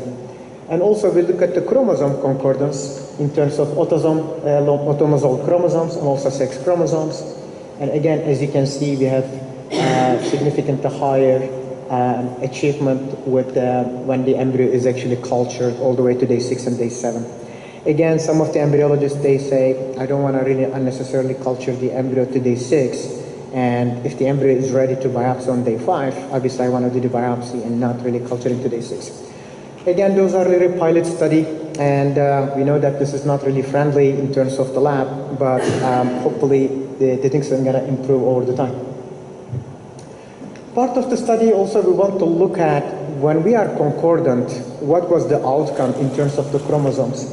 So when we look at the aneuploid rate or aneuploidy on the embryo, if we have only single chromosome problem, our concordance rate is almost like 100% if the embryo is cultured all the way to day 6 or day 7. And on day 5, our concordance rate is definitely lower. So if we have 2 abnormalities or 3, our concordance rate is somehow go lower. And then if you have 5 or more, concordance rate again becomes even close to around like 50% compared to trophectoderm biopsies. So we also look at the false positive rate and maternal cell contamination rate with those, again, between day 5 versus day 6 and day 7. And our false positive rate with day 5 is definitely higher compared to day 6 and day 7. And when we look at the maternal cell contamination rate, also we found significantly lower with day 6 collection. So when we did actually our second study, we decided not to collect any spent culture media on day 5 any longer. For all the studies that we are currently doing, our requirement is to collect the samples on day 6 in the morning. And based on those data in terms of the false negative and false positive rate, we calculated our sensitivity and specificity again for day 5 collection versus day 6 and day 7 collection. And as you can see, our sensitivity and specificity definitely higher when it comes to spending the embryos longer in the culture media. So out of those 39 cycles PGTA, we had 53 euploid biopsies, and we did 25 single embryo transfer. Those are the clinical outcome.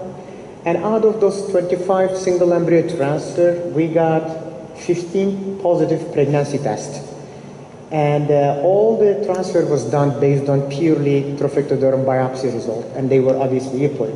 When we did the follow-up on those 15 samples, here, as you can see, 7 patients, when we did follow-up, the culture media had a disagreement in one case, which the culture media was suggesting this is pretty much complex abnormality, although the trophectoderm biopsy was suggesting completely normal.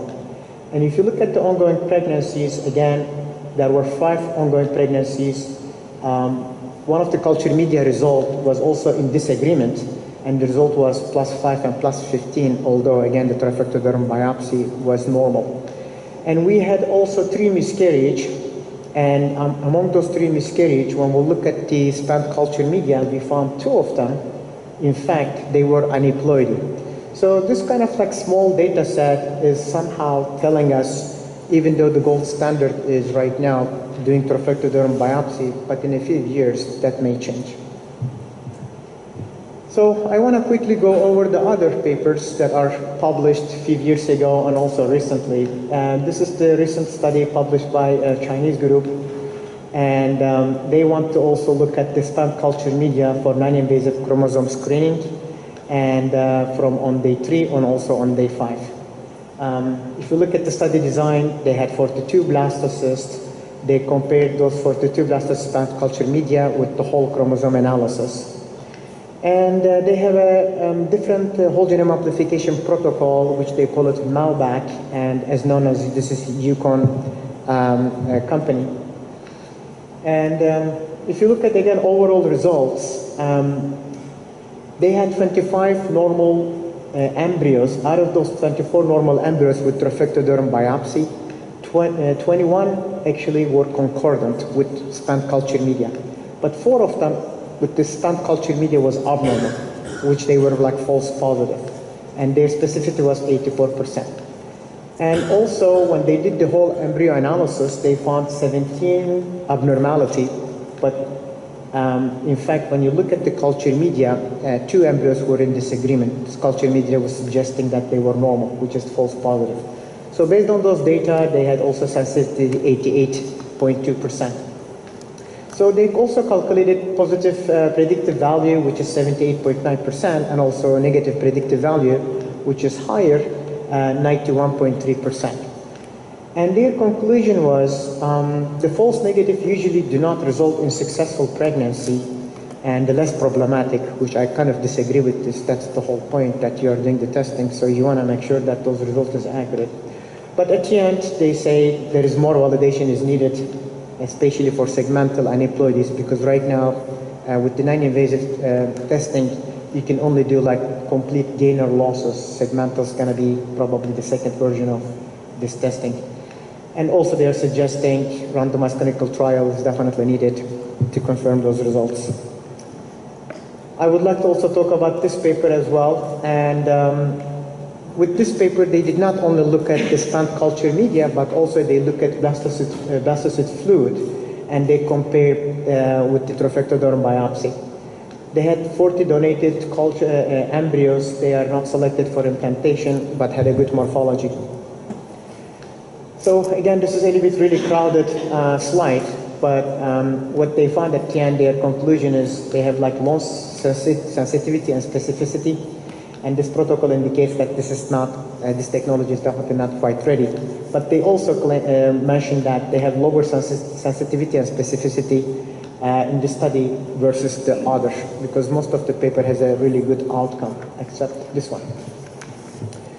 Now, I explained to you our experience, initial experience with non-invasive PGTA, and we recently submitted our most recent study on non-invasive PGTA to fertility and sterility, and hopefully we are expecting to be published soon. So this paper is, rather than going in detail, I just want to quickly kind of focus on the summary slide, which is the summary of the paper. So we had 29 transfer, and we had 2 arms in this study. This is again not really a large study, but we presented in ESHRE in 2018, and we submitted in fertility in 2019. So among those 29 transfer, we had, as I mentioned, 2 arms. One of them is 17 embryos where euploid trifectoderm and euploid sperm culture media, where we had 100% in agreement. And the other arm was the trifectoderm biopsy suggesting euploid embryo, but sperm culture media showing its opposite, which is aneuploidy. So, and we had like 12 transfers. So when we did those all 29 transfer, we looked at the positive pregnancy test. And as you can see, the positive pregnancy test is, we had a higher rating here, which is 64.7%. And we have 33.3%, which is way lower than the first arm, because in this arm, deployed trophectoderm biopsy, but stent culture media is completely disagreement. And also, if you look at the clinical miscarriage in here, when we have in a complete disagreement between trophectoderm and stent culture media, we have no miscarriage. But with this, actually this arm, when they have a disagreement, we have 2 miscarriage, which is 50%. So again, those small data set is also showing that even though the gold standard is today is trophectoderm biopsy, but in a few years, that may completely change. We also looked at, again, if we have only one chromosomal problem, we have a higher concordance rate.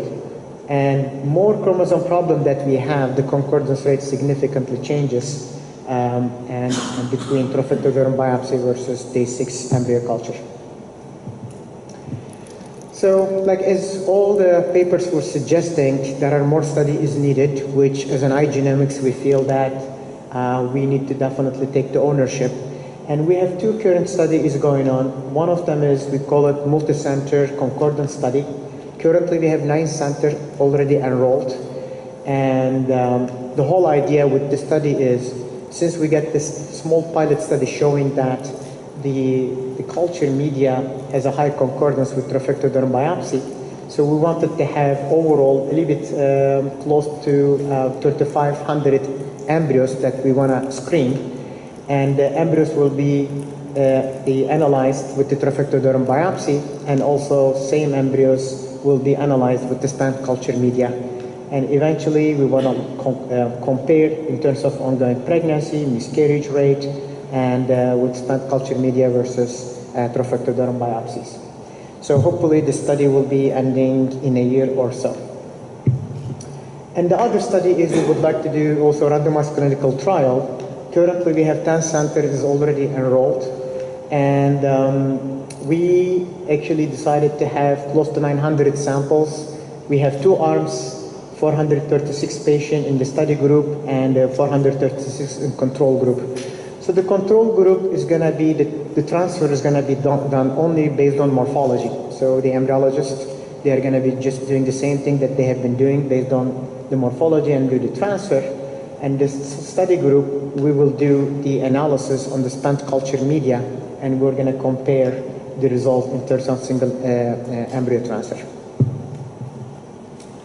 And hopefully that also study will be ending in a year or so.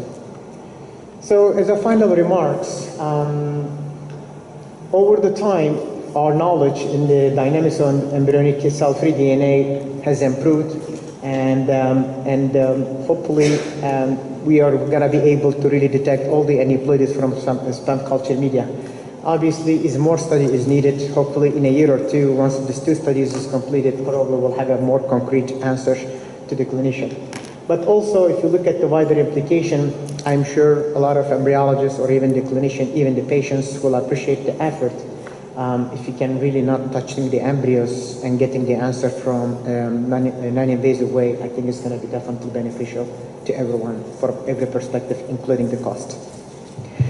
So I want to thank all my co-workers who actually made those research efforts possible in Italy and also Valencia. This is where the headquarters are. And also I want to thank all our genomics team who contribute this actually studies. And I'm happy to answer questions.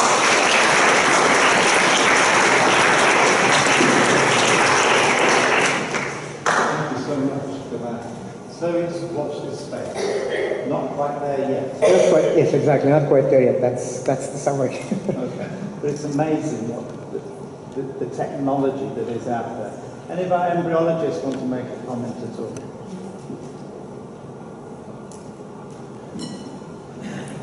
I would like to ask you if you have any analysis on embryos slice which actually interrupted from day 1 to days 5, day 6, or day 7, because you're not contracting them, you're not putting them into something. It's actually 25 microliters is the volume of embryos slice. Do you have any trial? Yeah, I mean, this is a very good question. Like as I mentioned before, this is definitely not user-friendly and lab-friendly. In fact, all the study group, all the centers that we are working with, they are not using time-lapse because at this point, as you mentioned, there will be disruption during those embryo culture.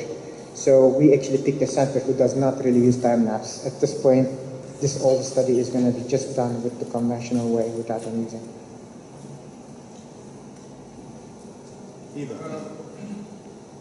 How long the granulosal cells survive after egg collection? So this is another good question. Again, one of the big issues that we were facing is the maternal contamination, which, as you can see, probably about with the second paper that we published, seal we have 15% cumulus cells, granulosal cells contamination. So we are giving actually nice protocol to the clinic that on day 4 they need to rinse those embryos really, really nicely, that hopefully we can get rid of all the cumulus or granulosal cells as much as we can. That doesn't interfere with our results. I don't think we will get to like 0 point, but that's the protocol that requires to wash. So eventually we need to be able to work closely with the embryologist to make sure that the protocol followed properly, otherwise we will be always facing this cumulus cells contamination. Well, thank you very much. Thank you.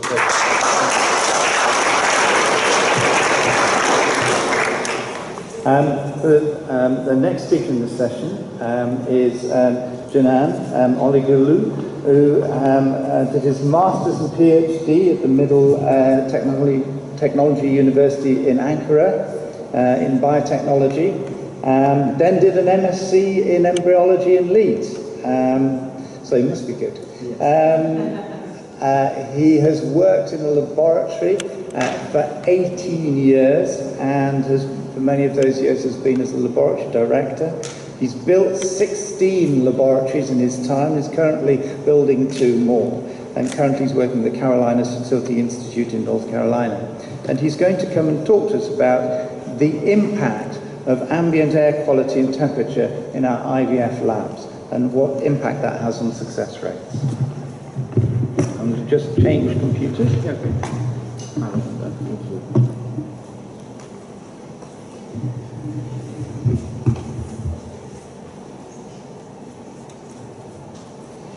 Okay. First of all, I would like to thank the organizing committee for inviting me here and letting me to meet you guys. It was a wonderful symposium with the scientific content as well as, you know, the intimate, you know, friendly environment here. So I will try to give some literature along with my experiences in air quality all through, you know, especially during my last laboratory that I built in the United States. So I will start with a story. Back in 2015, we have built a nice laboratory which a state-of-art live air system is being installed. And this live air system, I'm going to give some details in the upcoming slides. During this time, we had a problem with the construction and our opening was delayed multiple times. We have a group of patients who are lined up, waiting for their stimulation starts, and the laboratory was actually newly painted, and it was, the flooring was newly placed. It was smelling chemicals when you enter into the laboratory. And I have done my best in my knowledge to remove the off-gas, the VOCs, by using heat blowers and then wiping down the surfaces, even the ceiling, the walls, several times. And as you can see, we have a window over there which provides intimacy with our patients, which they can watch us working in the laboratory doing the retrievals, micro-injections, and they can even watch their embryos developments through embryoscopes. And this window particularly was the only entrance for the large equipment and tables that can come enter to the laboratory. So it was covered with a plastic sheet that time. And after we gassed off and installed the equipment, I continue gassing off and I start running the live air system to remove everything. So just 2 days before the first cycle starts, I asked the guys to install that particular window. And after one day when I come to the laboratory, it was installed afternoon when I wasn't there.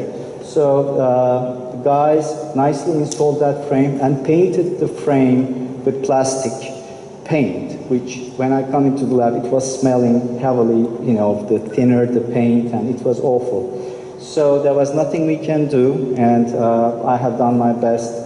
But I was seriously concerned about the patients and their outcomes in the upcoming week because, you know, the 20 plus patients were lined up. So after, you know, during the period of 2 months from April 1st to May 31st, I was really curious about what's going to come up, and we were so lucky that that smelly, chemical-smelling laboratory produced 17 pregnancies, clinical pregnancies, out of 21 fresh transfers, and 15 of them delivered from the first transfers, and in total 19 of them delivered by the frozen top transfers out of the first 21st fresh transfers. So that's the point where I really put my faith in this air filtration systems, although I have built many laboratories previously. So again, before moving into the air quality, I would like to share this interesting paper with you. This paper in 2010, it's actually tried to summarize the common aspects and the approaches towards the patients, and in terms of lab, what are their, you know, common things. In terms of patient evaluation, they are, you know, yesterday actually Tony explained these in very detailed ways, but they were doing the ovarian reserve screening for all patients, evaluation of the cavity and the tubules. They were doing trial embryo transfers before IVF stimulations, and they were referring their male factor patients to urologists. In terms of ovarian stimulation, these top performing 10 laboratories, they were all utilizing step-down protocols with gonadotropin combination of FSH and LH. And the average day of stimulation is about 9 to 10 days for their patients. They were doing retrievals with single lumen needle. They were using ultrasound guidance for their embryo transfers, and they were doing the progesterone supplementations from the retrieval and until the fatal cardiac activity is observed. And in terms of laboratory practices, they were all doing selective microinjections. They were using a group culture of embryos in microdroplets. They were precisely trying to adjust the pH of the culture media. They were doing assisted hatching and PGS selectively, and they were doing day 3 and day 5 transfers. When we come to the common aspects of the laboratory environment, all of these labs have positive air pressure, HEPA filtration of the laboratory. They have chemical filters to removal of the VOCs, and they use laminar hoods and heated microscopic stages during their procedures. So, in terms of comparing these top performing 10 laboratories versus the general mean of the United States in 2015 and 2005 and 2006, when we look at in the younger group of patients, they have the results, the success rates are given in live birth rate per cycle, by the way, and they have about 15% higher success rates compared to the general laboratory performance in the United States.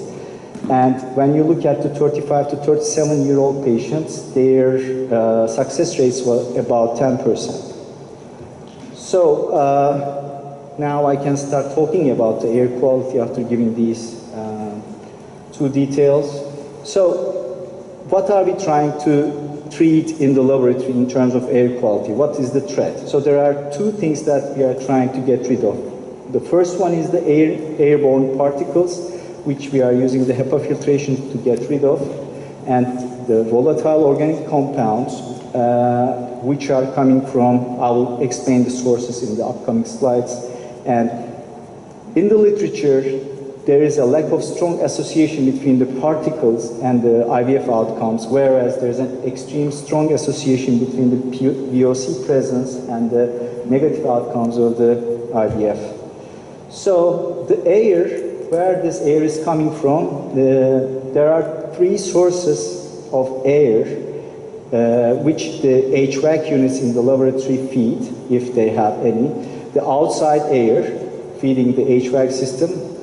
Every HVAC system utilizes some percent of recirculated air from the indoors, and also the fabric of the laboratory mixes with these two other air sources, and they are all being processed and provided to the HVAC and to the laboratory.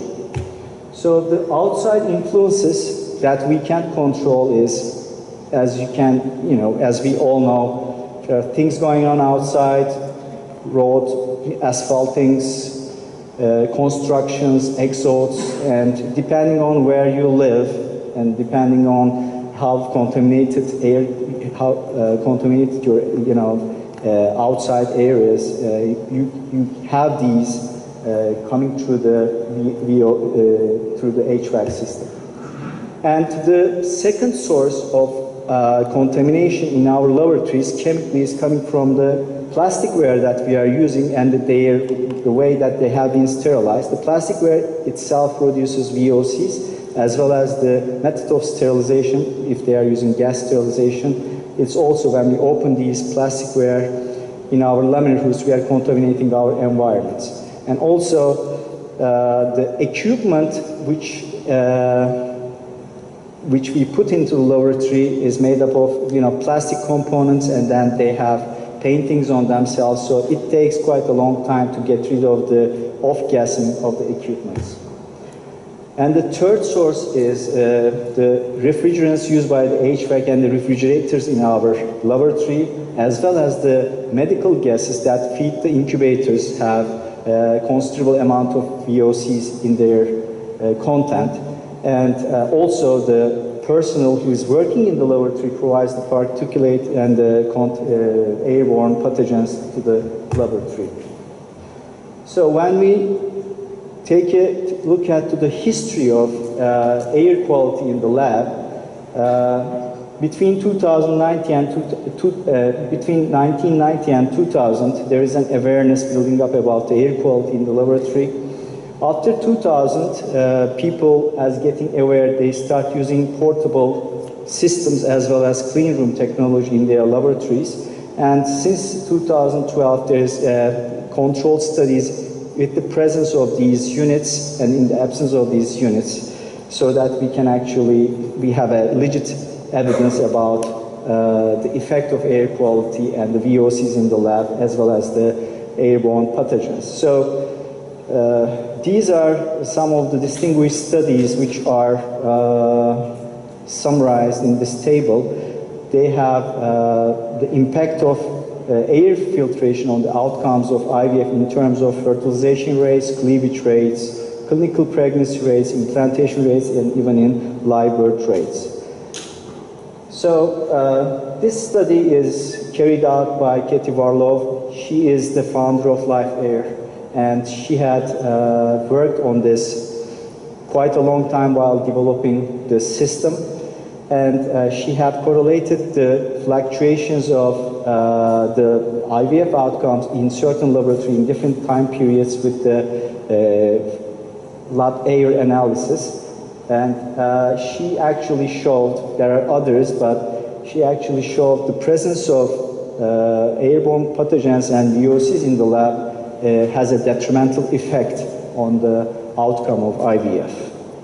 So, as we talk about these chemicals and VOCs, what's the mechanisms for these VOCs affect the mammalian cell physiology? The most important one is these chemicals having polar and non-polar structures. They can, I will explain how they enter into the medium in the next slide, but when they enter there, they actually disrupt the membrane integrity, causing leakages in the membrane. So the homeostasis of the cell being interrupted. And these calcium fluctuations, as you know, every event in the cellular cycle happens by calcium fluctuations. As this is being interrupted, the cell is being triggered for apoptotic death or necrosis because of the presence of VOCs. Also, it's been shown that the mitochondrial function is being altered by the presence of VOCs, as well as the spindle formation and chromosomal alignment is also interrupted in the presence of VOCs. Other aspects are the presence of radical oxygen species produced by these VOCs, and this causes increased oxidative stress. Checkpoint study showed that they are directly acting on the proteins in the cell and then causing their function to be altered. The DNA and RNA replication have been altered. Increased DNA oxidation and fragmentation observed. Even they have determined epigenetic effects of the VOCs in the mammalian cell. So how these VOCs act is another question. So there are two groups of VOCs that we need to consider. One is the polar VOCs. Polar VOCs are the water-soluble components which can directly enter into the culture medium, whereas the non-polar VOCs are the hydrophobic component which enters to the oil of the cell culture or oil overlay of the cell culture. And after that, as the incubation conditions in the incubator, like 37 degrees, high humidity, these components start breaking down within the oil, and then they form byproducts which are entering into the culture medium and affecting the cells development. So what are the options we have that we can get rid of to build a better air conditioning system in our laboratory or provide better air in our lab?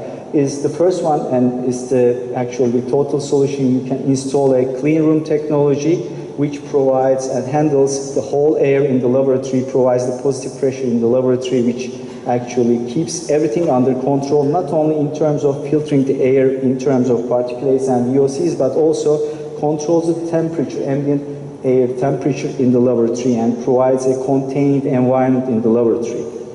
The second option is the mobile units, which is the much cheaper solutions for our laboratory. Although these filters, these filtration units, mobile units, provide protection to the laboratory, we have to keep in mind that they don't provide a contained environment in the laboratory. Many of you who use these devices, they are loud and they are providing too much air circulation in the laboratory. They are creating interesting spots within the laboratory, so it's not easy to work with them. Usually these units stand one side of the laboratory when people are trying to work on the other side of the room. And the most important component that is filtering the gases which are entering to the incubators is the inline filters. They provide protection for the embryos directly and air in the incubator, so that there will be no contamination throughout the carbon dioxide and oxygen gases, nitrogen gases feed into the incubator environment. So I will give some examples about after 2015, after 1 year, we have the first maintenance of our air conditioning system. So everything was going really good, but I really wonder about what's going on with the filters. And I asked them kindly to analyze the filters using gas chromatography. So there are two different chemical filters for VOCs in the live air system. The first one is the polar VOC catching filter, and the second one is the non-polar VOC catching filter. What we observed is that we don't have too much contamination in our environment with the polar VOCs, but almost 90% of our filters in the non-polar VOC holding filter were depleted. And then in 2017, 1 year after, I had run the same analysis, and we don't have, as you can see, we didn't have any problem with the polar VOC holding stage 1 filters, but again, the problem with the non-polar VOCs, hydrophobic VOCs, they are 85% of the filters were saturated with these VOCs. In 2018, lately, our analysis surprised us, but as we talked with Katie Warlock about this fact, she said that most probably it took almost 2 years, 3 years for all these construction materials of gases being wear off from the environment. It took 2 years, okay? So considering that, you know, in small practices, this can wear off in 2 years, but in the large hospital units, which construction is going on all the time, there is no way that you can actually get rid of these compounds in crowded cities, which has air pollution and, you know. So I think this is very interesting from our point. And next year, hopefully we will have another analysis, and I'm hoping that this will be like that. And I would like to speak about the ambient laboratory temperature, which is a part of this talk. It's only one slide, so it won't be boring. The laboratory temperature, ambient laboratory temperature, is very important because all of the components, electronic components, which are attached to the sensors, measuring the surface temperatures and the incubator gas analyzing sensors like the carbon dioxide and oxygen, they are affected by the changing temperatures. They are affected by the effect of shifts in the temperature in the ambient room. So if you have a laboratory air ambient temperature shifting all the time, you will end up with more and more calibrations, and you will observe more and more shifts in the calibrations.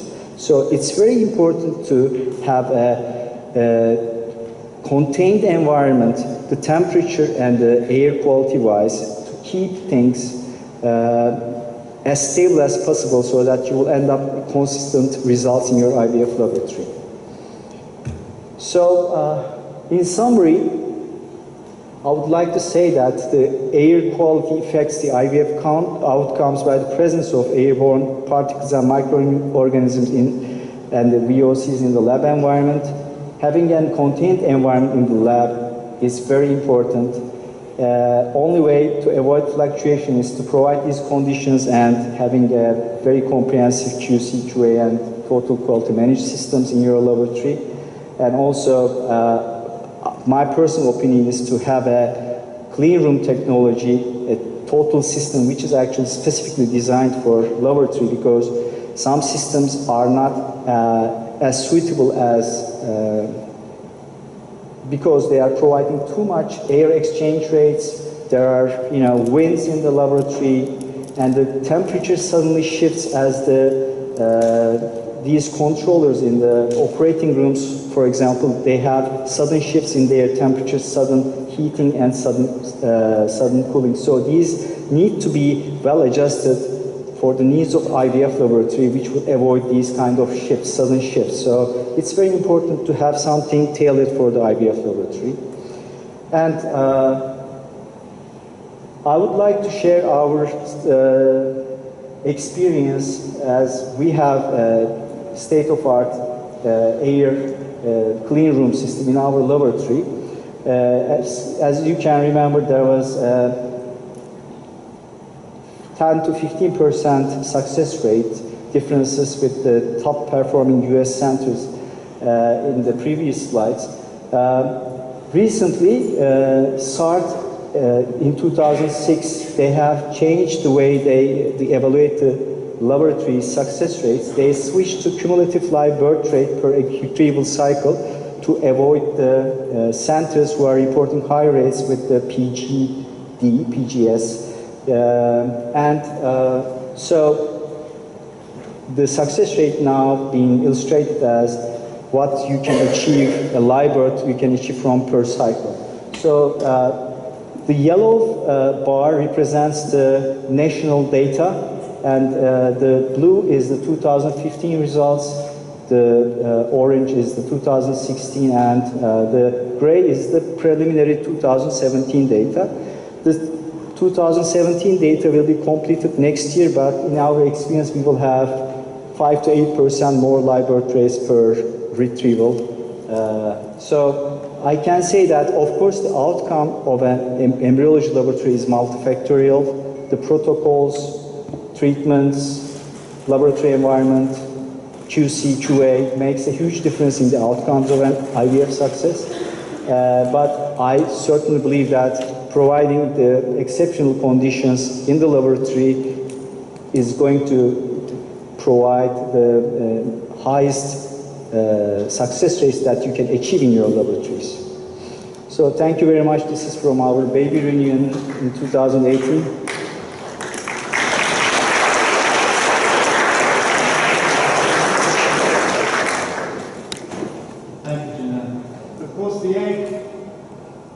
Starts off in the theatre, being collected in the theatre. Yes. Which doesn't have all this fancy We have. control. You do? Yes. So you think it's important too to have this in the egg collection? Yes, we have 2 egg collection rooms which both are, we calculated our volume as including the theatre as well. So yes. In the theatre as well? Yeah. Okay.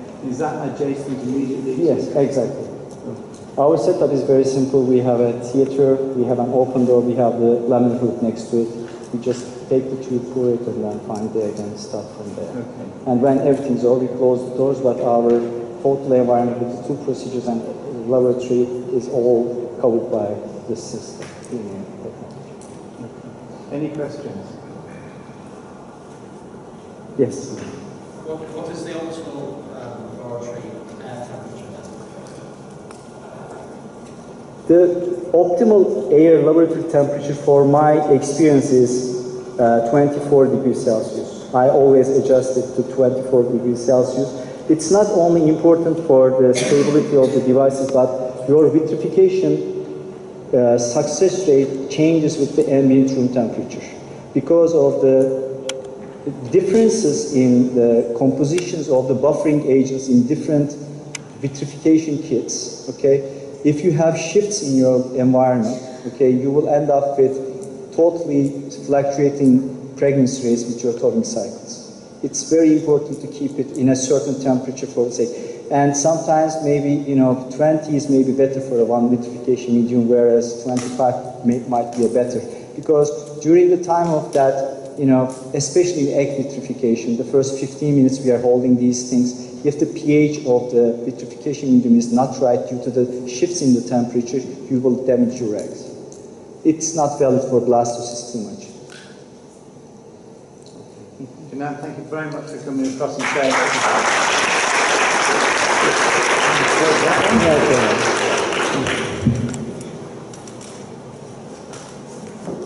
Okay, so finally this evening, I'm saving the best to last. Hi there. Hi. Claire, I'm sure everybody knows, works with Tony in Leeds, also with Crown IVF as the UK coordinator, and she also works with a pharmaceutical company in the UK. She works in Leeds, works in Leeds, lives in the lovely city of Durham, and has a lovely bolt hole in Northumberland.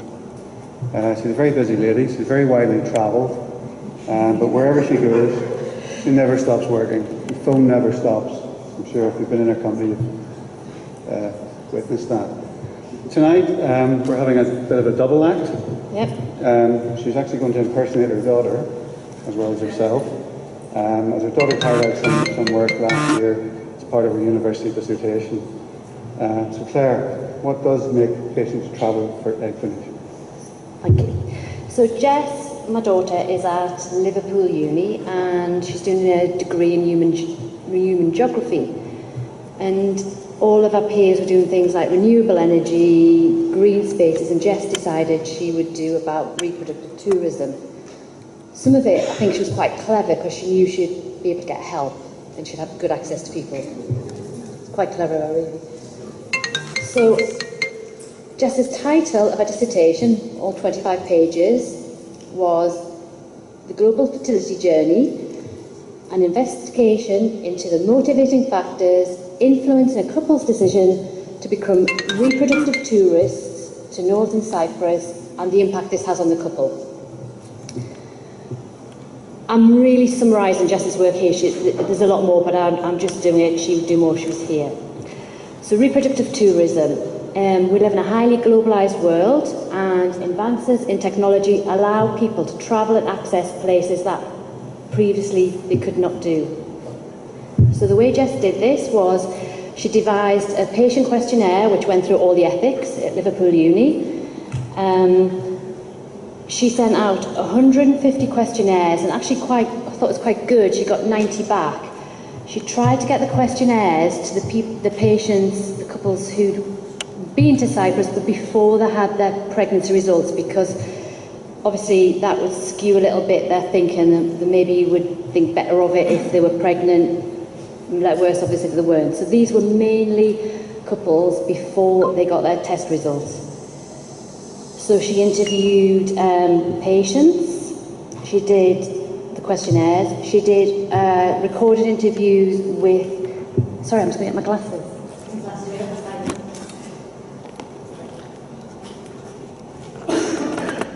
She did recorded questionnaires with they haven't helped, coordinators, doctors in both Cyprus and in the UK, and nurses and counsellors. And so she also did an interview with the HFA as well on their views. The demographics of the patients are as you'd expect. Most of the patients were aged in their 40s, just as you would expect from egg donation. Obviously there was a few either side. And reproductive, why do people travel? What came through was that mainly, well, some of it was healthcare costs. In the UK, the average cost of egg donation is £12,000 when you add everything on, and that's not always for a set number of eggs, etc. There's massive waiting lists, so can be up to 12 months. And there was the changes in the healthcare policy when they took away donor anonymity and people started to travel abroad purely for that reason. And then there's the restriction on what we can do in the UK, so people do travel for family balancing. Now, from previous research, Jess found that she titled it reproductive tourism, but can they really be called tourists because they're not participating in anything else in that country? If they don't get involved in the place, they're not technically tourists. And also that where they go to can affect the medicine, and the medicine can affect the place. So the idea that if you're in a nice green place, or you're with blue skies, blue sea, that will help your physical and mental well-being. And that's the relaxed social context.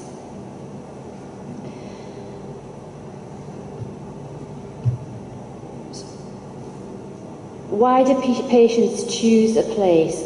Ease of access, a good tourist infrastructure so they can travel around, English-speaking staff, and unable to receive the treatment they want in their home country.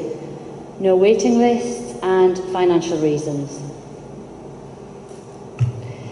The results of a questionnaire, the top 5 reasons why patients chose to come to Northern Cyprus, the main one was recommended by their UK consultant. UK-based coordinator, English coordinator in Cyprus, no waiting time, and a greater availability and choice of gametes.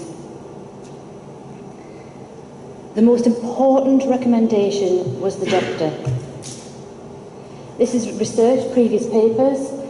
The initiation of cross-border healthcare often begins through a doctor's referral, and there are numerous overseas clinics, and having an informed doctor in the UK enables patients to select a specific clinic based on professional knowledge. So that again is having a UK referral.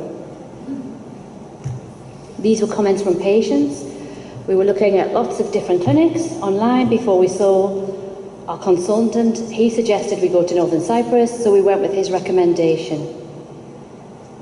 And one of the doctor interviews said, I think patients travel abroad largely because the doctors in the UK recommend it. Also, ESHRA have now released this came from ESHRA. They proactively advocate cross-border links between physicians in the home country and in the treatment country, indicating that this is more ethical for patients as it instills confidence in ensuring that good ethical practice is upheld. So they recommend links between clinics.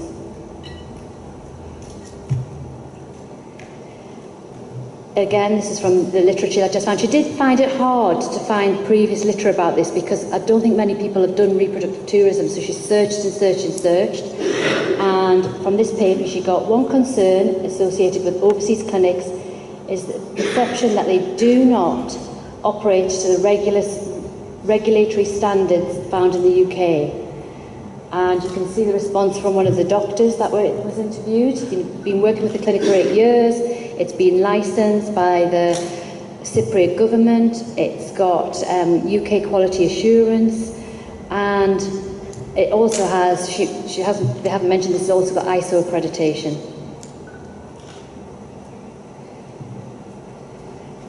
The role of the coordinator, which again came up very, very important. 81% of patients decided to go to Northern Cyprus because there was an English coordinator. That's not somebody who can speak English, that's somebody who is English. Somebody who's from England, who lives in Cyprus, who can help them with their treatment. And again, a statement backs this up. At first, we were really anxious about having treatment in a foreign clinic.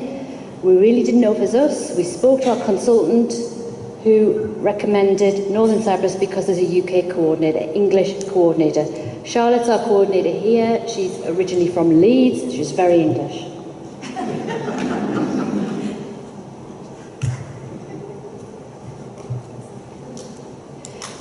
This was quite a surprising finding, that very few of the patients in the responses used fertility forums, which I think is quite a good thing. You can, I'll not read out the statement, but you can see this was a patient that was interviewed who'd been to Spain. And I think they probably don't use the forums because, as they said, they've got a coordinator on hand 24/7, so they don't need to Google things, they don't need to go and look at it. They just ring me. And if I can't help, I ask Tony, who's normally sat next to me. So I thought that was quite interesting, that they don't, if they get support from the clinic they're going to, they don't go and look at it for themselves. The impact on stress. Everybody knows stress isn't good for you. Recently, when I had my knee operation, I was told to avoid stress or my knee wouldn't recover properly. So this has a big impact on fertility. We had a positive test and had a baby girl, and they go on to mention, I'm not going to read it all, but they were going in the UK, they were backwards and forwards to the clinic, whereas in Cyprus, it wasn't like that. They were relaxed, they sat by the beach, the weather was nice, so that was very good. Another one, therapeutic landscape, blue, as we said before, blue sea, blue skies. There's research that proves that this helps, definite benefit. And this lady had, in our treatment in London, had to get the tube back, whereas in Cyprus, she was sat on the beach.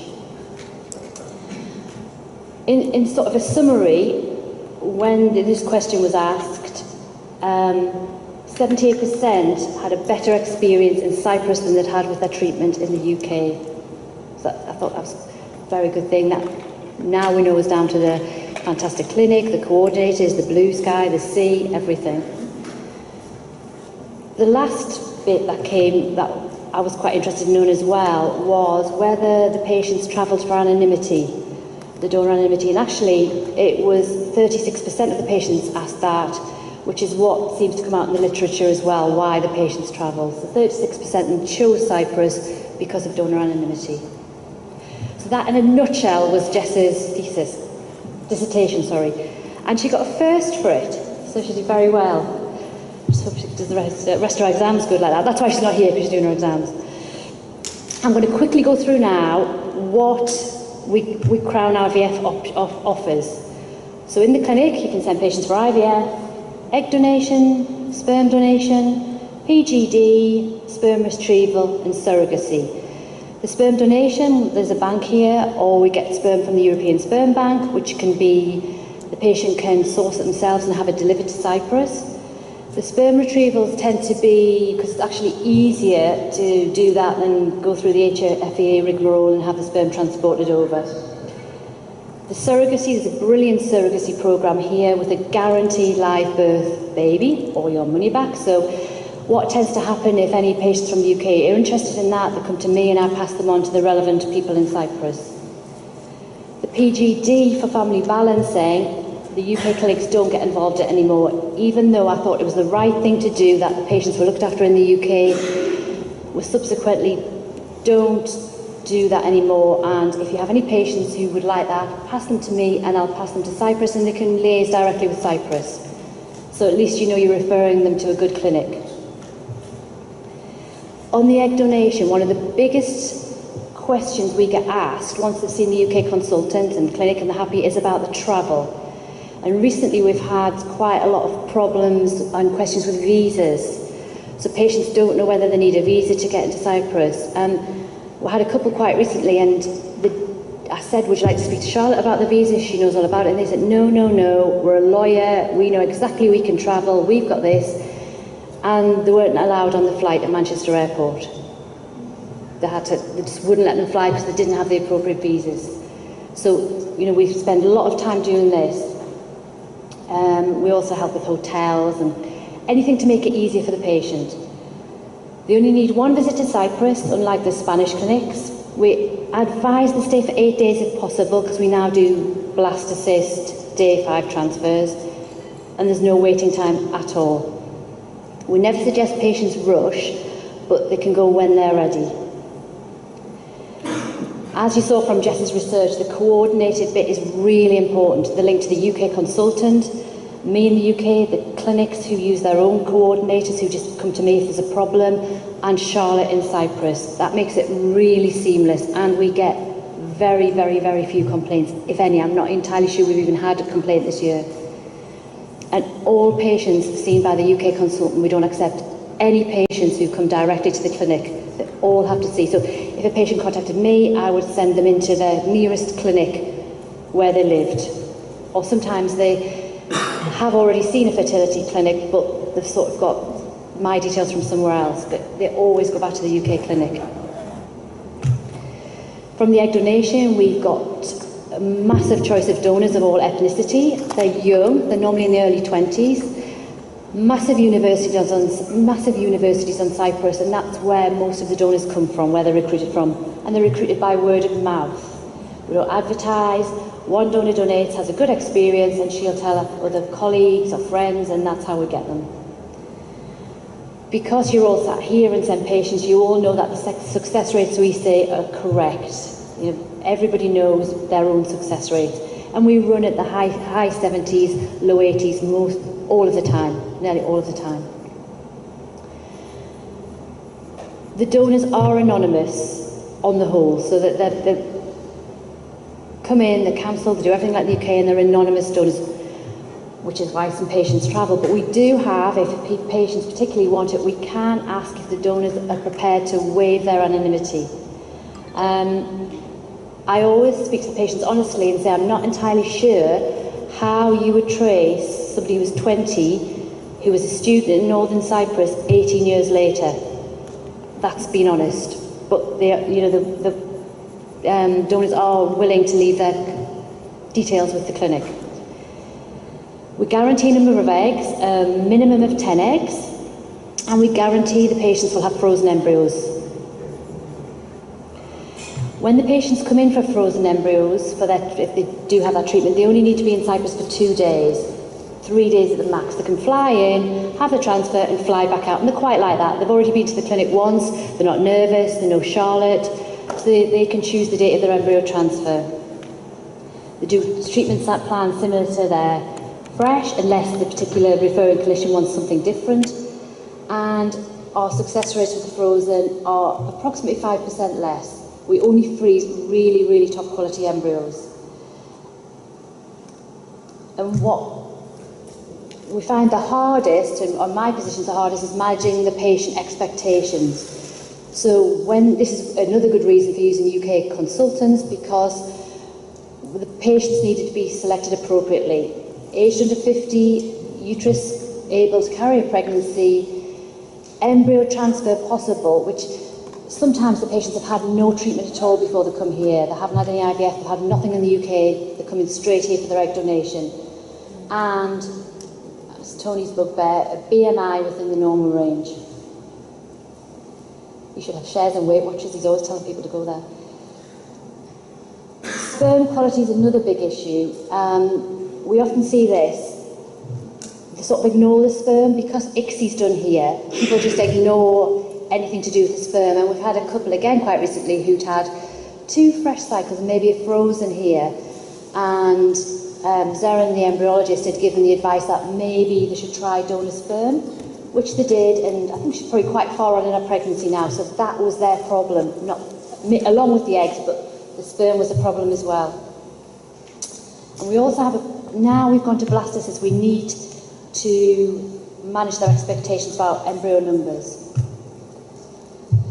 The donors complete a donor request form with all their characteristics, and we ask them for a photograph if they don't mind. They quite like to send a photograph because then they know Charlotte and the donor coordinator can see exactly what they look like.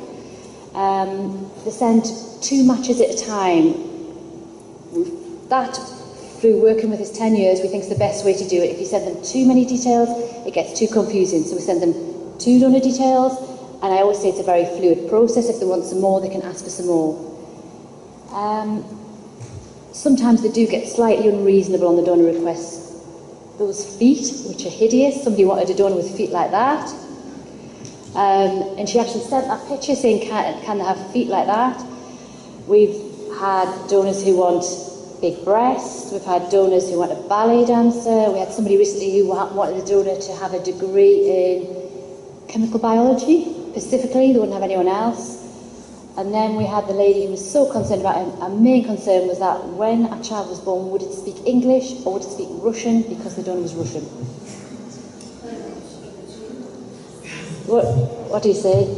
So we'll never guarantee a perfect mirror image, which is why the counselling comes in. And if I do think a lady's being too picky is the wrong word, but it doesn't sit right with me that she's happy with this, I'll refer her back to the clinic and ask if they can counsel her again. This seems to be coming up more now.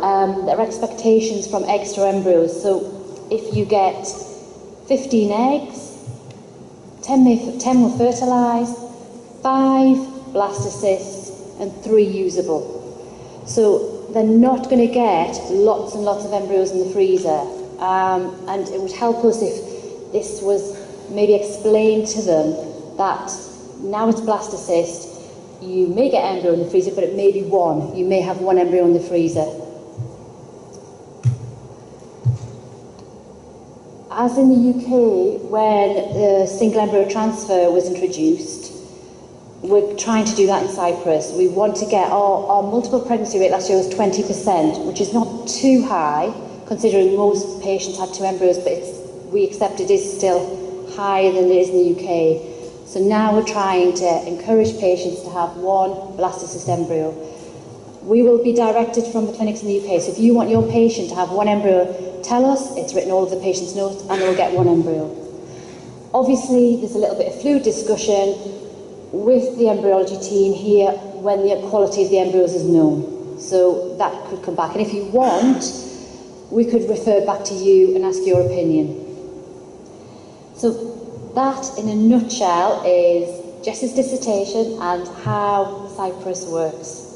I've worked with Cyprus for 11 years now, and I love what I do. It's very interesting. We've had so many beautiful babies, and that's the lovely team who work here. Thank you.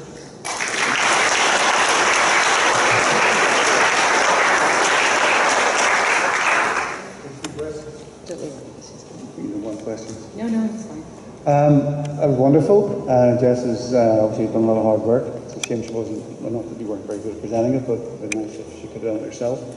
Anybody, any questions? I just asked one, harking back to one of yesterday's talks, the issue of consent. Where is the consent?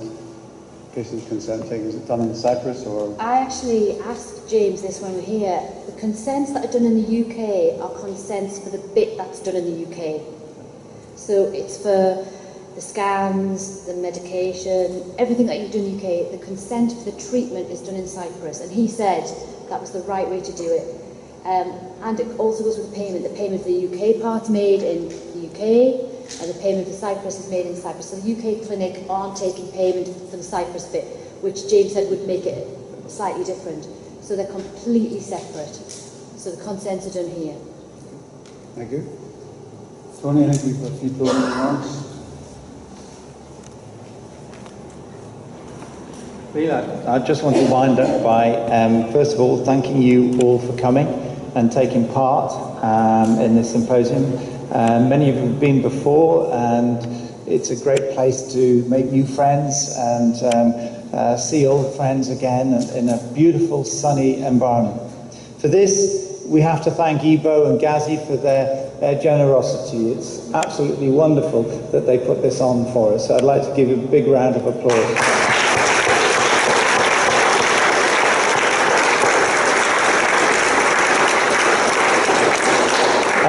I'd also like to thank all the speakers who've taken the time out to put some great presentation together, and for some, like Janan, who's travelled from the other side of the world to come and give us this talk today. So thank you all the speakers.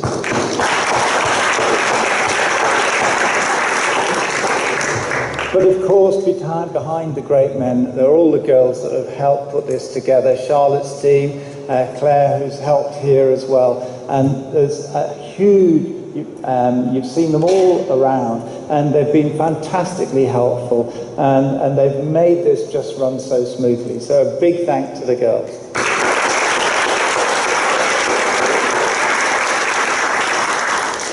So it's time for dinner and close, and a safe trip home tomorrow.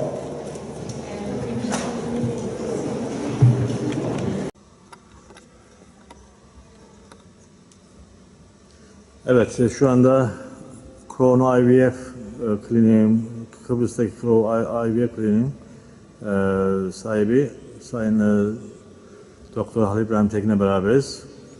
Bir değerlendirme yapar mısınız? Bu yıl 9.sunu yaptığımız bahar sempozyumunu bugün tamamladık. 80 adet yurt dışından gelen tüp bebekle ilgili önemli çalışmaları olan doktor arkadaşları misafir ettik. Amerika Birleşik Devletleri'nden, Avustralya'dan gelen çok önemli konuklarımız vardı. Toplantımız son derece verimli geçti. Tıptaki yeni gelişmelerden bahsedildi. Ülkemize ve hastalarımıza faydalı olacağını düşündüğümüz bilgiler edindik. Sağ olsunlar, var olsunlar, kırmadılar, çok uzaklardan geldiler. Biz burada yapmaya çalıştığımız şey tabii ki bilimsel bir platformda işte bilgilerimizi paylaşmak. Bu tabii çok faydalı oluyor hepimiz için. Ülkemizin, yani KKTC'nin tanınmasında da önemli bir unsur olduğunu düşünüyoruz. Çünkü ülkemizde yapılan gerçekten uluslararası olan bir faaliyet bu. Tanınmamışlığın getirdiği zorlukları aşmak adına da bunu böyle küçük bir ilerleme olarak da görmekteyim. Teşekkür ederim. Kaç yıldır bu klinik açık şu anda? 1999 yılında ilk faaliyetlerine başladık. Bu sene 20. yılını kutluyoruz. Şu anda Kıbrıs'ta 15'in üzerinde tüp bebek merkezi var. Avrupa Birliği'nden çok miktarda ülkemize, adamıza hastalar tüp bebek yaptırmak amacıyla gelmektedirler. Bu 20 yıl içerisinde gerçekten çok ciddi ilerleme kaydedildi. Sektör olarak sadece bizim kliniğimiz değil, diğer bütün kliniklerde yabancı personel çalışıyor. Her ülkeden hasta getirmeye çalışıyoruz. Özellikle Birleşik Krallık'tan çok miktarda hastamız gelmekte, ama bunun yanında Almanya'dan, Fransa'dan, hatta okyanusun öteki tarafından da hastalarımız gelmekte. Bu çalışmaların... Bu kısaca süreci bir anlatır mısın? Bir hastanız size başvurdu. Diyelim ki Londra'dan bir hastanız başvurdu. Süreç nasıl gidiyor? Efendim, ne kadar çok zaman? çeşitli çalışma yöntemleri var. Evet. Ağırlıklı olarak bizim çalışma sistemimize göre İngiltere'de yaşamakta olan, işte irtibatta olduğumuz hekim arkadaşlarımız Hastaları bize bildiriyorlar. Orada ön hazırlıkları, bütün ön tetkikleri yapılıyor. Daha sonra hastalar buraya yaklaşık 7-8 gün kalmak üzere geliyorlar. O arada en son kontrollerini yapıp gerekli işlemini tamamlayıp memleketlerine geri yolluyoruz.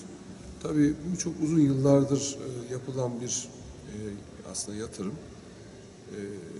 Biz bunu yapmaya devam ediyoruz. Peki hastalar doğumlarını memleketlerinde mi yapıyorlar? Geri doğum yapmaya geliyorlar mı buraya? Genellikle hastalar kendi memleketlerinde doğumlarını yapıyorlar ama doğurduktan sonra buraya mutlaka ziyarete geliyorlar. Yani bunun aslında bu anlamda bir sağlık turizmi olduğunu da söyleyebiliriz. Sadece tedavi olmak için gelen hastalar daha sonra tabii ki burada hamile kalıp doğurduklarında vefa borçlarını ödemek için tekrar ülkemize geliyorlar. Peki ilk süreçte buraya geldiklerinde siz bunların bütün ihtiyaçlarını karşılıyor musunuz burada? Şimdi tabii açıkçası eski bir İngiliz kolonisi olması itibariyle de ülkemize yakınlık duyuyorlar. Birçok Balkan ülkesinde de küçük miktarda bizim yaptığımız işlemlerin aynısı yapılmakta. Tabii oraları biraz daha oralara karşı biraz daha şüpheliler. Dolayısıyla pek bu taraflara gitmiyorlar. KKTC'yi tercih ediyorlar. Ve özellikle mesela Güney Kıbrıs'ta kıyasladığımızda bizim KKTC'ye gelen hasta sayının neredeyse oranın 5 katı olduğunu söyleyebilirim rahatlıkla. Peki, yani, evet. Peki IVF üzerine, yani tüp bebek üzerine yeni gelişmeler, teknoloji var mı? Bir değişikliği oluyor mu?